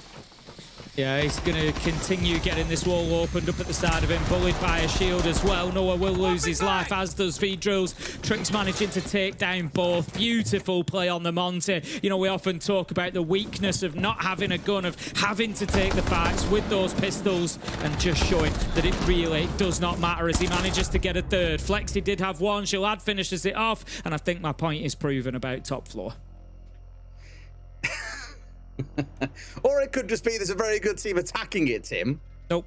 To finish the point of what I was saying, the defense to me is far more limited on any top floor site because the roam, unless the top floor was absolutely massive, which they rarely are, as in big enough to do this with, your roam ability is cut down too much. The best you can do is like Nighthaven, where it's quite a big top floor, or maybe Lair's quite a big top floor. Your roam ability is really cut down. The best you've got is kind of a mid-extension, because it's so difficult to fight upwards as a defender. Who can do it, realistically? Pulse? You know, you don't have a Book, you don't have a Deimos, you don't have, these sort of operators that can fight upwards in the way that attackers do. So I always feel like when you play top floor, you're going to see a defense which is basically turtle, maybe a slight extension, and it allows the attackers to focus so much in onto that site. And I think that's why we're starting to see teams just step away from them being a higher priority, and they now tend to be a third priority at best. Well, regardless of priorities, Tim, they're going to have to find around from somewhere here, Secret, and they're going to find maybe a bit of joy here inside of mining. A bunch of C4s they can toss skyward. Oscar running around on the pulse. It's pretty bread and butter for how we've often seen this site defended. And by the looks of it with Glass on the other side, a window plan could be on the cards. Though, for this site so commonly, we'll see top floor be the initial point of focus. They don't have much in the way of vertical destruction outside of secondary shotguns, as you've just seen P9 pull it out right there and wonderfully demonstrated. So that's really all they've got to play with. I think more than anything else, though, you want to stop being denied from above, so you are going to need control up here, even if you aren't then playing the verticals off the back of it. You can see a few players of Secret are up here ready and waiting. And as I mentioned earlier on, that Pulse doing all the work here and feeding out exactly where the pressure is building up from. You can see my point already. This extension onto the top floor now becomes basically, even if the defenders drop away quite quickly, they have already bought themselves probably, what, a minimum of 1 minute in the round. Maybe more. We would expect maybe a minute 30 on a good roam, 2 minutes, and you're buying that time by going to a site that is not the top floor. Obviously, you've got to look at the other elements of viability around the site, on the mid floors here of Cafe, particularly on the train and mining where we are now. You've got that external access, that can be a big negative. But yeah, for me, I just think giving your roamers, don't limit your players. If you've got phenomenal players like Noah who are great at taking fights out on the roam, let them do that. Pick a site that allows it. Out he goes, and sure enough, Oscar at least will get away with one. Up top, though, it's Noah falling down. The player that I mentioned, they've got to keep standing. However, Vidril stepping up for 2 in the round inside a bathroom. Same as in the first round, Tim. They had to attack into this spot. The players are playing in exactly the same positions, but this time round, it's working out for Secret. It's almost as if there are other things that are stretching Twisted Mind's focus elsewhere as well. P9 is going to swing around this corner, won't get the opportunity, both inside of Washroom at the minute. He's going to need a really big play from one of these Twisted Minds players. He's just giving himself away. Vidrils hits him on a beautiful peak. Mowgli manages to find Dover as well, and that is going to be the round 1 for Team Secret on the mid floor. Yeah, and really it could have been mistaken for being the top floor given where all the focus was going on, but it's again, they saw it back in the first round. It was a very similar style of setup there, but I think Secret have just course corrected. Not gotten aggressive in terms of peeking on towards the window and losing the player for free. Played pretty well around Piano and played more aggressively inside of Piano, it's worth noting, because of the window cover they had from the potential jump out from the Pulse. So all in all, the Pulse there for me was what fed a lot of the way that they played around that top floor and has helped them get the win, even with a kill on the jump out off the back of it too. So well played by Oscar. It was.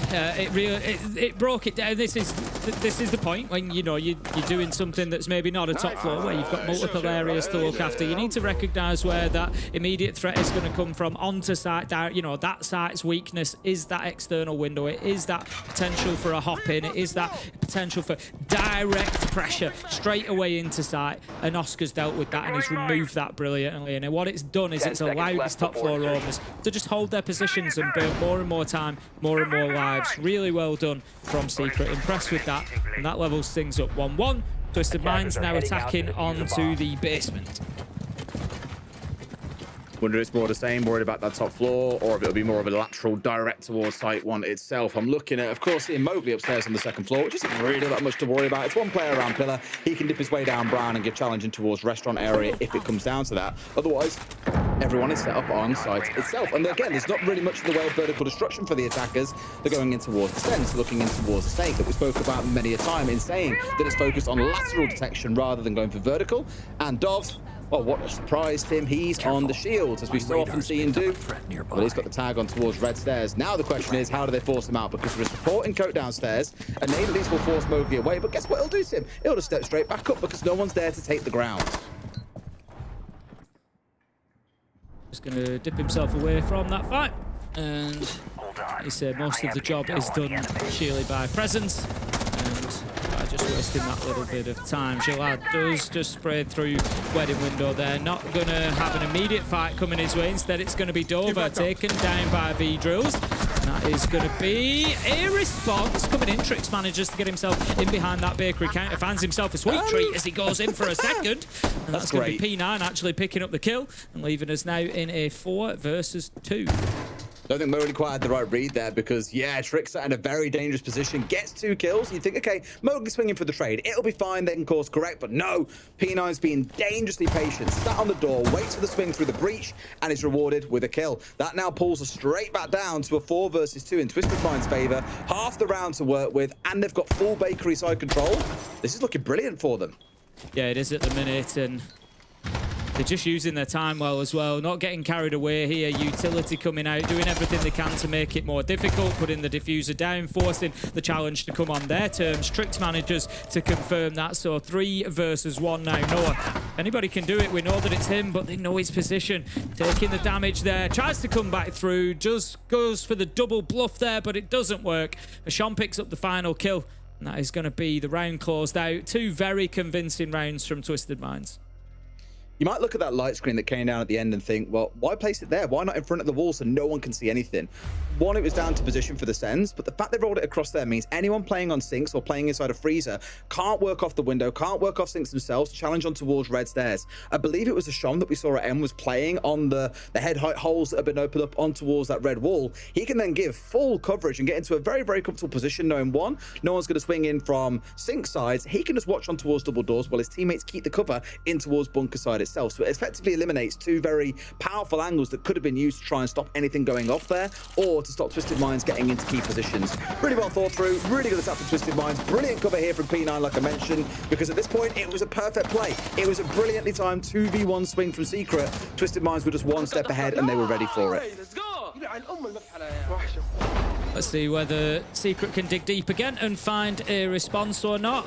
Glad to see that they're going to go to reading rather than back up to that top floor site. It wasn't really close for them in round one, so I think definitely if you've got another viable site available, which reading certainly is, get yourself up there. And it leads into the strengths that they've shown us so far, which was that top floor hold when defending, training, mining, when Twisted Minds had to have a split focus. Secret did a much better job of holding their ground up on the top floor, so they're going to be looking for a little bit more of that. What can Twisted Minds do differently? Well, I would argue don't split your focus. There's no real need to at the beginning of the round. Get yourselves into top floor, treat it like a top floor site, go through, get a couple of kills, get the ground, force them back, use the verticality, and then worry about site. Yes, they have to be very aware of the clock, they have to be good on that time management, but I think they'll just find a bit more success than losing the bodies like they did last time.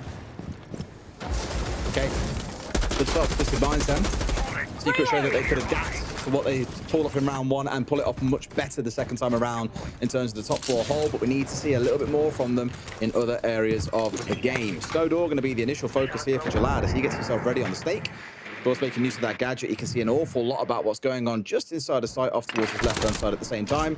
But as we see very frequently on this map, the starting point for the defenders will be up on that top floor. There's three of them playing up there around Cocktail, dug in relatively deep, still one or two around storage, as you probably come to expect, but they aren't going to control it as aggressively as you might do defending top floor, because they know at some point they need to fall back. Drop comes into top red. We're going to see P9 just looking to aggress forward, but having a look at it again, it's all very from Twisted Minds kind of one by one. We've got P9, he's dropped in. Nobody else is inside of the map at the minute. You know, this is what, if we contrast that to when they took top floor to begin with in round one, they had the player out on Hell Window. They had Monty coming in through Piano. He was backed up by, so, you know, they had 3 or 4 all pushing together at the same time rather than this one by one. And I just wish that we would see Twisted Minds do things in numbers a little bit more. But that said, they have forced all the defenders away, so they can now start thinking about the site as well and maybe just creating a bit of movement that they can benefit from. Sure, they've kind of done the necessary checklist stage of making sure they've got vertical control. But now they're down a man. Obviously, Secret are looking at this and thinking, well, we've got the utility to play behind. We've got 3 C4s, we've got smoke. We can play this game all day long. They see this one off towards mining side and almost tricks there, losing his head to him. But for now, keeps himself standing, just waiting for anyone to give anything over. But Secret aren't offering them too much. Exactly as it should be. You know, Secret don't need to offer them anything realistically. They certainly don't want to be giving kills away. Oscar gets taken down, I think, with the Toxic Babo 2 to go with him as well. Mowgli does manage to use utility for one, make it another few, and that's going to be an explosive end to the round from Team Secret. 2-2. It was a nice attempt. Drop in, flood, surround, punish off the back of it. I don't mind what they tried to do there. And obviously it's come out absolute spades to Secret too. Really well defended, very, very patient as I noted.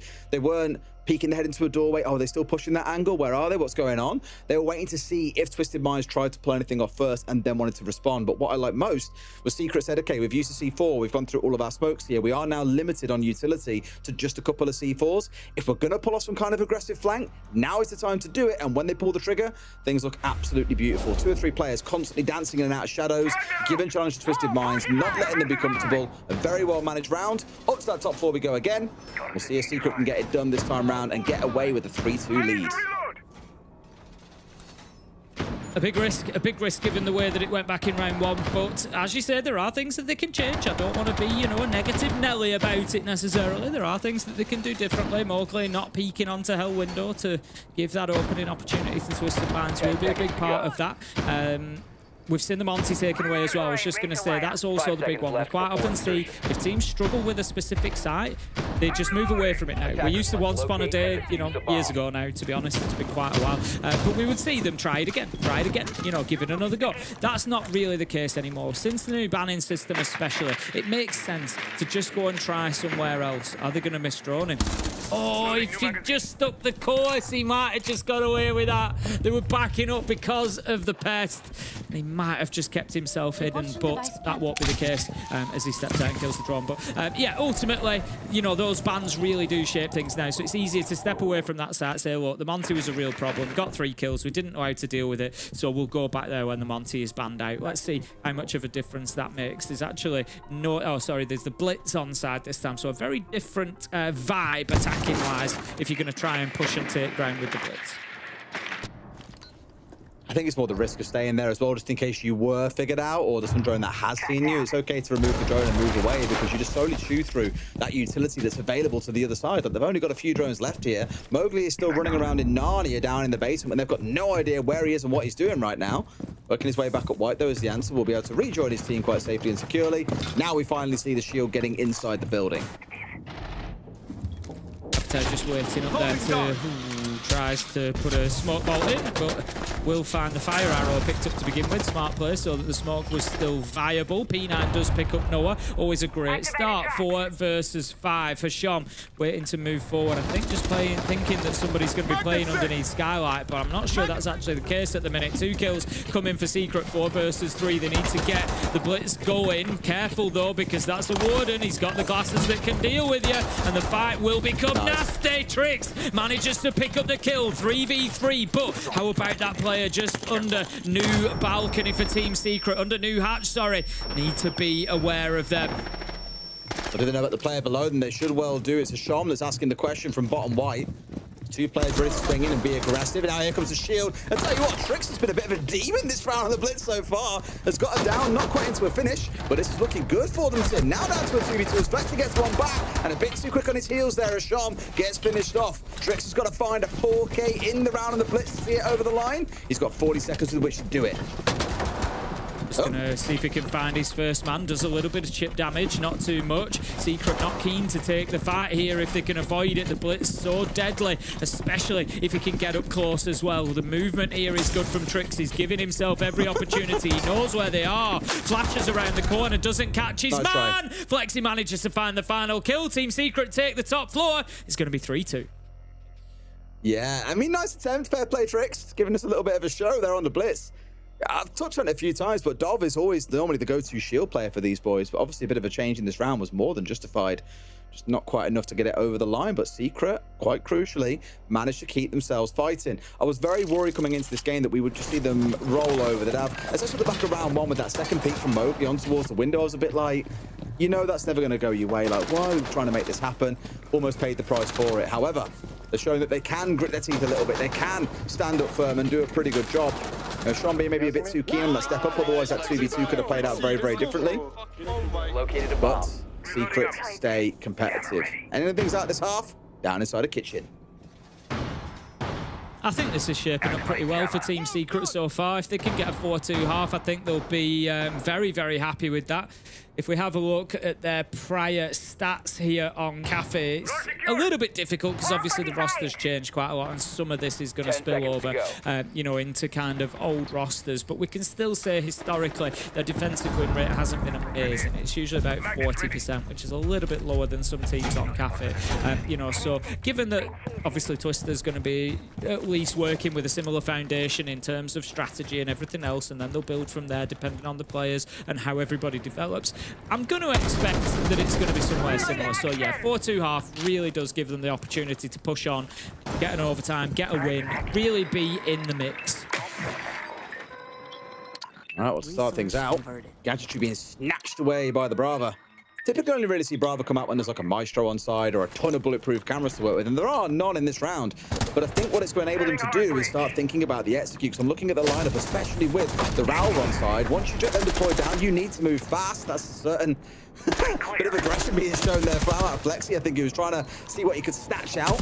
Not getting away with anything, but like I was saying, once you've got those Rauras going down into doorways, you need to move quite fast as the attacking team. What's going to slow you down? Obviously going to be things like the Malusi if you need smokes to go down. The Wamai's going to get in the way, so I don't hate the Brava here, actually. I think it's quite smart, despite none of the usual suspects being available to hack away. I always think there's a good bit of value in Brava, even if it's just for grabbing, you know, default cams, bulletproof cams, any of that kind of intel. You know, anything that you can get your hands on really is always going to be a net positive for the attackers, especially if you've got somebody who's good with the gun as well. So, yeah, and, you know, stick something like Banshees on the list as well, and there you go. There's your value that you need. So we'll keep an eye on how much work that Brava does. For the time being, things just slowing down and Secret taking advantage of that. Mowgli steps up, manages to get a kill onto P9. That's the Deimos off the board as well. A lot of the work that can be done onto this ground floor site kitchen, a lot of verticality in there. Those tracks could have been deadly. Oscar manages to find tricks. That's the Glasgon as well. Two of your real pain points have been removed if you're Team Secret. Oh. Almost from Jalad, just didn't want to full commit towards the swing. If he had, he probably would have been rewarded with the kill onto Noah, who was the one sat looking to be a bit of a nuisance. If he impacts off this Raura now, manages to get a kill onto Asham, then you'll find Jalad to be kicking himself. Sure enough, the impact comes on through and the swing might come out as well. Look at that, there's 3 or 4 players just ready to swing onto Hisham. This is not a nice spot to be in, admittedly. Now looking for the code player, sees it, but can't get the kill. Noah gets the reverse. Looking like a great round as Dov. His return has not been fantastic. It's going to be a 0-6 half for him, but a 4-2 for Team Secret. Yeah, Secret just looking like a bit of a different beast to the one we've seen so far. Electric and clinical. Love what I'm seeing. Well, let's see what our devs think about it, guys. What do you make of it? Yeah, maybe so far Cafe was the key to their questions that they've had. I'm impressed by the Secret of 4 you kind of expected, but okay, since what we've seen from Secret so far, this is at least a very positive thing. It looks like you needed a cafe to wake up. Oh, no. All right. You're doing the rest of this. Enough. You're only have fun. I wanted to leave like a long silence after it. Sorry, make the joke again. Yeah, no, that's fine. Well, let's move on to actually what makes Secret a good team right now. What's the waking up moment that we just mentioned, all right? Let's take a look at round 2, when they actually finalized the right win condition. And I think you just pay attention to the position from everyone on Twisted Mind here. Look at how spread out they are. The key is trying to get piano control. Look at the reaction. Oscar runs out at the same time, and who gets aggressive? The player in bathroom, Vidrials, who takes the gunfight on the stage player. They're coordinated, they're picking together, they're getting the right kills, and most importantly, they decided to make a collective stand. They decided to stay in bathroom, to commit to the play here in piano. And what do we see in the round on basement that we just seen here in round 6? They decided to commit to the push, to actually like deny the push onto the bakery side and play all together aggressive to try and retain the man advantage. That's what we were liking for Secret. A common vision, a target, and all of them executing it together. You could say they woke up and smelt the cafe.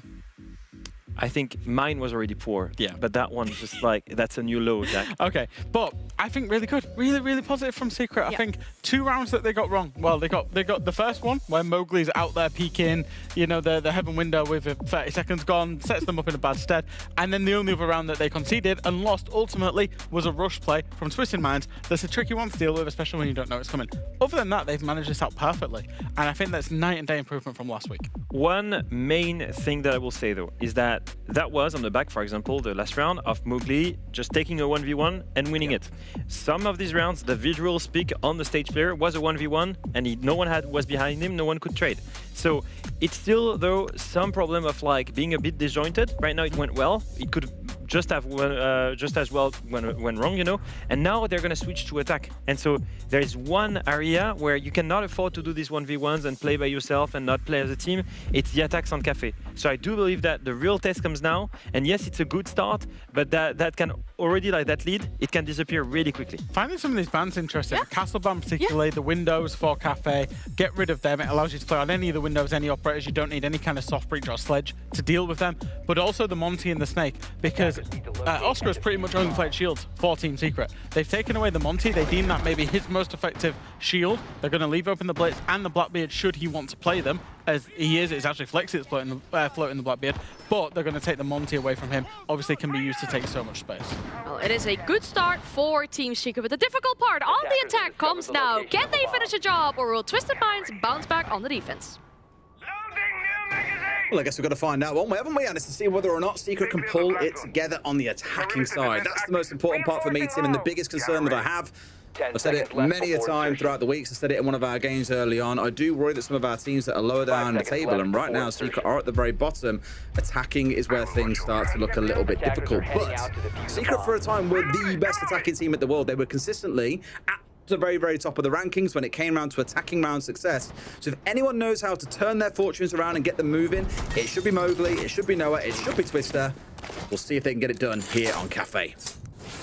Straight away towards bottom white.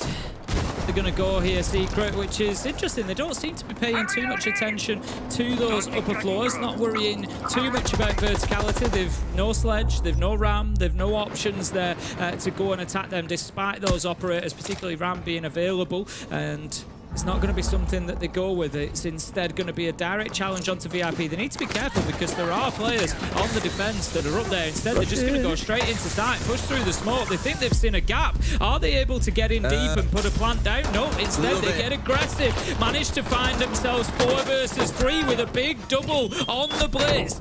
Massive play for Flexi, but gets taken down. Noah manages to find the kill onto a Shom, and Twisted Minds have crumbled under this pressure. Love that from Flexi. Like, we haven't seen this Secret for a while now, it feels like, but they have absolutely run over Twisted Minds. A lot of aggression, a lot of pressure, and Twisted Minds had no idea what to do about it, how to react, and they have paid the price. Absolutely love that from Secret. 5-2. Well, a message has certainly been sent to Twisted Minds. We were good on the defense. We are even better on the attack. Team Secret, I'm not going to say that they're back just yet. There's quite a long road ahead of them, I think, given what we've seen so far through this stage. But look, every journey starts with a single step, and Team Secret certainly taking that step today. They look night and day different for me from what they've seen previously. They're playing with confidence, and not just Noah. They're all playing with confidence here. They're all going in and taking their fights. If we look across the numbers that they've got, Drills, Flexi, 7 apiece, Mowgli, 7, Noah. If anything, he's got the lowest amount of kills alongside Oscar at 4. And they really don't need it. So where we always say you've got to have a team that can step up around you, Team Secret are really delivering on that today. Impressive stuff, especially to say Dover's back in the lineup for Twisted Minds. They just cannot get anything going so far today. Oh boy, I mean, I don't want to point to individuals either, but Dov, as we spoke about many, many times, has been the dominant force of this team, putting up some serious numbers in previous games, but here at 0 and 7, not far up being a James Bond either, if not for that single assist that currently sits on side. They need someone to wake up and smell the cafe, start doing little... I couldn't believe they made those jokes, and I can't believe I chose to join in either. Why not? It's for the best, Des. Come on, you got a good dad joke in you. What are you thinking? I'll drop it when the time's right. All right, okay, I'm listening. I'll drop it when the time's right.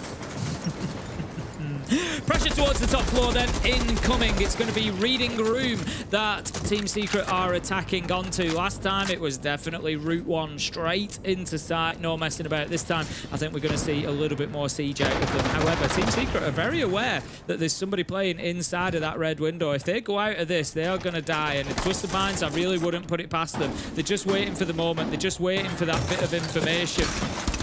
Trax Thinkers might just put Jalad off a little bit here, because it just sort of screams that we know there's somebody around there. It doesn't matter though, because it's a Shom who actually steps up and takes a look, manages to find his man. Noah cuts him down in a trade before he can drop the hatch though. 4 versus 4, and this game continues at breakneck pace. It does. I mean, 1 for 1's not the end of the world, especially getting rid of the ram. It feels like a crucial operator to remove at the early points in the round before they've had a chance to get those gadgets rolling on through. Trix at least gets one back, and it's Flexi to fall. Blackbeard losing out to a goal like that. That shouldn't really be happening, Tim. No, not at all.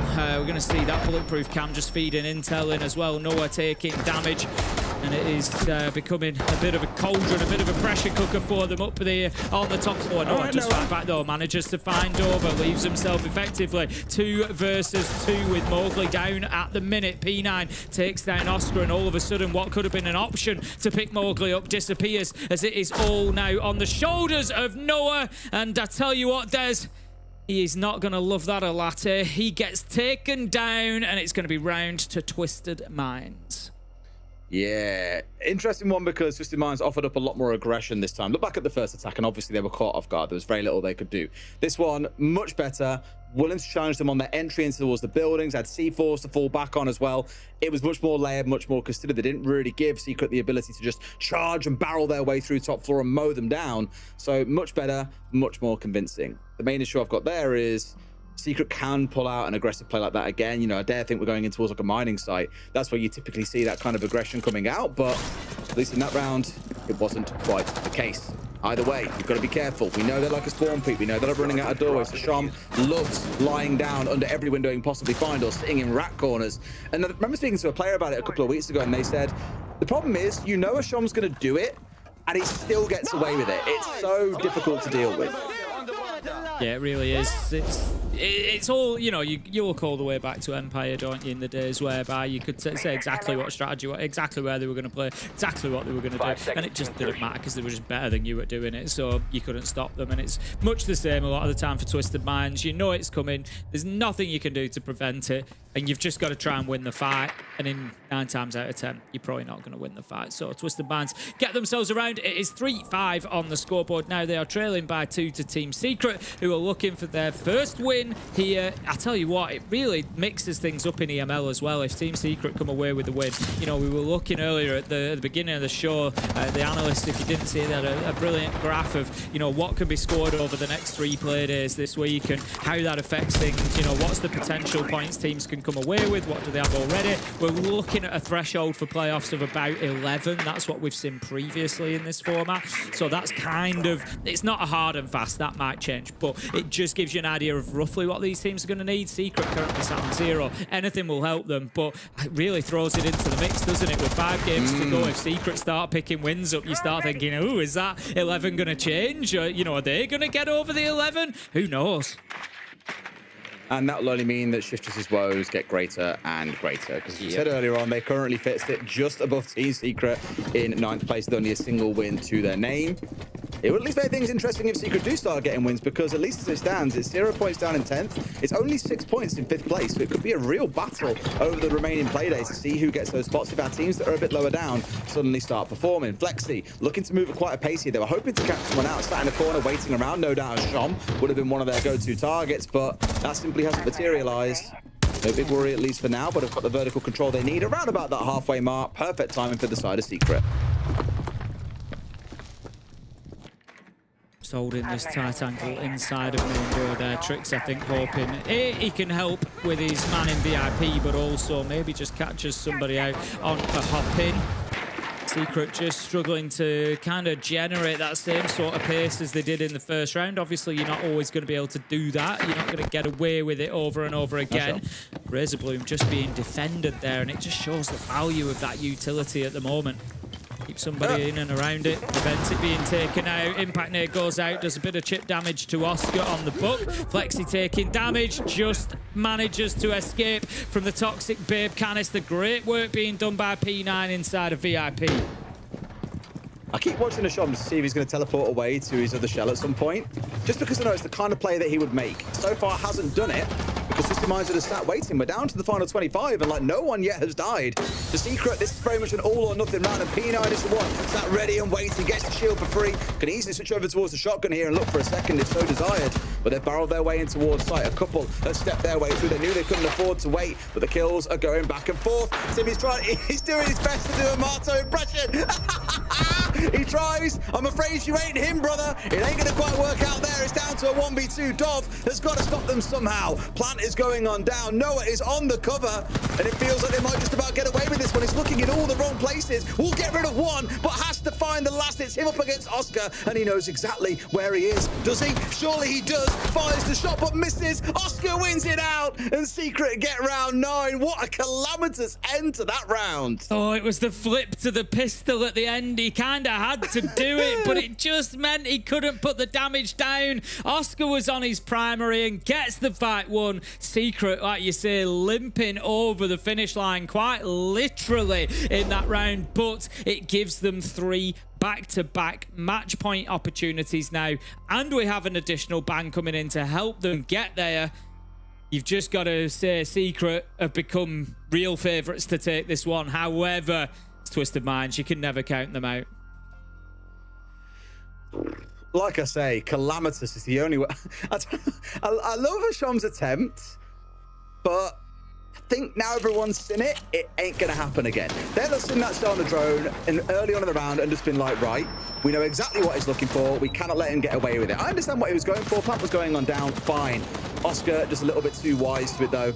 He's not going to let it get away with it. And I really thought here, Dov should have had his number every single day of the week. When he sees him here, I think he just panics in the moment and ultimately lost his team the round. But well played by Oscar. He keeps them going. 6-3 to Secret Team. They might be about to get their first win of the stage. Certainly could be. They've got to make sure that excitement doesn't overtake them here, though. They've been doing, I've no doubt, an awful lot of work as a team. I'm sure the energy is going to be high. The comms are going to be up. They need to make sure that they're still focused on getting the job done and getting themselves over the line, because a team like Twisted Minds will punish every small crack, every small weakness that you offer them. They will make sure that you pay dearly for it. So Secret, they need to keep that teamwork that we've been seeing. They need to keep themselves nice and close, nice and tight, and make things difficult for Twisted Minds, who, if you ask me, have offered them a real opportunity by going up to top floor on the defense. Ooh, okay.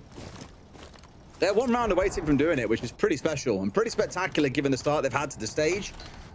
And what a turnaround it's been for Twisted Minds, who started the stage out so strong. They were looking at top 3 for a while. I was just like, these boys could be a serious contender towards our top 4 here, if not pushing in towards that top 3, top 2. But last week missing Dov. This week, I'd say, still missing Dov. Par last round.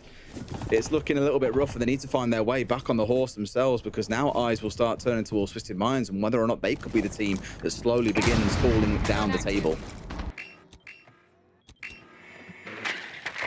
Still very much in the drawn-in phase here, seeing exactly what they're dealing with. They're very difficult to deal with Razor Bloom. It's going to be a tough shot if you drop down that hatch and have to shoot up behind you, but there's not really too much of a way to deal with it otherwise, unless you want to commit one of those nades down there. The Azami, and this is where you're going to want your nades coming in, by the way, is to deal with the Azami in this sort of position, which they try to do. It all gets a little bit messy on the window, and it's going to be Noah taking a shot down. He's going to wish he stayed behind that Kiba barricade. Only Hisham would try and make something like that work. That is balmy.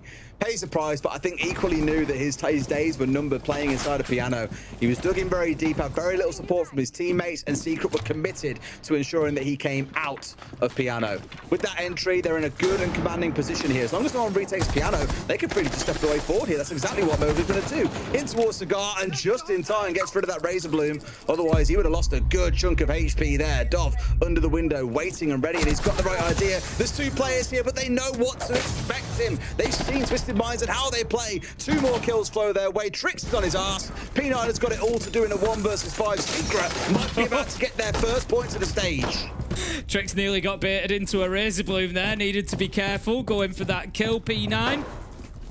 As you say, really does have it all to do here. Diffuser going down. He needs to get back up to site. Top floor, it's so difficult now when he's underneath to do anything about this. They've got both staircases locked down. 3 on the same floor as him. Oh, no. Manages to find 1. Cut down from the other side. And Team Secret are going to take their first victory in EML Stage 1. It smiles across the board. It's been a transformational performance for them. And they put 3 points on the board.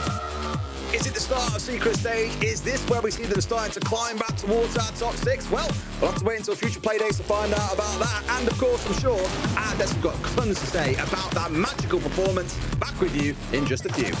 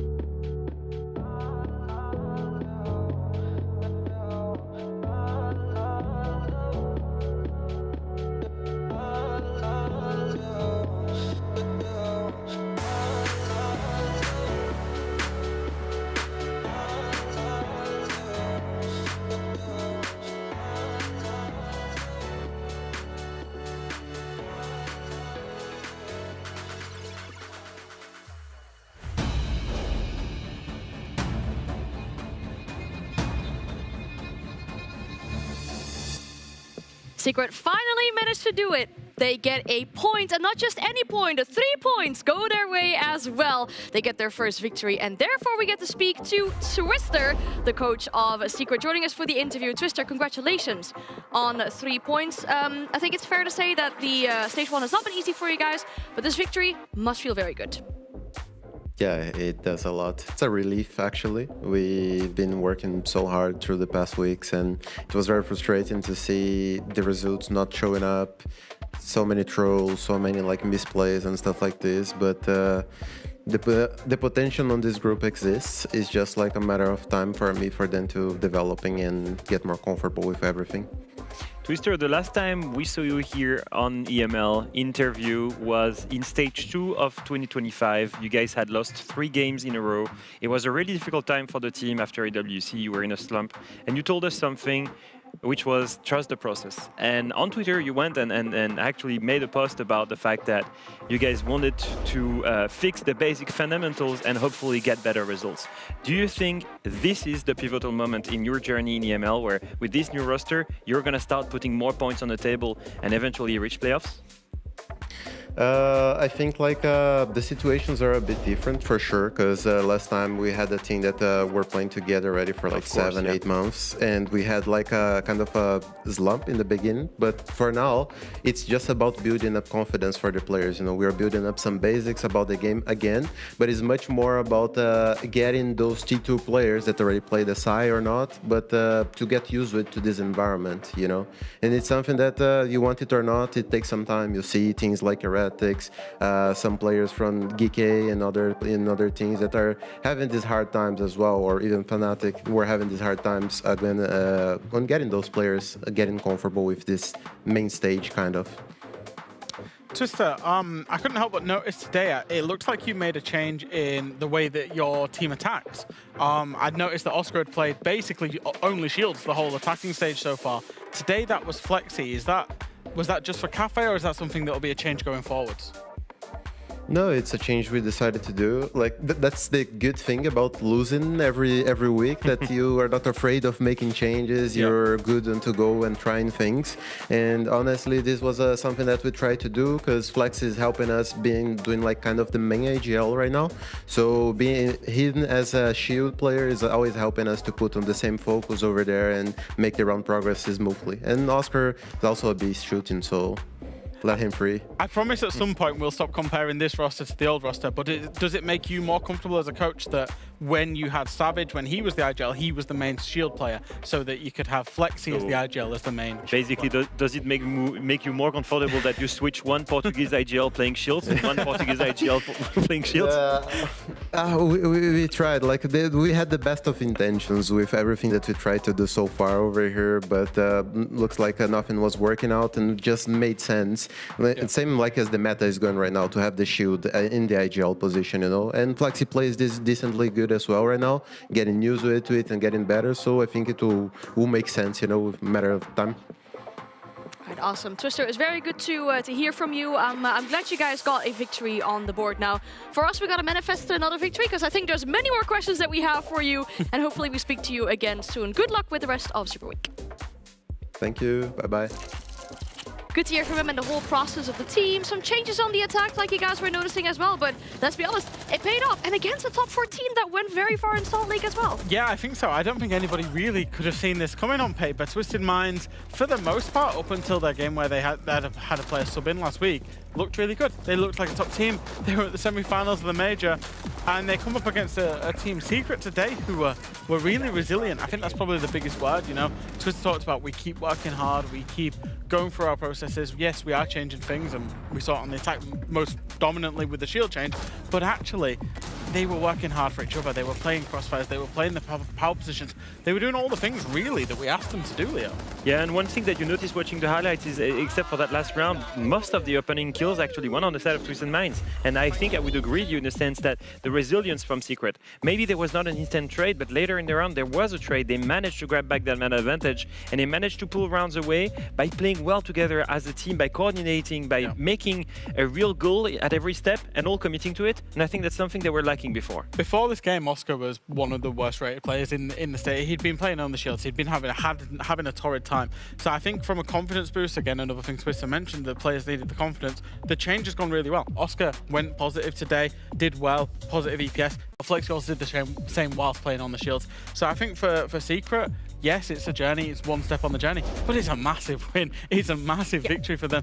Big confidence boost on what is going to be ultimately a very, very tested Super Week. We mentioned how hard it was. Full 3 points in their first game is very, very good. Yeah, because they still have Virtus Pro to play against, they still have G2 to play against, so it doesn't get easier from here on, but this at least should be a very good confidence boost for them going into the Super Week, or the remainder of the Super Week at least for them. Now, our final game of the day, we have Virtus Pro lining up against Heretics in this matchup. Both these teams, relatively new rosters, right? Making changes right before kickoff starts, but I think we can tell also by the position on the scoreboard, on the leaderboard, right? First for Virtus Pro versus 7th for Heretics at the moment, that even though they have a new team, they're going on a very different trajectory. Yeah, and they were 7th before the victory from Team Secret, so, you know, looking at the standings, the pressure is starting to add up for Heretics. It's like the best against one of the worst, if not the worst, of EML, looking at on paper. And it's a brand new team's EML journey, and a very different one from the side of Heretics compared to this one of Virtus Pro. I'm just sad that Neko isn't quite smiling here, because if you just look at the difference of attack win rate, for example, I mean, it's more than double the one of Heretics. Defense win rate, obviously, crazy high for Virtus Pro. The clutches as well.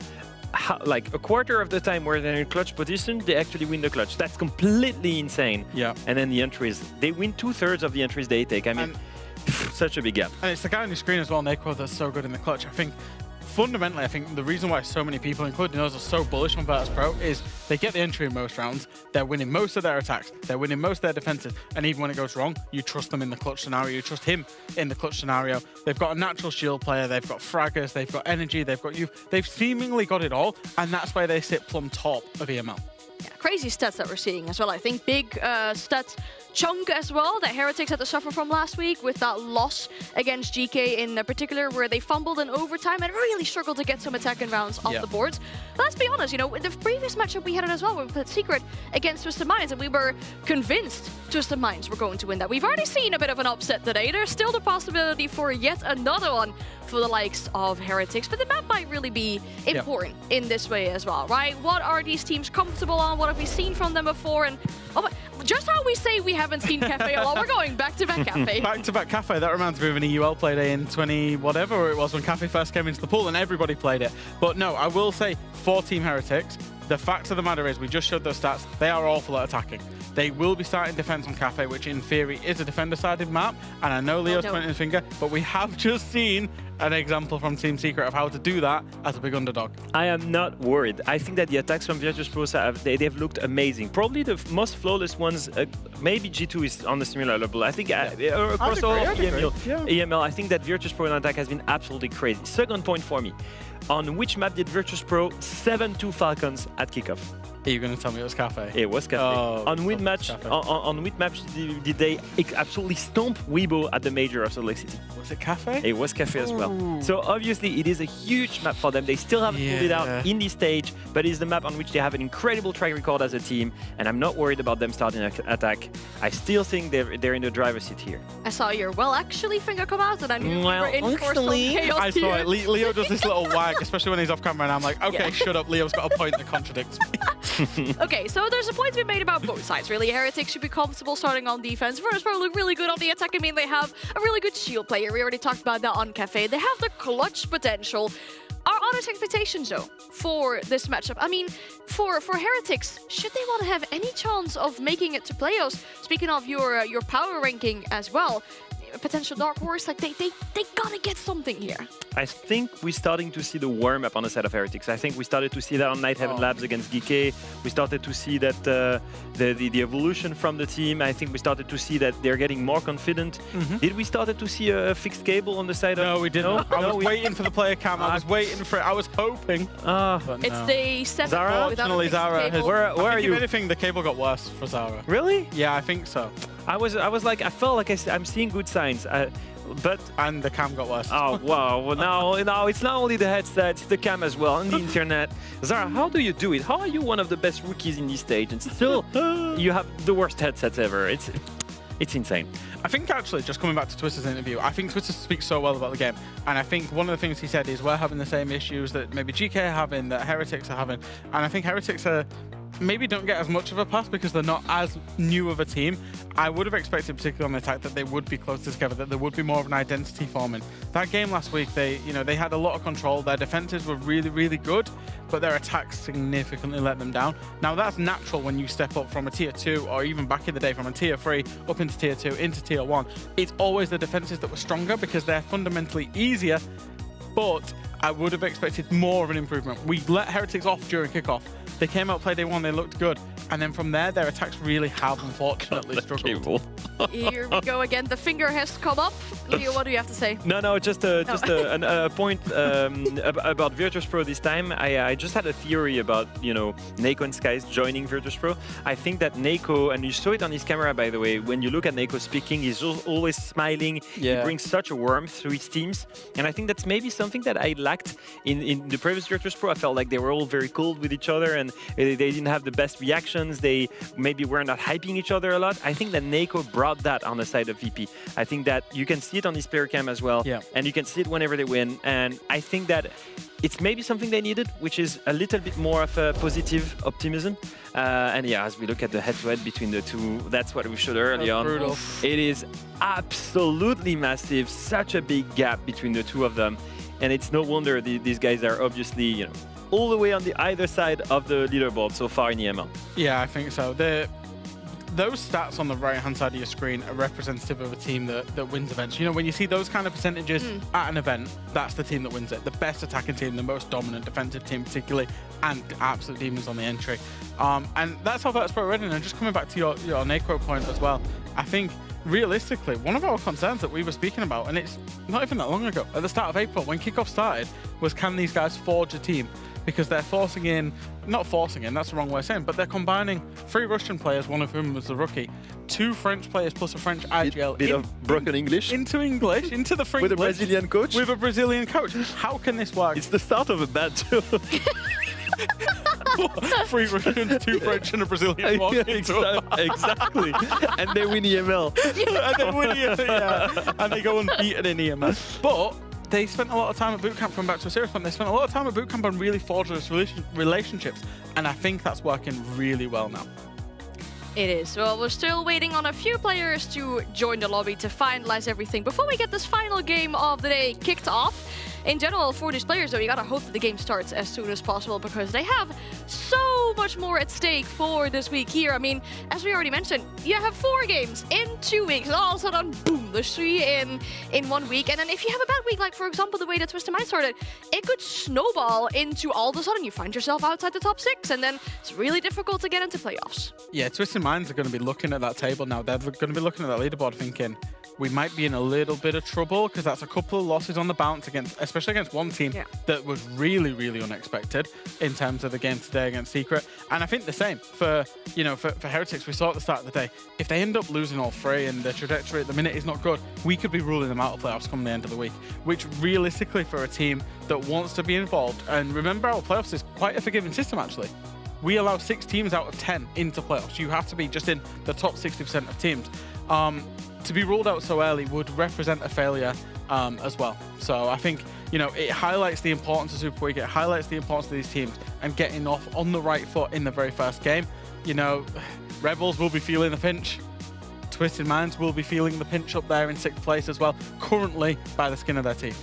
Yeah, just looking at the updated standings here, I'm thinking of teams like Heretics, for example, that had such a hard kickoff and are now, in the position where with the Super Week, if they don't grab any points, they're going to be left stranded again, they're going to miss playoffs again. And I know they just came from Challenger Series, but 3 of these players, they had played a full year of Tier 1 before. Expectations are a little bit harder. You need losers in an EML game, in EML competition, but I think it's important that they grab some points here. All right, we have the standings behind us as well, just to have a little bit of a look here with the teams and where they find themselves currently. Shifters, G2, Shifters is the big one as well. Yeah. 9th, like that. I mean, GK propelled themselves up now. They were in 8th at the start of the day. Yeah. One big win. See what it does to you. That's really nice. That's very good. I mean, all things could change tomorrow because I'm not sure if you guys noticed it as well. A tweet came out earlier from a Rainbow Six game about the patch notes that we're getting tomorrow for the changes coming into it. Dokkaebi, nerf. Thank goodness, I think we can all say. So we saw like what 7 seconds cooldown. So I assume now you cannot spam your calls. There is now a cooldown of 7 seconds, which is huge by the way, because you just remember the clip that we played in pre-show with Feno going crazy with Dokkaebi. Double spammed it. He was just spamming it, getting a kill, spamming it, getting a kill. And he did exactly. I know they lost the game 7-0 today, but he did exactly the same on one of the rounds on Fortress. I think he used like 4 within 15 seconds or something crazy. Yeah. So that's going to be well. That'll definitely be a big nerf. There's obviously some changes coming in as well. Yeah. Do you want me to read some Go of them on, read them out. Yeah, And if you've got them, of course. read I them. think a big one as well, which I'm personally really happy with, is we know how like frustrating Thorn could be sometimes, but they've reduced the limping, right? It was 15 seconds, which it's is 10 seconds now, very right? long. It's going to be 10 seconds now. Yeah. So that feels like a little bit less punishing if you do take damage from one of those Thorn gadgets. You could like start moving around faster. Nice. Yeah, I think the limping effect was one of the strongest aspects of Thorn, because effectively you don't kill that many times because of the new patch with the radius. So I do think that it's good that they actually nerfed it a little bit. Yeah. Another one? Sorry? I was about to say, any other significant ones, Anne? Well, I think some of these don't really rely to or have to do anything with the esports, right? We have a IQ range detector updated. Thatcher he got a buff to his area of effect. Yeah, it was 1.75 meter. It's now a 1.85 meter. Actually, it's 8 meters. 10 centimeters. All right. 10 centimeters Could make all the difference. I don't know. Honestly, I don't know. It could make all the difference because he might be able to catch more electronics when there's a plant going down and double C4. Now they could both be in range. It's a 10 centimeters radius. Wow. I would love to sit Makes all the here difference. and read out all the patch notes, but instead, I just heard that the game is ready. So instead of us talking about the game, let's go watch it as the final game of the day kicks off. Thank you very much, guys. It's like a bit of a tense build-up more than anything else, isn't it, Tim, to get us into Cafe again for our final game of the day. I think everyone knows who we expect to walk away from this one, but given we've had a couple of surprises today, can you see Heretics getting one over Virtus Pro? No, I can't. If I'm being brutally honest, you know, I said earlier, there's 2 teams in every game. You know, anybody can win it. But Virtus Pro have just been so good so far. I think, you know, you're looking at 95% of the time we're going to expect them to come and win this. But we also said that with Twisted Minds and Secret, and look what happened there. It wasn't just a little secret win, it was a pretty easy secret win. So I'm sure that, you know, there are possible surprises in Heretics. We'll see how the first rounds go particularly. But our first bans have come in. It's going to be the Monty and the Clash taken away, so a real assault on shields so far. It has, and no big surprise, they are quite a headache. Indeed, it's going to stick to a double ban, leaving the Blackbeard online for Virtus Pro if they wish to make use of it. They were the team that historically, I remember, had all 3 banned away, the Monty, the Blitz, and the Blackbeard, and then popularised running Fuse. They're like, oh, we don't care, we'll run Fuse. Like, you can ban it away from us if you really want to, but are you going to waste a ban on a Fuse? Really? Because then we'll just run one of the other shields. It really is no skin off our nose. And so I think you're probably going to see a little bit of that in this as well. Maybe starting out with a Blackbeard, but then always happy to move over to a Fuse if required a bit later on. Eyes naturally will fall towards Heretics, so they start on the defensive side. They have got to put up a show here against what many probably would describe, would they say they're the best? One of the best in the region right now alongside G2, but I'm pretty sure if Virtus Pro win this game, they jump over G2 anyway because of G2 winning a game or 2 in overtime. Yes, they will. They'll jump ahead. Yeah. Okay. Well, they will continue scrapping then for that top spot, and that is going to mean an awful lot to them. Interestingly, we spoke at the beginning, and they spoke on the desk about it, about this threshold of 11 points, and Virtus Pro obviously already beyond that. So we would say not mathematically secure. Don't you know, come for me if they don't make it, but I would say there's pretty much Virtus Pro are already qualified for the playoffs, give or take. Yeah. Or certainly above that line that we would expect them to be meeting, and I can't see a world where they get 0 points for the rest of EML and then 12 isn't enough to get them into playoffs. I would be absolutely gobsmacked if that was the case. So yeah, I think it's a fairly safe assumption that they will be getting there. But they'll want to be making 100% sure. The Pulse of Dora currently working. I'm pretty sure it was Virtus Pro that we saw undone by this Pulse, wasn't it? when they went rushing on in and missed him because he was stood on a mute jammer. They relied on the snake scam. I think it was Virtus Pro, but yeah, they're going to be very aware of that position. G2? I think it was, yeah, it was Virtus Pro G2. It may have been back in. Could it have been back in kickoff? Anyway, Virtus Pro are going to be very well aware of Pulse in that position. Here's the point that I'm getting to. We're going to see a red stairs drop come in from the Blackbeard, looking to get aggressive onto these top floor roamers. There are 2 off to his left-hand side. There are 3 up there in total. Zara, Lolo, and Aqui are going to be the ones that need chasing out. A little bit of support is going to be needed for Nako here. I think he's on his own at the minute. It's slowly being joined by Dan. He gets in there, so he's got another gun on side now as well. It's still 5v5, halfway through the round. And a jump out, of course. We saw this in the map not too long ago, literally about 15 minutes ago, Tim. It's a similar thing. You know, players in the window or they're outside the balcony. It's a free jump out if they're distracted looking elsewhere. So while Pasha falls, there is a kill across and towards Aqui. I'd argue really the Fenrir falling down here isn't the end of the world. You know, we've got the FNATs turned on, so information is being fed when they push into certain parts of the map, because otherwise you want to keep the DMR, you want to keep a C4 from the Mozzie and the Pulse, which have now admittedly both been used. And of course the Solus is going to be the big denier, currently hanging out down on the ground floor. I worry that Virtus Pro have left themselves with too much to do here and not quite enough time to get it done. Start getting the vertical angles opened up now so they can challenge into key areas like that corridor, prevent players from sitting just outside of the utility room and making life difficult. We see Solid Snake's ability to forage, to scavenge for those secondary gadgets. Going to pick himself up another breaching charge, get a little bit more of that verticality done. Actually quite a lot done now. You've got Gridlock with the shotgun as well. Opportunity to put the diffuser down, and I'm not sure, you know, that there's really anything Heretics can do about this. They're watching for the Nitro coming over, but it's never going to find. Skies manages to get the kill. Dora fights back with 1, but still leaves VP 3v2 with diffuser down on the ground. Skies is low health, as is Rorik, but the same can be said for Dora. The fight back begins above. Dora manages to get 1. Skies, however, finds his teammate Riaz, so it's now 2v1 and Dora has to drop back to site. He's going to get straight on the diffuser. This could be a smart play. There's nobody up above him. It's all down to a matter of time. I think he's going to do it, Des. Oh, no! Nako gets there with about, I don't know, 0.4 of a second left to spare. Oh boy, it's close. Does he just pull out the ice cold Palmer celebration at the end as well? I want to believe that he did. He looked locked in come the end of that one. Even he's like, yeah, no problem at all. I had it. Don't worry about it. It's not an issue. That was a good play from Dora, though. A great round from him overall. The jump out first, a couple of kills that he collects in the mid round. Great play in the 1v1 upstairs. And the commitment towards going for that disable, beautiful. We saw it on our screen. It was down to a couple of 100 milliseconds left there. So just in the nick of time did Nako get there. Despite all of Dora's efforts, they don't get that first round. Virtus Pro up 1-0.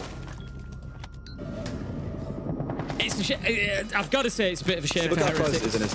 Yeah, it's a bit of a shame for Heretics, because I do like a kind of a heads-up play on the diffuser like that. Yeah, if we have a look, we're talking about half a second there. I love a heads-up play on the diffuser like that, because it's those key moments where you remember that Siege is an FPS first and foremost, but there really are other ways to win these rounds, and sometimes just having that nerve and that judgment to say, I'm going to stick this, they've got to get all the way upstairs. I like to see it rewarded sometimes, and I do really feel for Heretics there for 2 reasons. 1, that wasn't rewarded, but 2, it was such a close round for them, and they're not necessarily going to get too many opportunities against Virtus Pro, and those are the kind of opportunities, tight as they may be, that they're going to have to take. Okay, let's see if we can course correct, because it certainly wasn't a bad round. There is work to be done, no doubt, by most of the team. Dora really the only one who got, well, he was the only one who got a kill in that previous round. The rest need to do their part as well. There's that earlier exchange on towards Pasha that I think hurt and slowed down Virtus Pro, because I spoke about this earlier on today.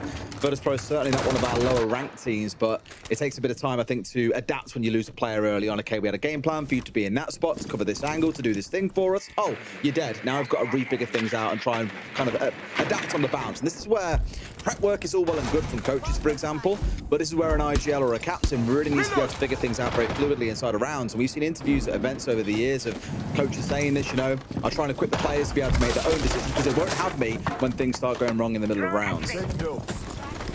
In goes Blackbeard straight away. I like this aggression from Virtus Pro. Last time around, it was a little bit of a struggle for time. They did manage to get the job done, but this time they're going to have absolutely none of that. Getting themselves in there quickly, forcing Acqui away from Pixel. They've been able to take that ground. Dora takes a little bit of damage as well. The player on White Window does not have a chance. I thought they might, but Pasha is actually going to be taken out by Acqui. That's a great play from Heretics to keep them in this fight. The Blackbeard is doing his work at the minute, certainly getting his steps in for the day, but not really gaining anything. And I just don't know, I was going to say how much support he's got. There are two backing him up now, so can Virtus Pro get moving?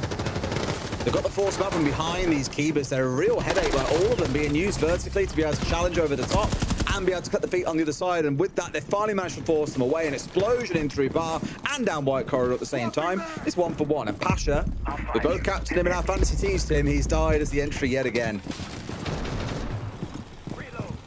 What's he doing to us? Come on, man. Lock in.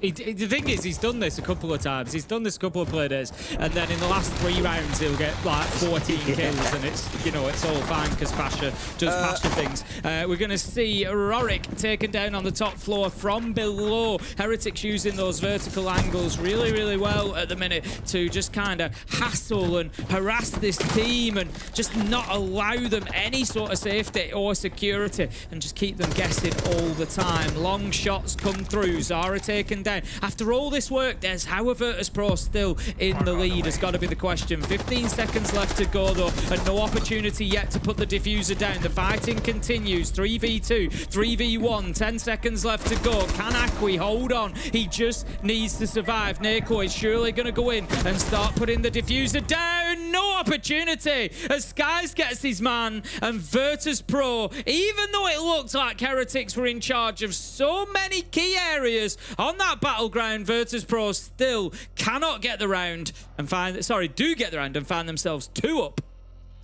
It's heartbreaking when you find yourself getting early kills and resisting really well. I love their setup upstairs. I thought it was really cool, and clearly Virtus Pro got a bit stuck. They weren't quite sure how to work through all of these keyword barriers set up and then finally cracked it. Really arguably a bit too late, because look at the clock at the top of the screen here. Going into a very scrappy 4 versus 3, there was about 15 seconds on the clock, but Virtus Pro going to Virtus Pro and still going to win the round. Skies especially, I believe, walked away with a 4K in the round. 3 was what I initially saw. It was indeed a 4K. He has, dare I say, saved them in that round. Every single kill except for the first 2 came in the last 20 seconds. Camera in position. Deploying explosive order. I love a Valkyrie. We're going to see a Valkyrie brought along by Zara, and we've not seen it as of yet. Particularly like it when you're playing sites up above your location. I think get a couple of cams up there, look for some nitros, look to really punish them. It is difficult at this sort of level. I will admit that it's much more common that you're going to get success with Valkyrie at a ranked level rather than a pro level. As it is, Virtus Pro haven't brought along the IQ, so well hidden cams might have a little bit of joy, but the problem is, especially with a map like Cafe that's been around for a long time, you know, you're not trying to hide a cam on brand new map Calypso Casino. You're trying to hide a cam where these teams have you know, poured over every inch of every map looking for those spots. It'd be very difficult to keep them out of the way, but still, it's always nice to see an attempt. So we'll keep an eye on Zara and see just exactly how they do. They've got the Nitro in hand at the minute, actually, just waiting for that opportunity, using the sledgehammer, but just goes a little bit soon. Not going to catch any damage onto Skies, and that is some gone. But look, doing good work already. That's a cam that hasn't been spotted out. A lot of drones being spotted out on their charge on through. Obviously in a spot where some teams choose to respect and bring along the IQ and some do not. Virtus Pro in this round, they can figure it out all for themselves. Of course, eyes will fall towards that fuse as well. I spoke about this a little bit earlier on. We're going to ban away all of our shields. Fine, we'll just play the fuse. They really don't care, and we'll happily jump onto it. It wasn't Neko, I believe, historically, who was playing it. It was Pasha that I think I recall seeing running around on it in one round. But as you've seen from the outcome, again, they see all these movements. They can see that there are 3 players all flooding around. If there's a C4 spare waiting downstairs, which I don't think there is, maybe one's been pre-placed, they could get a freebie. As it stands, they just see the lot. vertical work will continue. They're well ahead of time here of Virtus Pro as well. We usually say 1 minute 30 is a bit of a benchmark for that verticality to start work, but it was already, you know, well underway when we got to that point. So plenty of success so far, but these Valcams are surviving. That's 2 of them that we've seen not taken out. Beautiful kill from Aqui as well, just having a little look up the red stairs there and punishing Skies. Sledge gone, a lot of the work has been done, granted, but I don't know what Virtus Pro are doing with these Valkyrie cams. There's, you know, at the beginning of the round, and I'd say it again, at this level, you don't expect to see so much success out of them or them surviving for so long, but without the IQ, it's as if Virtus Pro don't have a clue.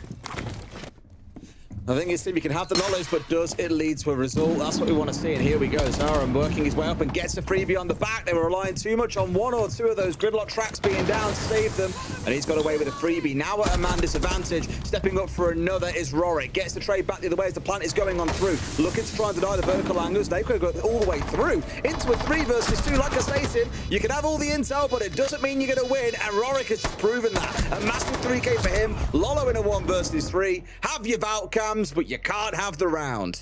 This is so tough for Heretics. It's another round where they did a lot of good work. The Valcams, I keep going on about it, but the Valcams were well placed. They were feeding him a lot of intel. They got a kill on the back of him, where Aqui knowing that the opportunity was there onto Skies. They've done great work to keep themselves in the round. And it's like you feel like they're putting in, it's almost like, it must feel like you've run a marathon and you get there to the finish line, or what you think is the finish line, and somebody goes, right, well done, that's the first half, back you go. And it's like, oh my God, like, how much effort is this going to take to actually get around? And we see them putting the tactical timeout in, and it's no surprise because Virtus Pro are making this so difficult for them. Bit of a stinger, isn't it? And it's going to be tough to recover from as well. Even when you feel like you've done everything right, your setup's good, you've wasted time, you've forced them down for the last 15 seconds, as we saw in the second round. Skies rocks up with a 4K. Previous round, Rorik walks up with a 3K. And these are things that normally I'll comment on for teams like G2, you know, relying on individual players to pop off inside a round and work absolute wonders for you. I'd say in a way, like the actual strategic game or the tactical game, Heretics are competing, if not somewhat better. And I think the way they've approached it is really good. Making use of those Valcams, as we just saw, to completely read exactly what was going on. They pulled off a couple of flanks off the back of it. They had really good keeper setups on the top floor in the previous round. They're playing the game of Siege really well, but they're not quite stepping up there when it comes to the gunmanship. And this is where teams like G2 can get away with it. They'll have a player walking away with 3 kills in 1 round. Then Doki come up next and get a 4K. Then Stomping gets a big clutch. They can rely on individuals. I'd argue right now, Heretics are really struggling in that department. I mean, Casterize, the bottom left. Doro got that 3K back in round 1. Outside of that, they've got themselves 4 kills. It hasn't been competitive from a gunplay style of things so far. That's what needs to transform in my view. And you can't really fix that by having a tap timeout and saying, guys, just click heads better. It'll be easy. It's not that easy. It's very hard to do, especially against a team like Virtus Pro.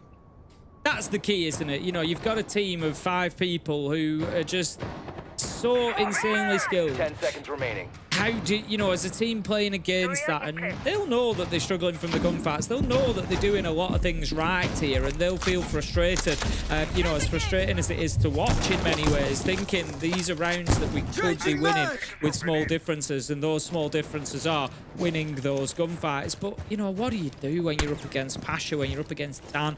You know, it's such a huge ask. It's always going to be a nightmare. But let's see whether Heretics can improve or not. We're going to see them this time going to reading. They tried this back in the first round. Virtus Pro, they got the win because they've got the win every single round. Interestingly as well, by the way, as I say, Heretics are doing everything right. They've had the entry every single round. They are doing stuff right. They really are, you know, giving themselves every opportunity. They're giving themselves the foundation to be able to win these rounds. But Virtus Pro, they just don't care. Bit cheeky there from Lolo. Not rewarded with a kill, but at least there was a slight fright for a second there. I imagine that drone dropping in thought, what the hell is going on? There's a guy there waiting to kill us. Normally a C4 you'd see being used in that case to try and get the players that are being a little bit safer, and it could have rewarded him there, but being on the Wamai, no C4 with which to work. Rorik now getting his tracks down on towards red stairs. You'd of course see in the previous round how Zara, let's say ignored them, but punched his way through them and managed to get on the flank and get away with a free kill. I doubt they'll quite get away with the same punishment again. Sky's ready with the fire. Grimby's also going in there. One controller wipes him, and they're going to force it. Here they go. There comes the attack. Are they aware of the presence of the player in Freezer? That's going to be up to Nearco to deal with as he comes around this corner. Zara manages to find Skies. Heretics standing up to it so far. They are aware of the presence. Managed to find the kill. That's Akwi taken out. 4 versus 4. And again, despite Heretics' hard work, they don't really find themselves with too much of an advantage. They do, however, manage to get themselves back onto that mid floor without losing any further bodies. It's 4v4, a minute 15 left on the clock, and they are a little bit limited here to getting this vertical work done. No soft breach charges, so it's going to be up to Rorik with that secondary shotgun, which is quite a small hole that it produces. I struggle to get excited until the round's over, to be honest, because we've been here now a couple of times, right, where Heretics have had a man advantage or it's been 4v4. We're seeing the clock dwindle away, Virtus Pro look like they're going to be chalked, and then all of a sudden, bam! They find the round off the back of a good little execute. Now, not loads of utility left for them to work with, admittedly. A single Candela and a smoke with which to play doesn't really reward you with much. And Dora, of course, can see everything that's going on, given he's playing on the pulse. Makes me a little bit nervous of VP and how they get this one over the line. Could this finally be that time that Heretics get away with it? No. Plants going on down, expecting the white flank to come on through. Surely he finds the angle, he's looking for it, but Dan's going to get the chance to finish it, Tim. They might dive the back of it, but no, can't even finish him off. Finally, Zara steps up and gets the business done, but they can't push up onto the vertical, Tim. They're certainly going to try, but Rorik holding aggressively. Finds one, finds two. There's no comms on where he is, Tim. It's a 3K on white stairs. The murder of white, it's not looking good. Dora, once again, is left in a 1vx. Heretics have crumbled in the dying seconds of a round, as they have done a couple of times now. Virtus Pro are going to go up 4-0.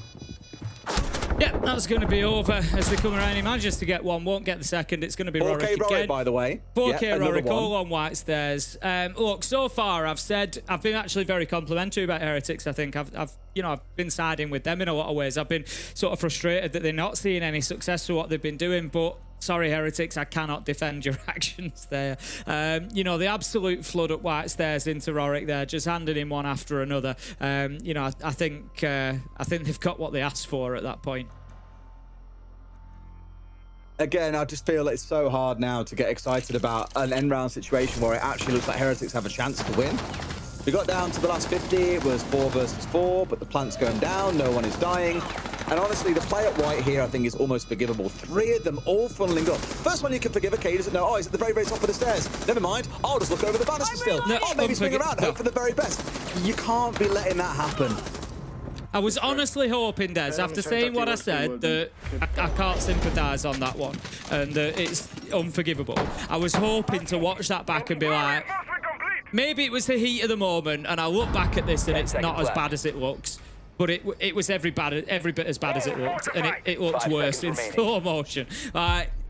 Yeah, just flooding up like that, half a second apart. What do you think he's going to do? He's just going to stand there holding mouse one. Every time he gets a kill, he can hear more footsteps, so of course he's going to do that. Yeah, big mistake from Heretics there. I think it's just one of those. Sometimes the noise gets to you, the action of the round gets to you, and you think, right, I'll be the one that'll get the kill onto him. The other two haven't, but I'll get it. And in reality, you're not going to. Maybe in round 5, Tim. Maybe in round 5, we'll see something. We'll see them hold on. We'll see them win out an all-even situation of a 4v4. We'll see them win by time. There will be something that surely has to go right for Heretics. They'll feel so stung if they come out of this half 6-0 down, especially given it's a defensive cafe, historically one of our more defender-sided maps. It already feels bad enough maybe being down 4-2, but a 6-0, that feels like a car crash. Well, we've just seen it, haven't we? We've just seen it in a matchup earlier today with G2 as well, and that one finished 7-0. There's just, it's always possible. I never like to count teams out. The brilliant kill there from Lolo, by the way. Unbeaten on entry continues for Heretics. Might I also add, by the way. Virtus Pro continue to find a way to get these rounds done. But yeah, I will never write a team. That's a bad miss with the draw. I will never write a team off and say that it's not possible to come back. There is always a dream. Whilst they are still in the server, while they still have mouse and keyboard at the hands, they can still get the job done. Coming back against Virtus Pro, 6-0 down, it's 100 to 1 shot, 1,000 to 1 shot. You could have a lot of attempts at that and not achieve it, so you really do need to start winning some rounds. Yeah, best time to start was 4 rounds ago. The next best time is now. Got to get something. It's C4. That was well placed to maybe get a double. No, it's just the one. Skies to fall. 5v3, Tim. Surely they can't let a 5v3 go by them. Well, you wouldn't have thought so. You wouldn't have thought so, but their performance so far has suggested that maybe they will. They go in, Banshee triggers, so they should be aware of the push coming here. One hard round to the right. They have to assume that's going to be the case. Lolo does a little bit of ducking and diving and manages to find his man, though. And we're going to have Pasha down. It is effectively 1v5. Surely this is the round for Heretics. Yes, it is. A flawless round as well. So we are not going to have 2 7-0s in EML tonight. Heretics get themselves at least one round. They've finally made good on an entry kill and been able to close it out and keep on winning those gunfights. So it goes 4-1. They capitalized off quite a slow Virtus Pro there. They didn't let them execute their game plan. C4's on towards the floor, the initial entry that we spoke about. They've just played it well. They've been aggressive on towards them and shut them down. Again, that could have really been done with the thing being done 4 rounds ago and not just in this round. But it shows that maybe they can get themselves a second here as we go into round 6 and give themselves at least a little bit of breathing room. My biggest nervousness is when they go onto the attacking side. I'll say it again. Our bottom 4 teams, there'll always be a struggle, I think, on the attacking side. That is where they will lose the majority of their rounds. And Virtus Pro, as we've seen many a time, and no slouch on the defense either. So I'm already a little bit nervous that a 2-4 scoreline won't be enough for Heretics to save the game. But I've been proven wrong before, Tim. I'll happily be proven wrong again. We love to be wrong, Des. We truly do love to be wrong. And I'm with you. I will say that. I will commit to that. I think Heretics are really going to struggle on the attack of Cafe against the Virtus Pro, especially with the way Virtus Pro are playing today. Pasha's got 0 kills, by the way, in the first 5 rounds. I'm ignoring that. Yeah, I mean, he's really unusual for him. But the reason that I point it out as well... Oh, missed his opportunity. But the reason that I point it out is... Pasha's not going to finish a game with 0 kills. And I think when he gets onto defense, we're maybe going to see a bit of a different situation. And that's something else that's going to stack the difficulty up for Heretics as well. As you know, you're basically playing without Pasha in the game at this point, almost. And so, yeah, a lot of work is going to come in that second half. But for now, all Heretics can do is focus on a second successful defense. Get yourself a 4... If they get a 4-2 half, it's daylight robbery. I will say that. Yeah, it will feel like it. But at the same time, I can also appreciate probably how Heretics will feel hard done by that they haven't got more than the 2. Because the difference in that previous round to the previous ones wasn't stark and enormous, to be fair. It played out largely the same. They were just very good at securing a second kill and then rolling forward the advantage from there. They slowed Virtus Pro down is the crucial thing that I'll refer back to. Still, Virtus Pro will also want the 5-1. They'll know they deserve it after 1, but they'll feel they deserve it after 4-1. Both teams, I think, have a case to say, we deserve more from that half. Shots will rain out towards those windows. Still 5v5, 1 minute 45 left on the clock. Virtus Pro, none of them inside of the map yet. So we've seen time raise its head for them a couple of times so far today, where rounds have run a little bit late. They've still managed to get the wins, but certainly something to think about. That's a big pickup for the Twitch drone there, getting that bulletproof cam. Really important piece of utility taken out, and it was the only one on side for Heretics. So they are now reliant on other utility, of which they continue to lose as well. Razor Balloon being taken out, and that now allows Virtus Pro to start aggressive forward. But look at the clock, Des. 1 minute 10 left on the clock, and a 6th straight entry in a row goes this time to Riaz. They're looking to just plant on door. That's a lot of smokes going on down. Damn, surely the one that can step up here and make something happen. Plant now looking to step on forward. Off goes the switch towards the left-hand side. Naqo is in, making this happen. There should be a C4, but no. Is anyone ready? That's a great step up from Lolo. And capitalizes down, unable to find the man. And now it's rescue stations for the side of Virtus Pro. They've invested a lot in trying to make this execute work, and it has crumbled before their very eyes.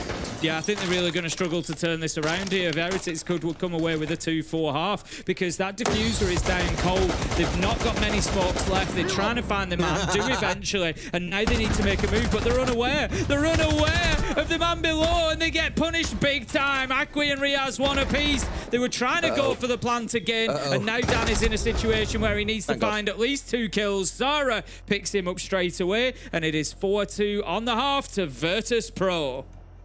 Well, that was a bit of a tale of 2 halves there, or 2 quarters, or 2 fourths and a 2. Whatever you want to call it. Our Des have got a lot to say about it. Guys, what do you make of it? Well, I think it's pretty clear that they're kind of a Virtus Pro is kind of a shield scratch, right? You see the first 3 rounds, they have all shields open and at least one shield open, and they go and get 3 rounds in a row. And as soon as they don't have the shield, it's not the same story. They're struggling to get their attack rounds.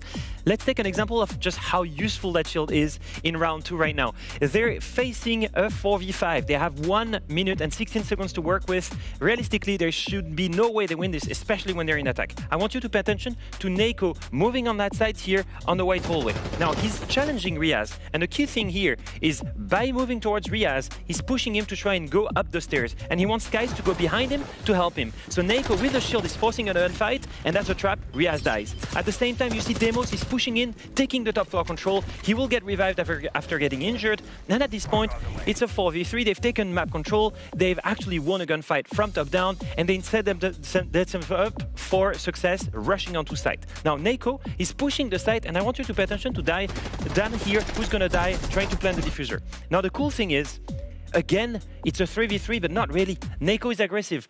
Rorik is dropping from laundry hatch. Skies is pushing down the white stairs. They're all towards one single player and making sure they get that man advantage. So Lolo dies, and they do the same thing on Tudora, all 3 of them pushing him. Now look at the positioning, and that's what makes them special. I want you to pay attention. As soon as they get the kill, Neiko is rushing to get the diffuser, and Rorik, Skies, they're not helping him. They're actually going to prevent Akui to push him. And so Skies is gonna go into dining, Rorik is gonna go towards mining, and the 2 of them will cover any entry point that Akui can take. And so as soon as Akui comes in, he's being held, and that's a free kill. What's very impressive here is the ability on Virtus Pro to recognize the win condition instantly, and then in span of, 1 or 2 seconds, they make the right call, and they play well together. Yeah. It's a great start from Virtus Pro, but as you mentioned, of course, after the shield bans, it was a great salvation here, really, from Heretics to at least get 2 rounds on the board. Yeah, I think so. I mean, Neiko referenced it when we interviewed him last week. He said, as soon as the shields, you know, as soon as I don't have them, I'll go crazy, I'll get on the Ash. I think we did say, you know, the shields are really, really the big reason as to why Virtus Pro are 4-2 up. But that's 4-2 up attacking Cafe as well. And just to pick up on your point as well, Leo, I think one of the things that, you know, we're kind of privileged. We get to listen to the teams, we get to hear what they're saying. Neiko's Nigel holds his team accountable for everything. He asks them constant questions. Who's got this? Who's responsible for that? Have you done this yet? I'm going to do that, which we can't say for a lot of our teams. A lot of our teams, especially the ones that are lower down the table, are just very informational of, he's here, he's here. Whereas Neiko is very much, very quickly, let's get a plan, let's do it. And his team trust him implicitly. It's why we saw them go 4-2 up. Yes, it didn't go well in the last couple of rounds. Maybe you could call them shield crutches, maybe not. But the fact of the matter is, a shield will always be available in the first 3 rounds on their defenses. It's also a big reason as to why they currently find themselves as the very first in our leaderboard and flawless in regards of points as well. Will that stay? We're going to find that out in our second half. Thank you very much, Jan. Fair to say, I think Neiko is licking his lips here. They may have taken away 3 shields from him in the first half. This half, the Clash is on side. Guess what he's playing? Clash. Already looking towards the side of Heretics and wondering where is the solution? Where is going to be the answer to that clash? I'm looking, there is no nades. So that's already a problem. Verticality could be key, but all you can really do is remove the spaces that Clash can operate in. You can't really remove the Clash specifically necessary by that. You've got the Thatcher. Could, of course, at least disable the electrical element of the shield, but it doesn't really solve the core problem of what Clash is going to bring into a round. It will at least prevent it affecting Dora, for example, with the shield break, that sort of thing. So it's something at least, but it's got to be right place, right time to be used. But I am keeping a very close eye on Neiko. Keep a close eye on that shield, because I am very concerned about how they're going to deal with this clash. Yeah. Not a lot, like you say, to really go off the back of. You could always EMP it out of the Thatch, and then, of course, you can just run at him and try and do some damage, but the problem there being that the Clash is really then just bait for you, if nothing else. It's the drawing of attention still, even without the gadget on side. But of course, its main function is to help try and deal with Dora as he maneuvers his way through the map here at a pretty good pace as well. Got ourselves most of this ground floor cleared out in a rapid time. It's forced all of Virtus Pro back downstairs onto the ground floor. And you can already hear that Ram getting to work, Tim. So good progress by Heretics. They've moved at quite a pace.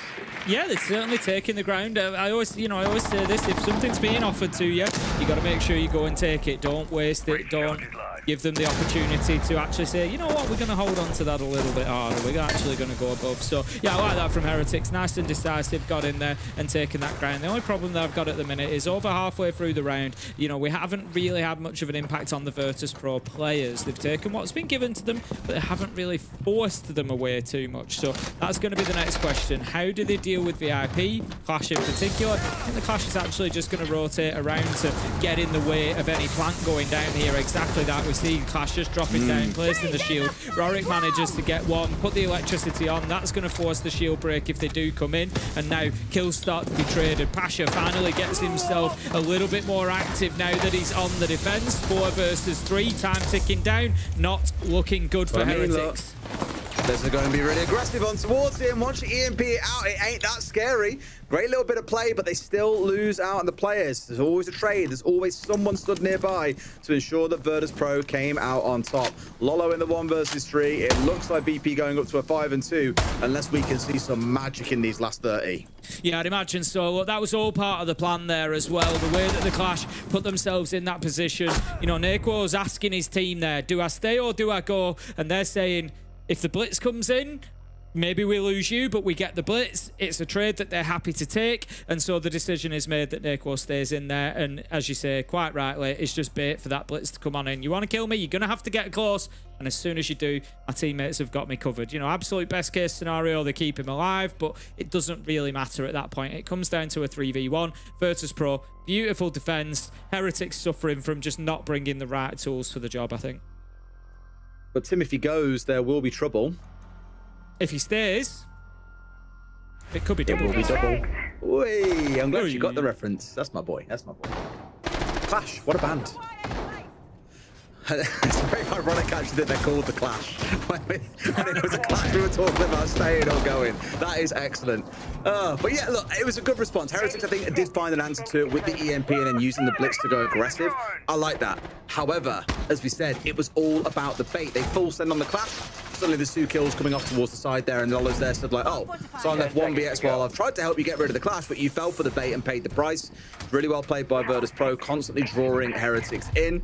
I guarantee they shan't be making that mistake again, and I think that's probably why we're seeing a Nomad coming along here. Good luck and Nomad. Good luck to help lock down the flanks. The Nomad, I'd expect, is somewhat targeted in towards the Clash. To just bat him around a little bit, remove that shield away, and hopefully give them a bit of a freebie. Nomad and 6 nades. That's your answer to the Clash. You know, and this is exactly what I pointed out. It is a big, you know, and that's exactly what I pointed out was missing last time. There was no nades. There was, you know, nothing like an air jab, nothing like a Carly even, you know, nothing that could deal with that shield. And we saw them pay the price for it. Ultimately, the Clash proving a real magnet there at the end of the round to help them get it done. We do see the air jabs all thrown out though, so nope, it is not going to be the case that they are intended for the Clash, but it is going to be the case, surely, that those 6 nades are. But also, you've got this army on side, so there's going to be some concern over Kiba barricades as well. Need to be very careful here because chuck a couple of nades in at Kiba barricades, 2, maybe 3, lose a player along the way, and all of a sudden you've got no nades left. So need to be very, very careful with that utility to Heretics. Now it's a case of trying to waste as much time as you can up here, just frustrate the attackers, give them a lot to have to work their way through. Eyes will fall towards Dora. He really's got to be the one taking control. You know, we saw this out of Fnatic earlier on with Smith doing a lot on border to take a lot of ground with the Blackbeard just by being aggressive and getting up in the face of enemy players. I want to see a similar sort of thing out of Dora. But he has got to respect Naquo, who, of course, is going to be a massive pain in his backside. The constant zap coming on through, doing the shield break endlessly. You don't get a chance to really do anything, so you have to be very careful about where you're approaching from and play around those nades that you've got in back pocket. Sure enough, here he goes. Sky is going to fall down, his army taken offline. He's come towards 75 seconds or so. Virtus Pro once again start to dart away.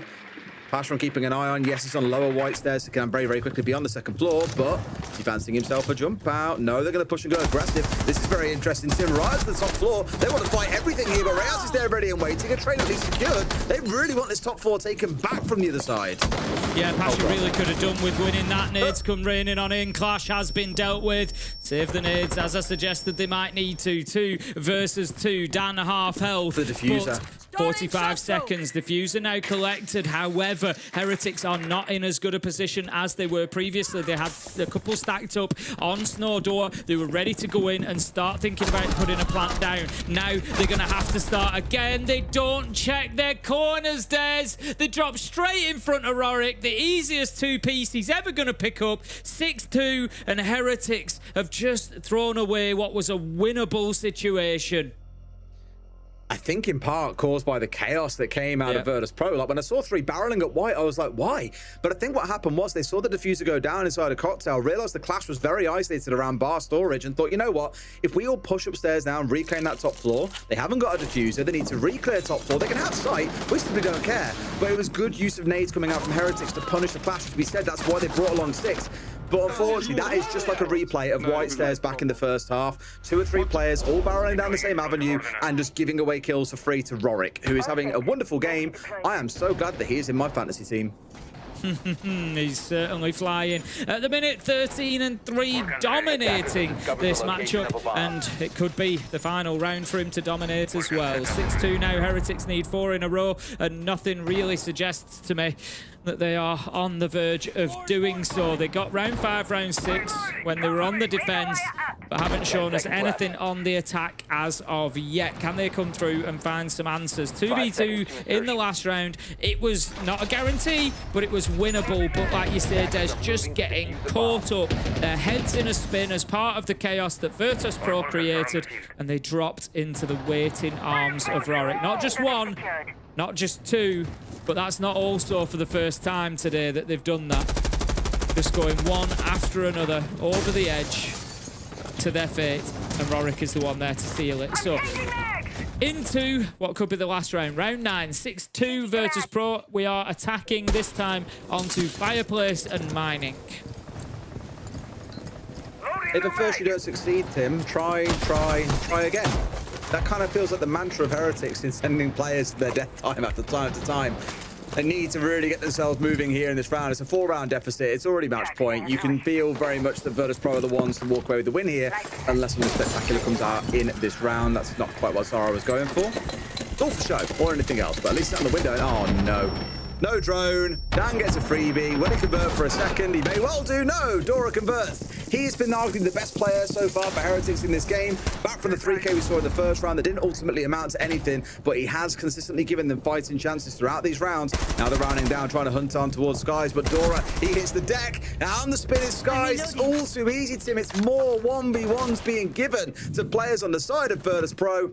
They will get 4 versus 3 here as I believe Dora's getting himself picked back up, but it's looking pretty nasty. Yeah, Skies was able, because of the kill that he got on the gridlock at top red, he was able to go back, knowing that he'd downed the blitz. They were effectively in a 4v2. He can commit to that and say, I'm just going to play my life. I'm going to keep fighting them here, because even if they do collect the blitz, even if they do get the kill onto me, we're still in a 3v3 and I'm wasting another 30 seconds. I think there's a little bit of a misdrawn come in there as well. Not the end of the world, because it is kind of towards sight, so it's not like missing somebody out on their own, but still could be problematic. But yeah, Skies has just played that perfectly. He could overcommit there. It didn't really matter, and he did more damage by doing so. If the blitz goes in the window here, could be in real trouble. You can see such low health. Same for Akwi as well on the Ying. They are aware of one in towards the right. Long smoke toss goes in. I'm not sure they're going to want to follow this just yet. Trying to bait movements, right, and hope players step into their angles to be able to get kills, like I was speaking about in one of our earlier games, but didn't move at first. Has another smoke he can make use of here. Yet nothing to find. Nolo's going to fall down. Everyone's low HP except for Nako here. He could yet do quite a bit of work. This impact could also be very deadly from Rorik. They're just waiting for the diffuser to start going on down, but daring not to place it. The blitz is inside, but I don't think Dora knows. Naquo's just going to drop away and just try and increase that distance. You know, if you're being chased by that shield, the last thing you want to do is give him an opportunity to use that flash. Naquo manages to find his man on the long range, hits him with the Reaper. 2 versus 1, 4 seconds left to go. They are surviving, they are killing, they find the last man, and Virtus Pro find another 3 points in EML. A very, very dominant showing. I think from that, they'll be extremely pleased with how they played today. Heretics maybe kicking themselves a little bit for that first half. Had a couple of good rounds, but really needed a bit better than just 2 rounds out of that first half. Yeah, definitely. It was a big ask when they came into the second, you know, trying to fight back from that kind of distance. And Virtus.pro deserve everything they've got there. They've played brilliantly. I think an argument could be made to say that Heretics, you know, if they had another couple of rounds, a 7-4 or something would have been fair. But Virtus.pro did enough to win that. It did, and also showing, I guess, as we got towards the end of it, like Leo was talking about, are they too reliant on shields? They did step away from playing the fuse when they had the option to, and it did start to bite them as they got on through. They relied on individuals in moments like these on your screen now to carry them through what could have been a couple of sticky rounds. But at the end of the day, Tim, no one really cares how you get the win. What matters most is those 3 points. They are clear. They have got 15 points now. They have won every single game in regulation. Dominant. And you just don't see it stopping anytime soon, do you, realistically? No. You know that they are just going to continue doing this to team after team after team. And really, I think the best hope that EML have got, if they're wanting to any of those teams to beat Virtus.pro, is surely going to be in the best of threes. Maybe things change, but I doubt it, to be honest. They are just unbelievable. We will see, won't we? Well, Descos, they're still invited. Let's break to them now to close up the show and see things out. Thank you very much, guys. Yeah, unheard of. 15 points. Flawless for Virtus.pro. And again, what a statement. A 7-2 against Heretics. It probably could have been closer, but even like that last round as well, when they're looking down and out in certain ways, they still managed to snag that round away. I mean, that one round, if Skies goes down the red stairs, instead of being like fueled by his confidence and feeling like, you know what, I'm going to go back into Vienno and take another gunfight against that Blitz. Honestly, like even if he goes down, like it's locked in. What a game by Rorik, by the way. Like crazy. But like honestly, best rookie of EML. Like it's not even close. Fully agreed. Fully agreed. And I think best team of EML, that's undisputed right now. Yeah. You know, 15 points, every single win, full regulation. They don't even look being close to being beaten. And this is when other teams in and around them are having wobbles, you know. G2 went overtime against 2 teams you wouldn't expect, did get the wins in the end. But then look at team Twisted Minds losing today. Look at Falcons, how they've had some of their struggles. All the other teams that went to Salt Lake City Majors have had some kind of wobble in the stage. Virtus.pro have not. They've seemingly got everything. The attacks behind the shields, yeah, maybe shield crutch, maybe not. But then they've got solid defenses. They've got the clutch ability. They've got the... I really cannot explain just how this team seemingly has an answer for everything right now. Well, there is one person standing by who's probably heard you sing their praises. We have Rorik on the line to ask him a few questions. Look at that smile on Rorik's face as well. Very deserved. Rorik, congrats. 15 points. You've just been called so far the rookie of the stage. You had an amazing game. How are you feeling? Oh no, feeling great. Maybe I think, guys, I knew from the morning that I will play good today because I did not touch the game before the match at all. Is that like the warm-up routine? Yes, I think it's the warm-up routine, and always you should do it. What do you do for the warm-up routine? What did you do today then, Rorik, that made the difference? Guys, I will tell you. Carrots Legion, then shooting range, 3 arcades, and that's all. Okay, nice. Oh, so you did touch the game. So you touched the game, but in a different way. You didn't play ranked, is what you're saying. Yes. I think the biggest mistake, guys, to play the game before the match. Yeah, otherwise you're gonna play ranked and then you're gonna get frustrated and then you're not in the right mental state. I see. Rorik, I just want to touch upon one key thing because we joked with Neko that you guys are the biggest shield crutch ever because every single time he's so good with the shield and then we were waiting till eventually all 3 shields are banned and then you had to choose between if you shield and play attacks with no shields and it didn't go so well. So 2 attacks lost and then 1 won without the shields. How do you think that is? Do you think that is a crutch? Do you think that is due to something else? I just think we just did not play well without the shield because we had the plans on this game and I remember this round when they took cocktail side top floor and I died from the pixel guy Azami. I think I lost this round solo by picking him. So I don't think us not having shield is a problem and it costs us to lose round. I don't think so. I would say, guys, if you play Grim, Ing, and some really strong operators like this, you should win rounds without shields on some maps. Of course, on some porters, for example, or Consulate, it's kind of hard to play without shield, but people just need to get used to play without it. Rorik, your team is the best attacking team in the EML right now. So you was going on to Cafe today that's maybe traditionally more defender-sided, going back years, but it's leaning more attacker-sided. Which side does your team actually prefer? Because you seem to be dominant on both attack and defense right now. I would rather like to play attack on Cafe, honestly. But Really? it's yes, but it depends on people who you play against. For example, G2, I think I would not like to play attacks, guys. I would say honestly. So you know, when you was going up today and you're seeing Cafe coming up, you're just like, we want to play attack against them. You know, start off strong. I just know that attack is fine to play because you have a lot of ways how to play it, and it can be one guy rappelling with no cover, but others will push at the same time. So if two people, for example, making runouts in first floor, you push side, and you push top floor, you take space at the same time. So it's good. All right, one more question before we let you go, because it's a busy week, it is super week. What was the preparation for you guys like coming into this week, knowing that you have so many games back to back to back? I mean, we tried to play as much scrims as we can, but you know, the default thing, people canceling scrims. So we prepared in Ranked with our team. Ilhan and Chris were playing with French stacks, me, Dan, Pasha were playing with Russian, so that's how, guys, we prepared for the Super Week. Alamo was saying that you're the only team that takes scrims seriously. Would you agree with that assessment? Yeah.